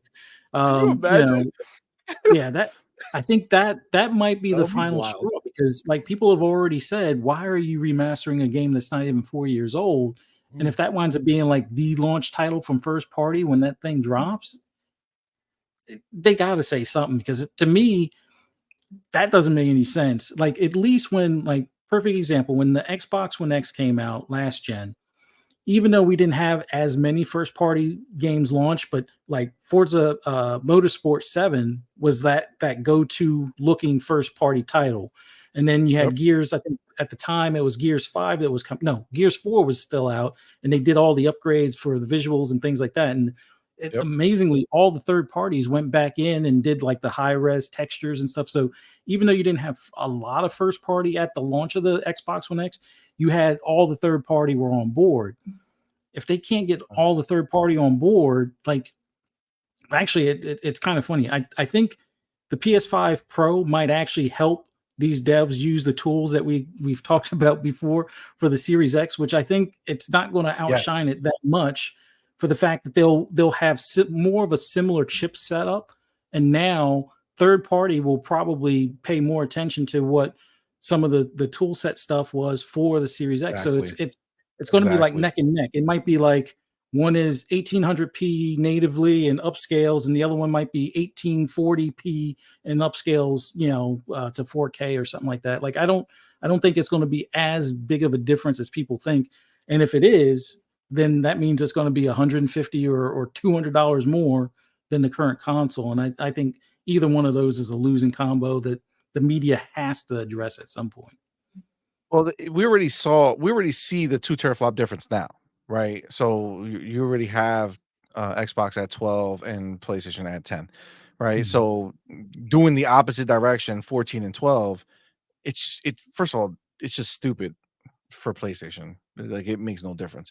But what you said, though, 100%, that it's going to be almost like it's going to backfire on the ponies, because what's going to happen is, because they have to shoot high anyway and use the system and use it, to get the most out of it, they're going to essentially have to use the Series X better. See, right now, they're not going higher because they only are developing it to start for the PlayStation. So they only hitting that level, and they're not trying to figure out how to go higher. They're like, all right, let's just do it at the same level. We're good to go. We don't have to hear Sony bitching about that parity clause that they have, right? So now with PlayStation, if they come out with the 14, all that's going to do for us Xbox heads is actually increase the usage of the box, because now they are using more anyway, right? They're pushing higher anyway. So now they're going to be able to use it on the other side. So we actually get a win for it, which is great. But the other thing too, though, talking about it, is like when Factions got canceled, right? on Twitter, I'm sure you saw it. There was a lot of raw reactions that people were finding out like during their live streams that it got canceled. Yeah, I Right. did And you think saw that was all those the posts. point that was gonna like make them flip out and lose it. And they did for a moment, but they Facts. regrouped. Well, this is the thing, right? So they flipped out live. So you go look at that and people are like, oh my God, what the, like people are losing their shit, right? But then after all the recordings are done and everybody's done and now they're just on Twitter, it's like, well, you know, it's actually a good thing because then they can go back to doing what they were doing best, the single player games. This is You know, wild. they're going to be able to focus again. And it's like, yo, fam, you just lost your shit on stream. Yo, these ponies, bro, they can self-soothe like no other, one else, bro. No other. Yo, these motherfuckers can literally be on fire and just be like, nah, it's all right, man. It's just a little hot, you know? It's all good. I just gotta rub some water or some cream on myself, something, right? Like this, like they'll just figure out how can I make this okay? How did I don't understand them. I don't understand them. Listen, I don't want to keep going because it's just stupid. You're getting caught up. Yes, I'm getting caught up. I'm getting caught up in the bullshit for sure. No, you cooking, bro. Get your shit off, man. Yeah. So post up, same shit, man. Like media out here, just like fucking like covering it up, ignoring it, framing it in different ways, throwing like misdirection. Oh, everything's going to shit. 50 million consoles sold. They're in good shape. Like, what? It's annoying me, bro. Like, what is it going to take? What do you think? What do you think they're doing? Why are they doing it? What do you think it's going to take to stop the shit? Is it going to ever stop? What are we talking They're about protecting their relationship with Sony. Who is quick to blackball or blacklist media platforms if they don't like what they have to say or how they review their products. We've seen it in the past. I thought the straw that was going to break the camel back was when David Jaffe came out in a video telling you about what was going on at Sony internally with the Connie Booth situation. A high executive that's been over there over 20 years, right? Yep. The first video he put out didn't get any traction. So he came out the next day and did a second video. In my perspective, and I don't want to put any words in his mouth, I think he did that intentionally to get the gaming media press attention for them to dig in there because he know what actually happened, but he don't want to be the one said because he has friends and things at PlayStation. He wanted the media to do their job, and nobody said a word. They actually told him he needed 3 or 4 sources. For what? You know how long I worked at PlayStation? You know how many relationships I still have at PlayStation? And you telling me that I need 3, 4 sources for you all to do your job and corroborate? And it comes to find out that she did get fired and that her team did walk out. And guess what? We ain't got a story since. Where's Jason Schreier? Because I guarantee you, if this was Sarah Bond, oh my God, you would hear it nonstop. We would have had every single detail of what would happen or what happened. Why did chick disappear? Who walked out? We would have had names and everything. Yep. Footage, Facts. Video, everything. Facts. They made her disappear. So what do you see? Why don't we have a story on Connie Booth? Would have been wild. She was taken, bro. Apparently, they took her and they just put her somewhere. She's just gone. Like she don't even exist. You can't even look. Her social's gone. Like her driver's license, everything. They changed her name. I'm telling you something. I literally sat back and waited. I was on Twitter. I was looking at these. Who gonna be the first to say? And it was all silent. Mm-hmm. Jason Schreier put out an article about Bungie before Connie. We still, I don't even know if we ever gonna know about what happened to Connie. And I keep paying attention too. We in December, we finna going, if we're going to 2020, let me tell you something. If any of them don't ever say, we know what it is, right? Mm-hmm. Then you got these certain outlets, GameSpot, VGC, push square, kind of funny. All these people that say, well, due to the personal information that was displayed, and then Insomniac League, we just choose not to talk about it because our heart goes out to the. Yeah, we get that. We get that. But that ain't the only news that came out in this hack. It was unfortunate that it happened, but it's a lot here. It's a lot of news stories here. A plethora of them. We're not asking you to talking about no people personal information. We're not even asking you to talking about the plot. I seen a lot of that data that got exposed. I could have went and read the Wolverine plot and all that. So I chose not to. You saw what I posted. Yep. You don't have to. So you finna not do your job as a journalist? Why y'all didn't have the same energy with GTA 6 when they got hacked? Hundreds of videos and exposed. There's no humans over there. No humans. Capcom.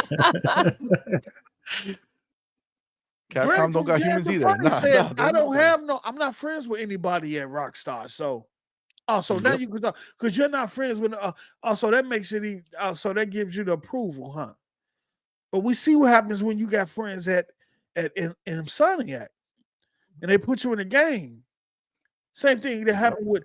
That's let us know that the Xbox community wasn't crazy about the Xbox tax, aka the biases that's in this industry when it comes to the media and how they perceive Xbox versus PlayStation and vice versa. They weren't lying. The hardware situation told us that whenever they want to create that wall, they can instantly, right? All this information that when we're finally on the surface, you would think Sony, the world leading console manufacturer, they market share, they never miss, they never lose, they never mess up. They the king. What they tell us, they the king of management. Don't nobody manage like Sony. Microsoft is only known for mismanaging their studios, and then this leak exposed all that shit. Was surface. Because when you get underneath that surface, you see what the truth is. Yep. Facts. You see what they've been masking all along. And that the narratives around Xbox and shit, that's every time Microsoft do something, now we know why y'all. And I guarantee y'all media outlets, y'all knew this. Y'all been knowing what's been going on at PlayStation. Y'all choose not to cover it. This is, I don't even, like I said on what's the name show, we don't have journalists no more in the media. We have PlayStation, we have fanboys with a platform. Yeah. That's all I see. Fanboys with a platform who is selective about what they choose to promote on their platform. Because I guarantee you, if the similar information was done to Xbox and the numbers and stuff and all the stuff that would, not a media outlet would have said, well, due to the personal information and stuff like that, we're not going. No, they would have ran with it. They would have ran with it. Of course they would have. They're protecting themselves. And post up, if they've been enlightened and they've seen the light of how wrong this is to do, to go ahead and kick them while they're down, then how about you send out some apologies for the ones that you kicked while they were down, the ones that were hacked and you went ahead and you paraded their information and you pounded on them, right? How about we apologize to those then? Like if you're gonna claim that this is because there are people involved, cover your tracks. We know you're full of shit, but cover your tracks, man. Shit happens, Doodle. Shit happens, Doodle. Shit happens. Let me tell you something. Every day on the news in Chicago, shit happens. Unfortunate stuff. The news got to be delivered. The people need to know, right? Regardless of how bad it is, regardless of how unfortunate it is, the news have to be reported because the people need to know. The same thing applies to the gaming community. No matter how unfortunate the issue that Insomniac is dealing with, right? That's cool. We said that. We don't like that it happened. But get back to doing your job, and that's reporting the news. We're not asking you to report people's credit card information. We're not asking you to report addresses or addresses and stuff like that. We're not asking for you to leak plots and stuff like that. It's 1.3 million files here. It's so many other stories to cultivate from this leak. Yep. And stories giving us information that Sony has not like giving any ounce of it, like no ideas of roadmaps or anything like this. Like these are questions we've had. Like, what are they working on?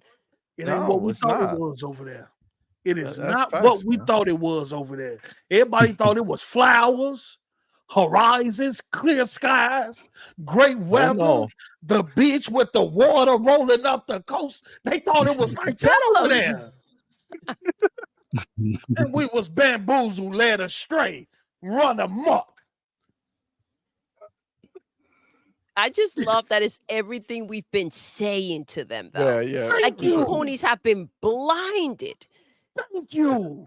They just got kicked in the mouth. Call them ponies for all a reason. All the teeth knocked out, and they're out there smiling. Like, come on, man, you keep getting got. We told you this is what was going on. You didn't want to listen. Somebody over there surviving. They over there surviving right now. So they are surviving. Yeah, they're barely like they're like holding on for dear life. I want to go to silent. Oh, hold on. Here we go. Cypher Type 1. My man, Cypher Type 1. Thank you so much, brother, for being here. Thank you for that $2 super chat. It says, of course they can self-soothe. They stay on Pornhub. Yo, they fuck yo. Like these ponies, they just been exposed. They've been exposed. They ain't buying games. A moment on of their silence PlayStation for 5. the 2023 year that PlayStation and the ponies have had, and done. Yeah, for sure. My man says "Hey Matrix," right? He says Pornhub searches than Spider-Man 2. What are we doing? Right? That's wild, dude. That's wild. It's crazy. Sensei Matrix says, regardless of what the media and the ponies are saying, I'm telling you, I smell nothing but fear, and it's strong as hell. And they now realize that PlayStation is on life support, and the end is near. Listen, I'm sorry, but like there's like these people who believe that there's no chance in life, PlayStation goes away. Yo, my man. Okay. Listen, there's no goodwill. Okay, goodwill does not keep a company afloat. Only dollars and cents. Thank you. Only dollars and cents. And as soon as the dollars don't make sense, the company goes bye-bye. Okay, so I wouldn't walk around like, oh, PlayStation, there's nothing that can happen. Go ask all the Sega fans back in the day if that shit worked out for them when they thought that there's no chance. What do you mean Sega's not going to be making consoles anymore? It's impossible. Well, listen, the world has shown a different truth. Okay, unprecedented time, man. Unprecedented time where Microsoft is poised to go on one of the most unprecedented runs in gaming. If they're able to drop like the world's never seen before a big Xbox's game every quarter. Yeah, at least it has never been done before. Facts, and it's definitely at least. Like I said, they released 10 games. I can easily see them bump that from 4 to 6. I can see them hit like a 2-month, window. They're like, all right, every 2 months we're putting out a banger. Like that's easy. That's easy. I say this year, probably 4, just to kind of just make sure everything is good. But then once you got ABK pumping out whatever they're pumping out, you got because a lot of people are going to want to ignore the fact that Call of Duty is coming into Game Pass day 1, and that's released at the end of the year. So we already know we got Call of Duty day 1. We got 5 next year already. Call of Duty, 5 guaranteed. Avowed, Hellblade 2, Towerborn. Out the midnight, people said. Oh, I can't wait. Yeah. Oh, we got Stalker 2 and February. I hope they buy. the studio who makes Stalker 2. Yeah. I want. You know what? I That do would be too, dope. because Sarah Bond said that Microsoft helped their studio a lot during what's Yes. been going on in Ukraine. And actually, when that Yeah. studio needed help to be moved to a safer location for them to work, Sarah Bond reached out to Microsoft security team to get that done. That's dope. She That's reached dope. out and got that done and got them in a safe location to where they'll be able to finish working on that game. So, see, I hope so too. I hope so too. I hope they grab them. Yeah, I would love to have them like release it and like in the developer direct, have Mhm. them do like a deep dive into it and also announce that they have been purchased. Like Yep. Yeah. it's super cheap. It's not a big move where you need to announce this shit to anybody. Just pay cash, give them a couple $100 million and they'll be fucking set for life. You know, Here's they'll the be bag, baby. yeah, they'll be so happy. My man Psycho Dots, What's up, what is good, baby? player? Says, but I was told ponies buy games because they support the devs. The leak says otherwise, and Sony is on life support right now. Yes, These are baby. facts. Yes. Real quick, I do want to jump into this because I know we were gonna stop, but real fast. Crazy Louie sent me over some information, and it's interesting. In Paris, France. So France antitrust body on Wednesday fined Japanese company Sony 13.5 million. I'm assuming like euros or something. It's US is 14.8 million for what is said was Sony's abuse of its dominant position in the market for the supply of video game controllers for the PlayStation 4. Yes, Assassin Monk. That's what he was talking about this Oh, he morning. was talking about that as well. Yes, I Yep. need that. they're I getting need that. fined. So they Hold got on. fined 14.8 million in France for Sony's abuse of its dominant position in the market for the supply of video game controllers for PlayStation 4. So that means that when it comes to third party, they probably Giving them probably shit or didn't- giving them like crazy license fees or yeah, something like or that. made it hard for third party to thrive in that. Yeah, same thing they doing Yeah, with or the don't let digital them have store. some of the same features and whatever. Yep, same thing they doing with the It- digital store. Yeah. Well, they're getting sued for how much on that as well? Like another 14.8 million. Yes, Yeah. over here 14.8 says million. so Assassin Monk, his name is Alex. He's in our Discord. So he said so France is fining Sony because of some third-party controller issue for 15 million. Yeah, 14.8. That's wild. Wow. It really is. And they got that $7 billion lawsuit in Europe for the digital store. Yeah. And Yep. not allowing a first party games to be purchased digitally in other store, which allows them a monopoly over the digital store and allow them to control when they discount prices and things like that. So it's man, that's a whole nother Dude, it's like they're losing money. They're not making money on their games, and then now on top of that, they're fighting these lawsuits. Yo, if they have to end up paying that, what is it, $7 billion? Is that what it is over in the other place? If they end up having to do that, think about this for a second. They didn't have the $7 billion needed to buy Bethesda, but they're gonna have to get some type of load to pay as a fine. Yeah, it's a class action lawsuit. It's a class action. That's crazy. Let me get my man real quick, Max City Entertainment. Well, thank you so much, number one, for being here, my brother. We appreciate you. Thank you for that $5 super chat. It says, so every game about to be the same from Sony for the next few years. This is as bad. This is bad. PlayStation 5 dry already. Shout out to Post Up, Fuzzy, Doodle, and CMoney. Thank you, baby. Nice to meet you guys. Yo, Max City, my man. Thank you so much, player. We appreciate you. Thank you for rocking with us. But yeah, this is wild. Like they can't afford to have like lawsuits on top of their shit. You know what I'm saying? Yeah. Like have enough problems. Well, they kind of brought it on themselves. This was concerning. Like the whole ABK deal, the fact that they fought that tooth and nail, I think brought like a spotlight on them. Like ever since like Lulu, and I you know, best wishes to her as far as the wherever she winds up at the end of January, but she brought attention to you know, Jim Ryan saying, I don't want a new deal. I just want to block your merger. I think which that changed was like the game. It did. Yeah, that was like the nail in the coffin, and a lot of people probably took notice, and a lot of these regulatory bodies, and they're like, and they probably started looking at some of the stuff that Sony was doing in their backyard, and was like, that doesn't seem right, So yeah, they kind of brought this on themselves. Like, I think in the alternate universe, if Jim Ryan had been like, yeah, I'll sign that deal, like as soon as they heard about the ABK deal, their better bet would have been to sign that deal, maybe not pick up Bungie, partner with Bungie or something, pick up some other smaller studios and go full bore with that games as a service plan sooner rather than later. And I think they would have been okay. But the fact that they spent all that money fighting it, lost, brought more attention on them, more lawsuits, mismanagement, which, like you guys said earlier, somebody needs to write the article about the mismanagement of these studios, whether it be Bungie or Naughty Dog or what have you. All of that brought them to where they're at now. So yeah, they better pray for Apple or Amazon to come and swoop them up here soon. I'm telling you, I literally feel like there's the only way. I can't see how else do they climb out of this shit. The games don't do it.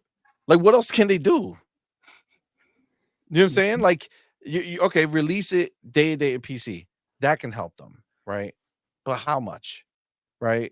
Like, how much is that going to help them? How long is it going to take for PC dudes to, open up to buying these PlayStation games after getting shafted for so long? It's a different feeling, yes. Like you said, now they need us, right? Yeah. Like, they don't buy the games much because they have to wait 1 to 2 years.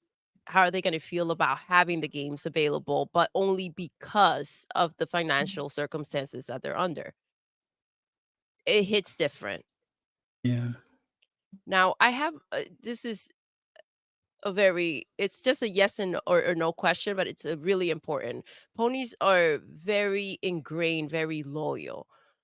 But do you guys think that it's time for the line walkers to go back to Party City and return that pony costume? Or should they wait a little longer? Where we at with that? Because I feel like the time has come. What are you guys thinking? They definitely need to return that costume sooner rather than let later. It go, right? They gotta blend in, because some of them that left Xbox during like the Xbox One generation, they're going to try to sneak in at some point, and they'll be like, "Oh no, I was Xbox all along," got the Xbox hat on and everything, and they'll be like, "Yeah, I was here all the time. I love Sunset Overdrive and Forza. Yeah, those are my." Like, wait a minute, weren't you just playing Spider-Man the other day? No, that was me, kind of thing.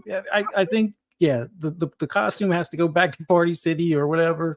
And they need to just kind of chill and be like, hey, we're looking forward to 2024 and playing Hellblade and sign up for Game Pass, even though, they say it doesn't support the devs, but that's a model built to support the devs. So I say go all in and not really assimilate, but like join the fun, because otherwise you're going to be waiting until the end of the year for, what is it, Rise of the Ronin, which is not even first party. I mean, that's gonna be a bad year. I have to say this, and I thank you for bringing, because it brought something to mind. I remember a couple of years ago, PlayStation Nation used to clown Xbox whenever they asked them, "Well, what y'all got coming out?" Right? Mm-hmm. And anytime somebody said a second or third party, we don't want to hear no third party games. We want to hear exclusives. Why y'all celebrating third party games? Those games coming. And now look who doing the same thing. What goes around comes around. Yes. That whole lineup they celebrate right now is third party, right? The same thing they clown. Boy, let me tell you the hypocrisy. The hypocrisy. It's wild, bro. It's wild. Yo, it's true. And they do that shit straight faced. Like, we're not even a flinch. Like, what do you mean? This is normal, bro. What are you talking about? What are you talking about? I don't know what you're talking about. Sony needs to do this. This is the way it has to be done. This is only what smart people do. Okay? Bro. If you ain't doing this, you're doing it wrong. Okay. It's great. I'm like, Sony got games coming and proceed to list. Okay, third party. Didn't you just? I love those lists. I love those lists. Like, didn't you just clown We got so many Xbox games people for coming. doing the same thing? And so now it's okay since y'all don't have no first party. Yo, you can't make this shit up. You know what's so dope about this? You know what's so dope? Like those PlayStation dudes, right? They were talking all that shit when they were high up, right? But like now they're so low to the ground, right? Like they're all the way in the bottom, right? So now they have to like find creative ways to not look like what they said was what they said, right? And they have to like dip and dodge and frame it different. You know what's dope is that we don't ever have to do that ever in our lives. There's literally no world that we live in where we will not have the most abundant amount of games. It's crazy. They can't even, like, Xbox couldn't not do it. You know what I'm saying? Like, it's impossible for them to not release 4 to 5 to 6 games a year for us to play because they own 40 studios. That's crazy. Yeah. And they're not stopping. Double down, right? This is what my man Satya said, not Phil, not Matt Booty, not Sarah. Satya with the checkbook. He said we're gonna double down. They got $100 billion cash right now, sitting pretty, that at any moment they can unleash on the world. They probably got all that back already. They didn't got all that. What do you say? If this is about competition, then let there be competition. Let's compete. Let's compete now. And when I heard that, okay, it's a difference. It's a difference when Phil was out there by himself. Let us compete with me behind him and see how this go. Let's see how it is with the whole weight of Microsoft behind them. Now we finish. Come on now, bro. It is ugly. That was an ass whooping, bro. Those hits hit different now. Yeah. Realization, the only what the PlayStation and the media are in denial about is the realization, because for the first time in over the last 3 decades, there's a possibility that PlayStation won't be the market leader. Facts. That everybody is so used to. Possibility. It's a you say it's destined, huh? It's in the bag. It's happening. And when it does, wondering. What are these ponies gonna do? They're gonna wild out. Again, the only chance they have is if Amazon or Apple come in and they're aggressive as F, and they're like, you know what, we're gonna do the same thing. They start buying all these publishers. Like that would be the only way. They still have to catch up. But yes, because even if Amazon gets in or Apple gets in, they're still gonna be gun shy because this is not the world they live in, right? They don't know what this actually means or what it actually takes to do. They live in that store world, right? Apple is a store that they make all this money off that other people take the risk in making the games, right? and that's the difference, man. It's a whole different world. And honestly, they cannot compete. There's no way. It's like getting in a bidding war with a billionaire. Like, you know what I'm saying? Like, you can't, no matter what, you could give up your last dollar. You can give up everything you own. And they will still outbid you, bro. Like there's nothing you can do. In order for Apple or Amazon to compete, they will need to buy a PlayStation. They will need someone that's already solidified, that knows the business, that's already locked down with first party content, that's already locked down with second, have strong third party relationships. If Apple comes in the game, and I mean from a console perspective, they're buying Sony. They're not going to come and try to build stuff up from the bottom or anything like that. For sure. They're gonna buy Sony or one of these big publishers. But if it's from a hardware perspective, if they want to tackle the hardware and not just the game, they're gonna have their eyes set on Sony because it already solidified them.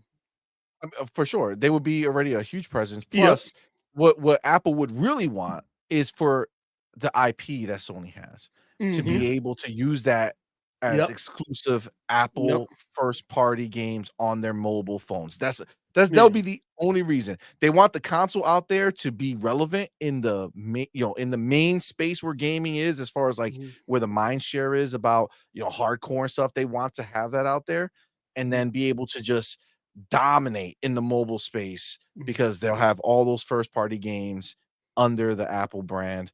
They start putting them in Apple Arcade or some shit. That would be crazy.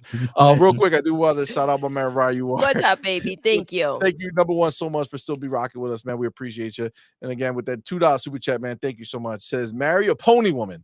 No matter how bad, she be loyal. She be loyal. No matter how bad, show. she be show. loyal.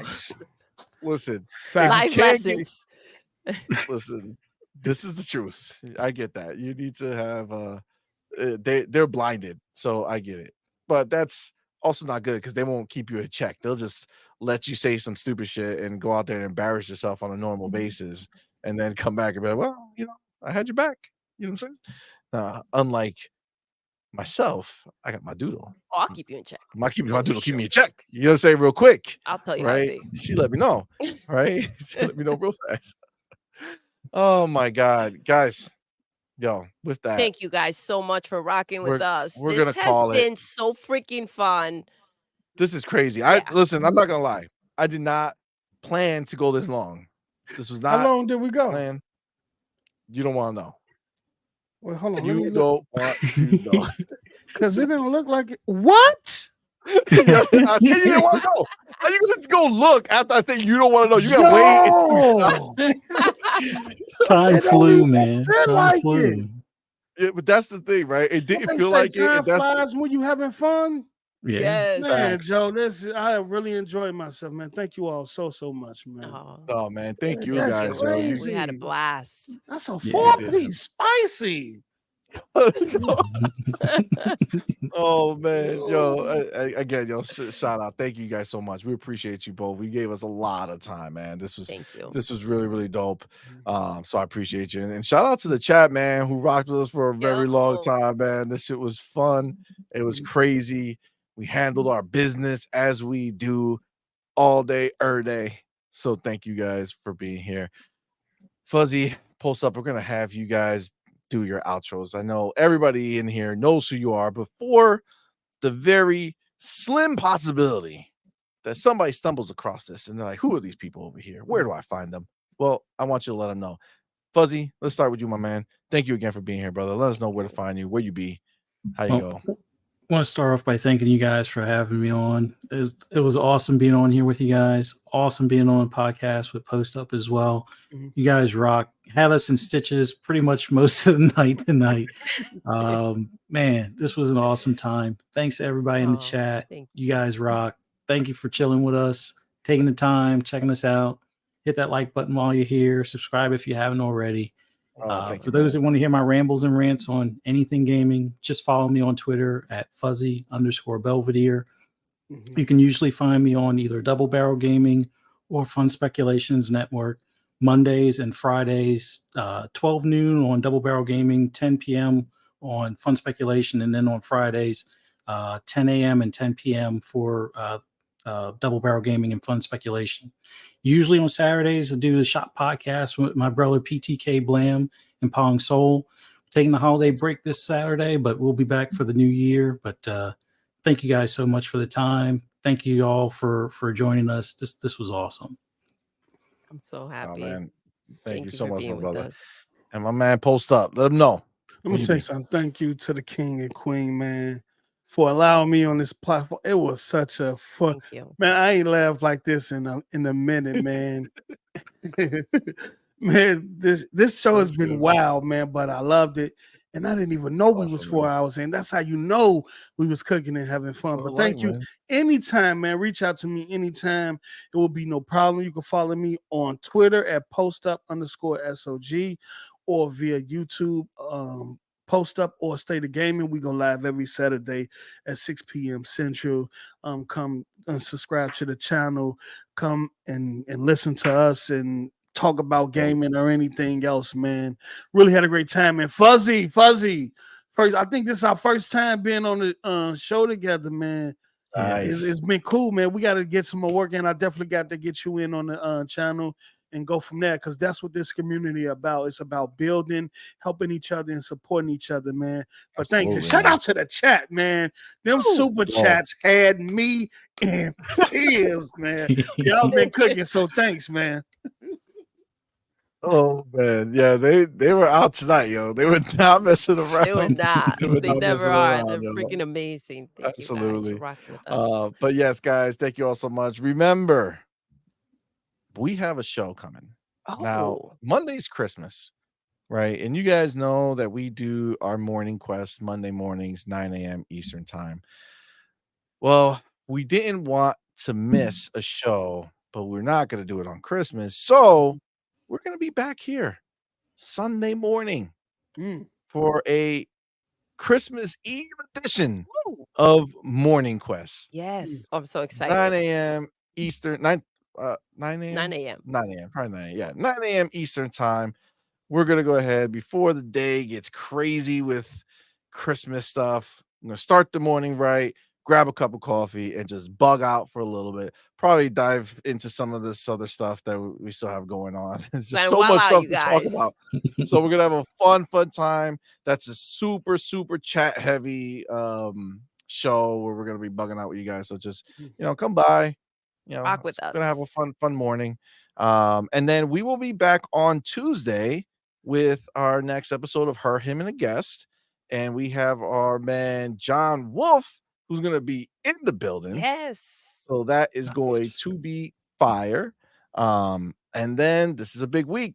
It is our end of the year gaming block party. Wednesday, 4 p.m. Eastern time. We're going to have a group of people from the YouTube interwebs coming and rock with us. Is going to be fire. We're still possibly adding more people. And I don't know. We got a lot of, we're doing a lot, right? But that's going to be Wednesday. That's going to be fire. End the year off right with that banger right there. And then next Friday, we'll be back at 6 p.m. Eastern time, On Point Anime and Beyond. We haven't had one of those in a few weeks now, so we'll be back with that. And with that, guys, we're going to end the show the way we end every single show. Doodle. Yes. We're done. I know. Until next time. You're intruding. You're intruding.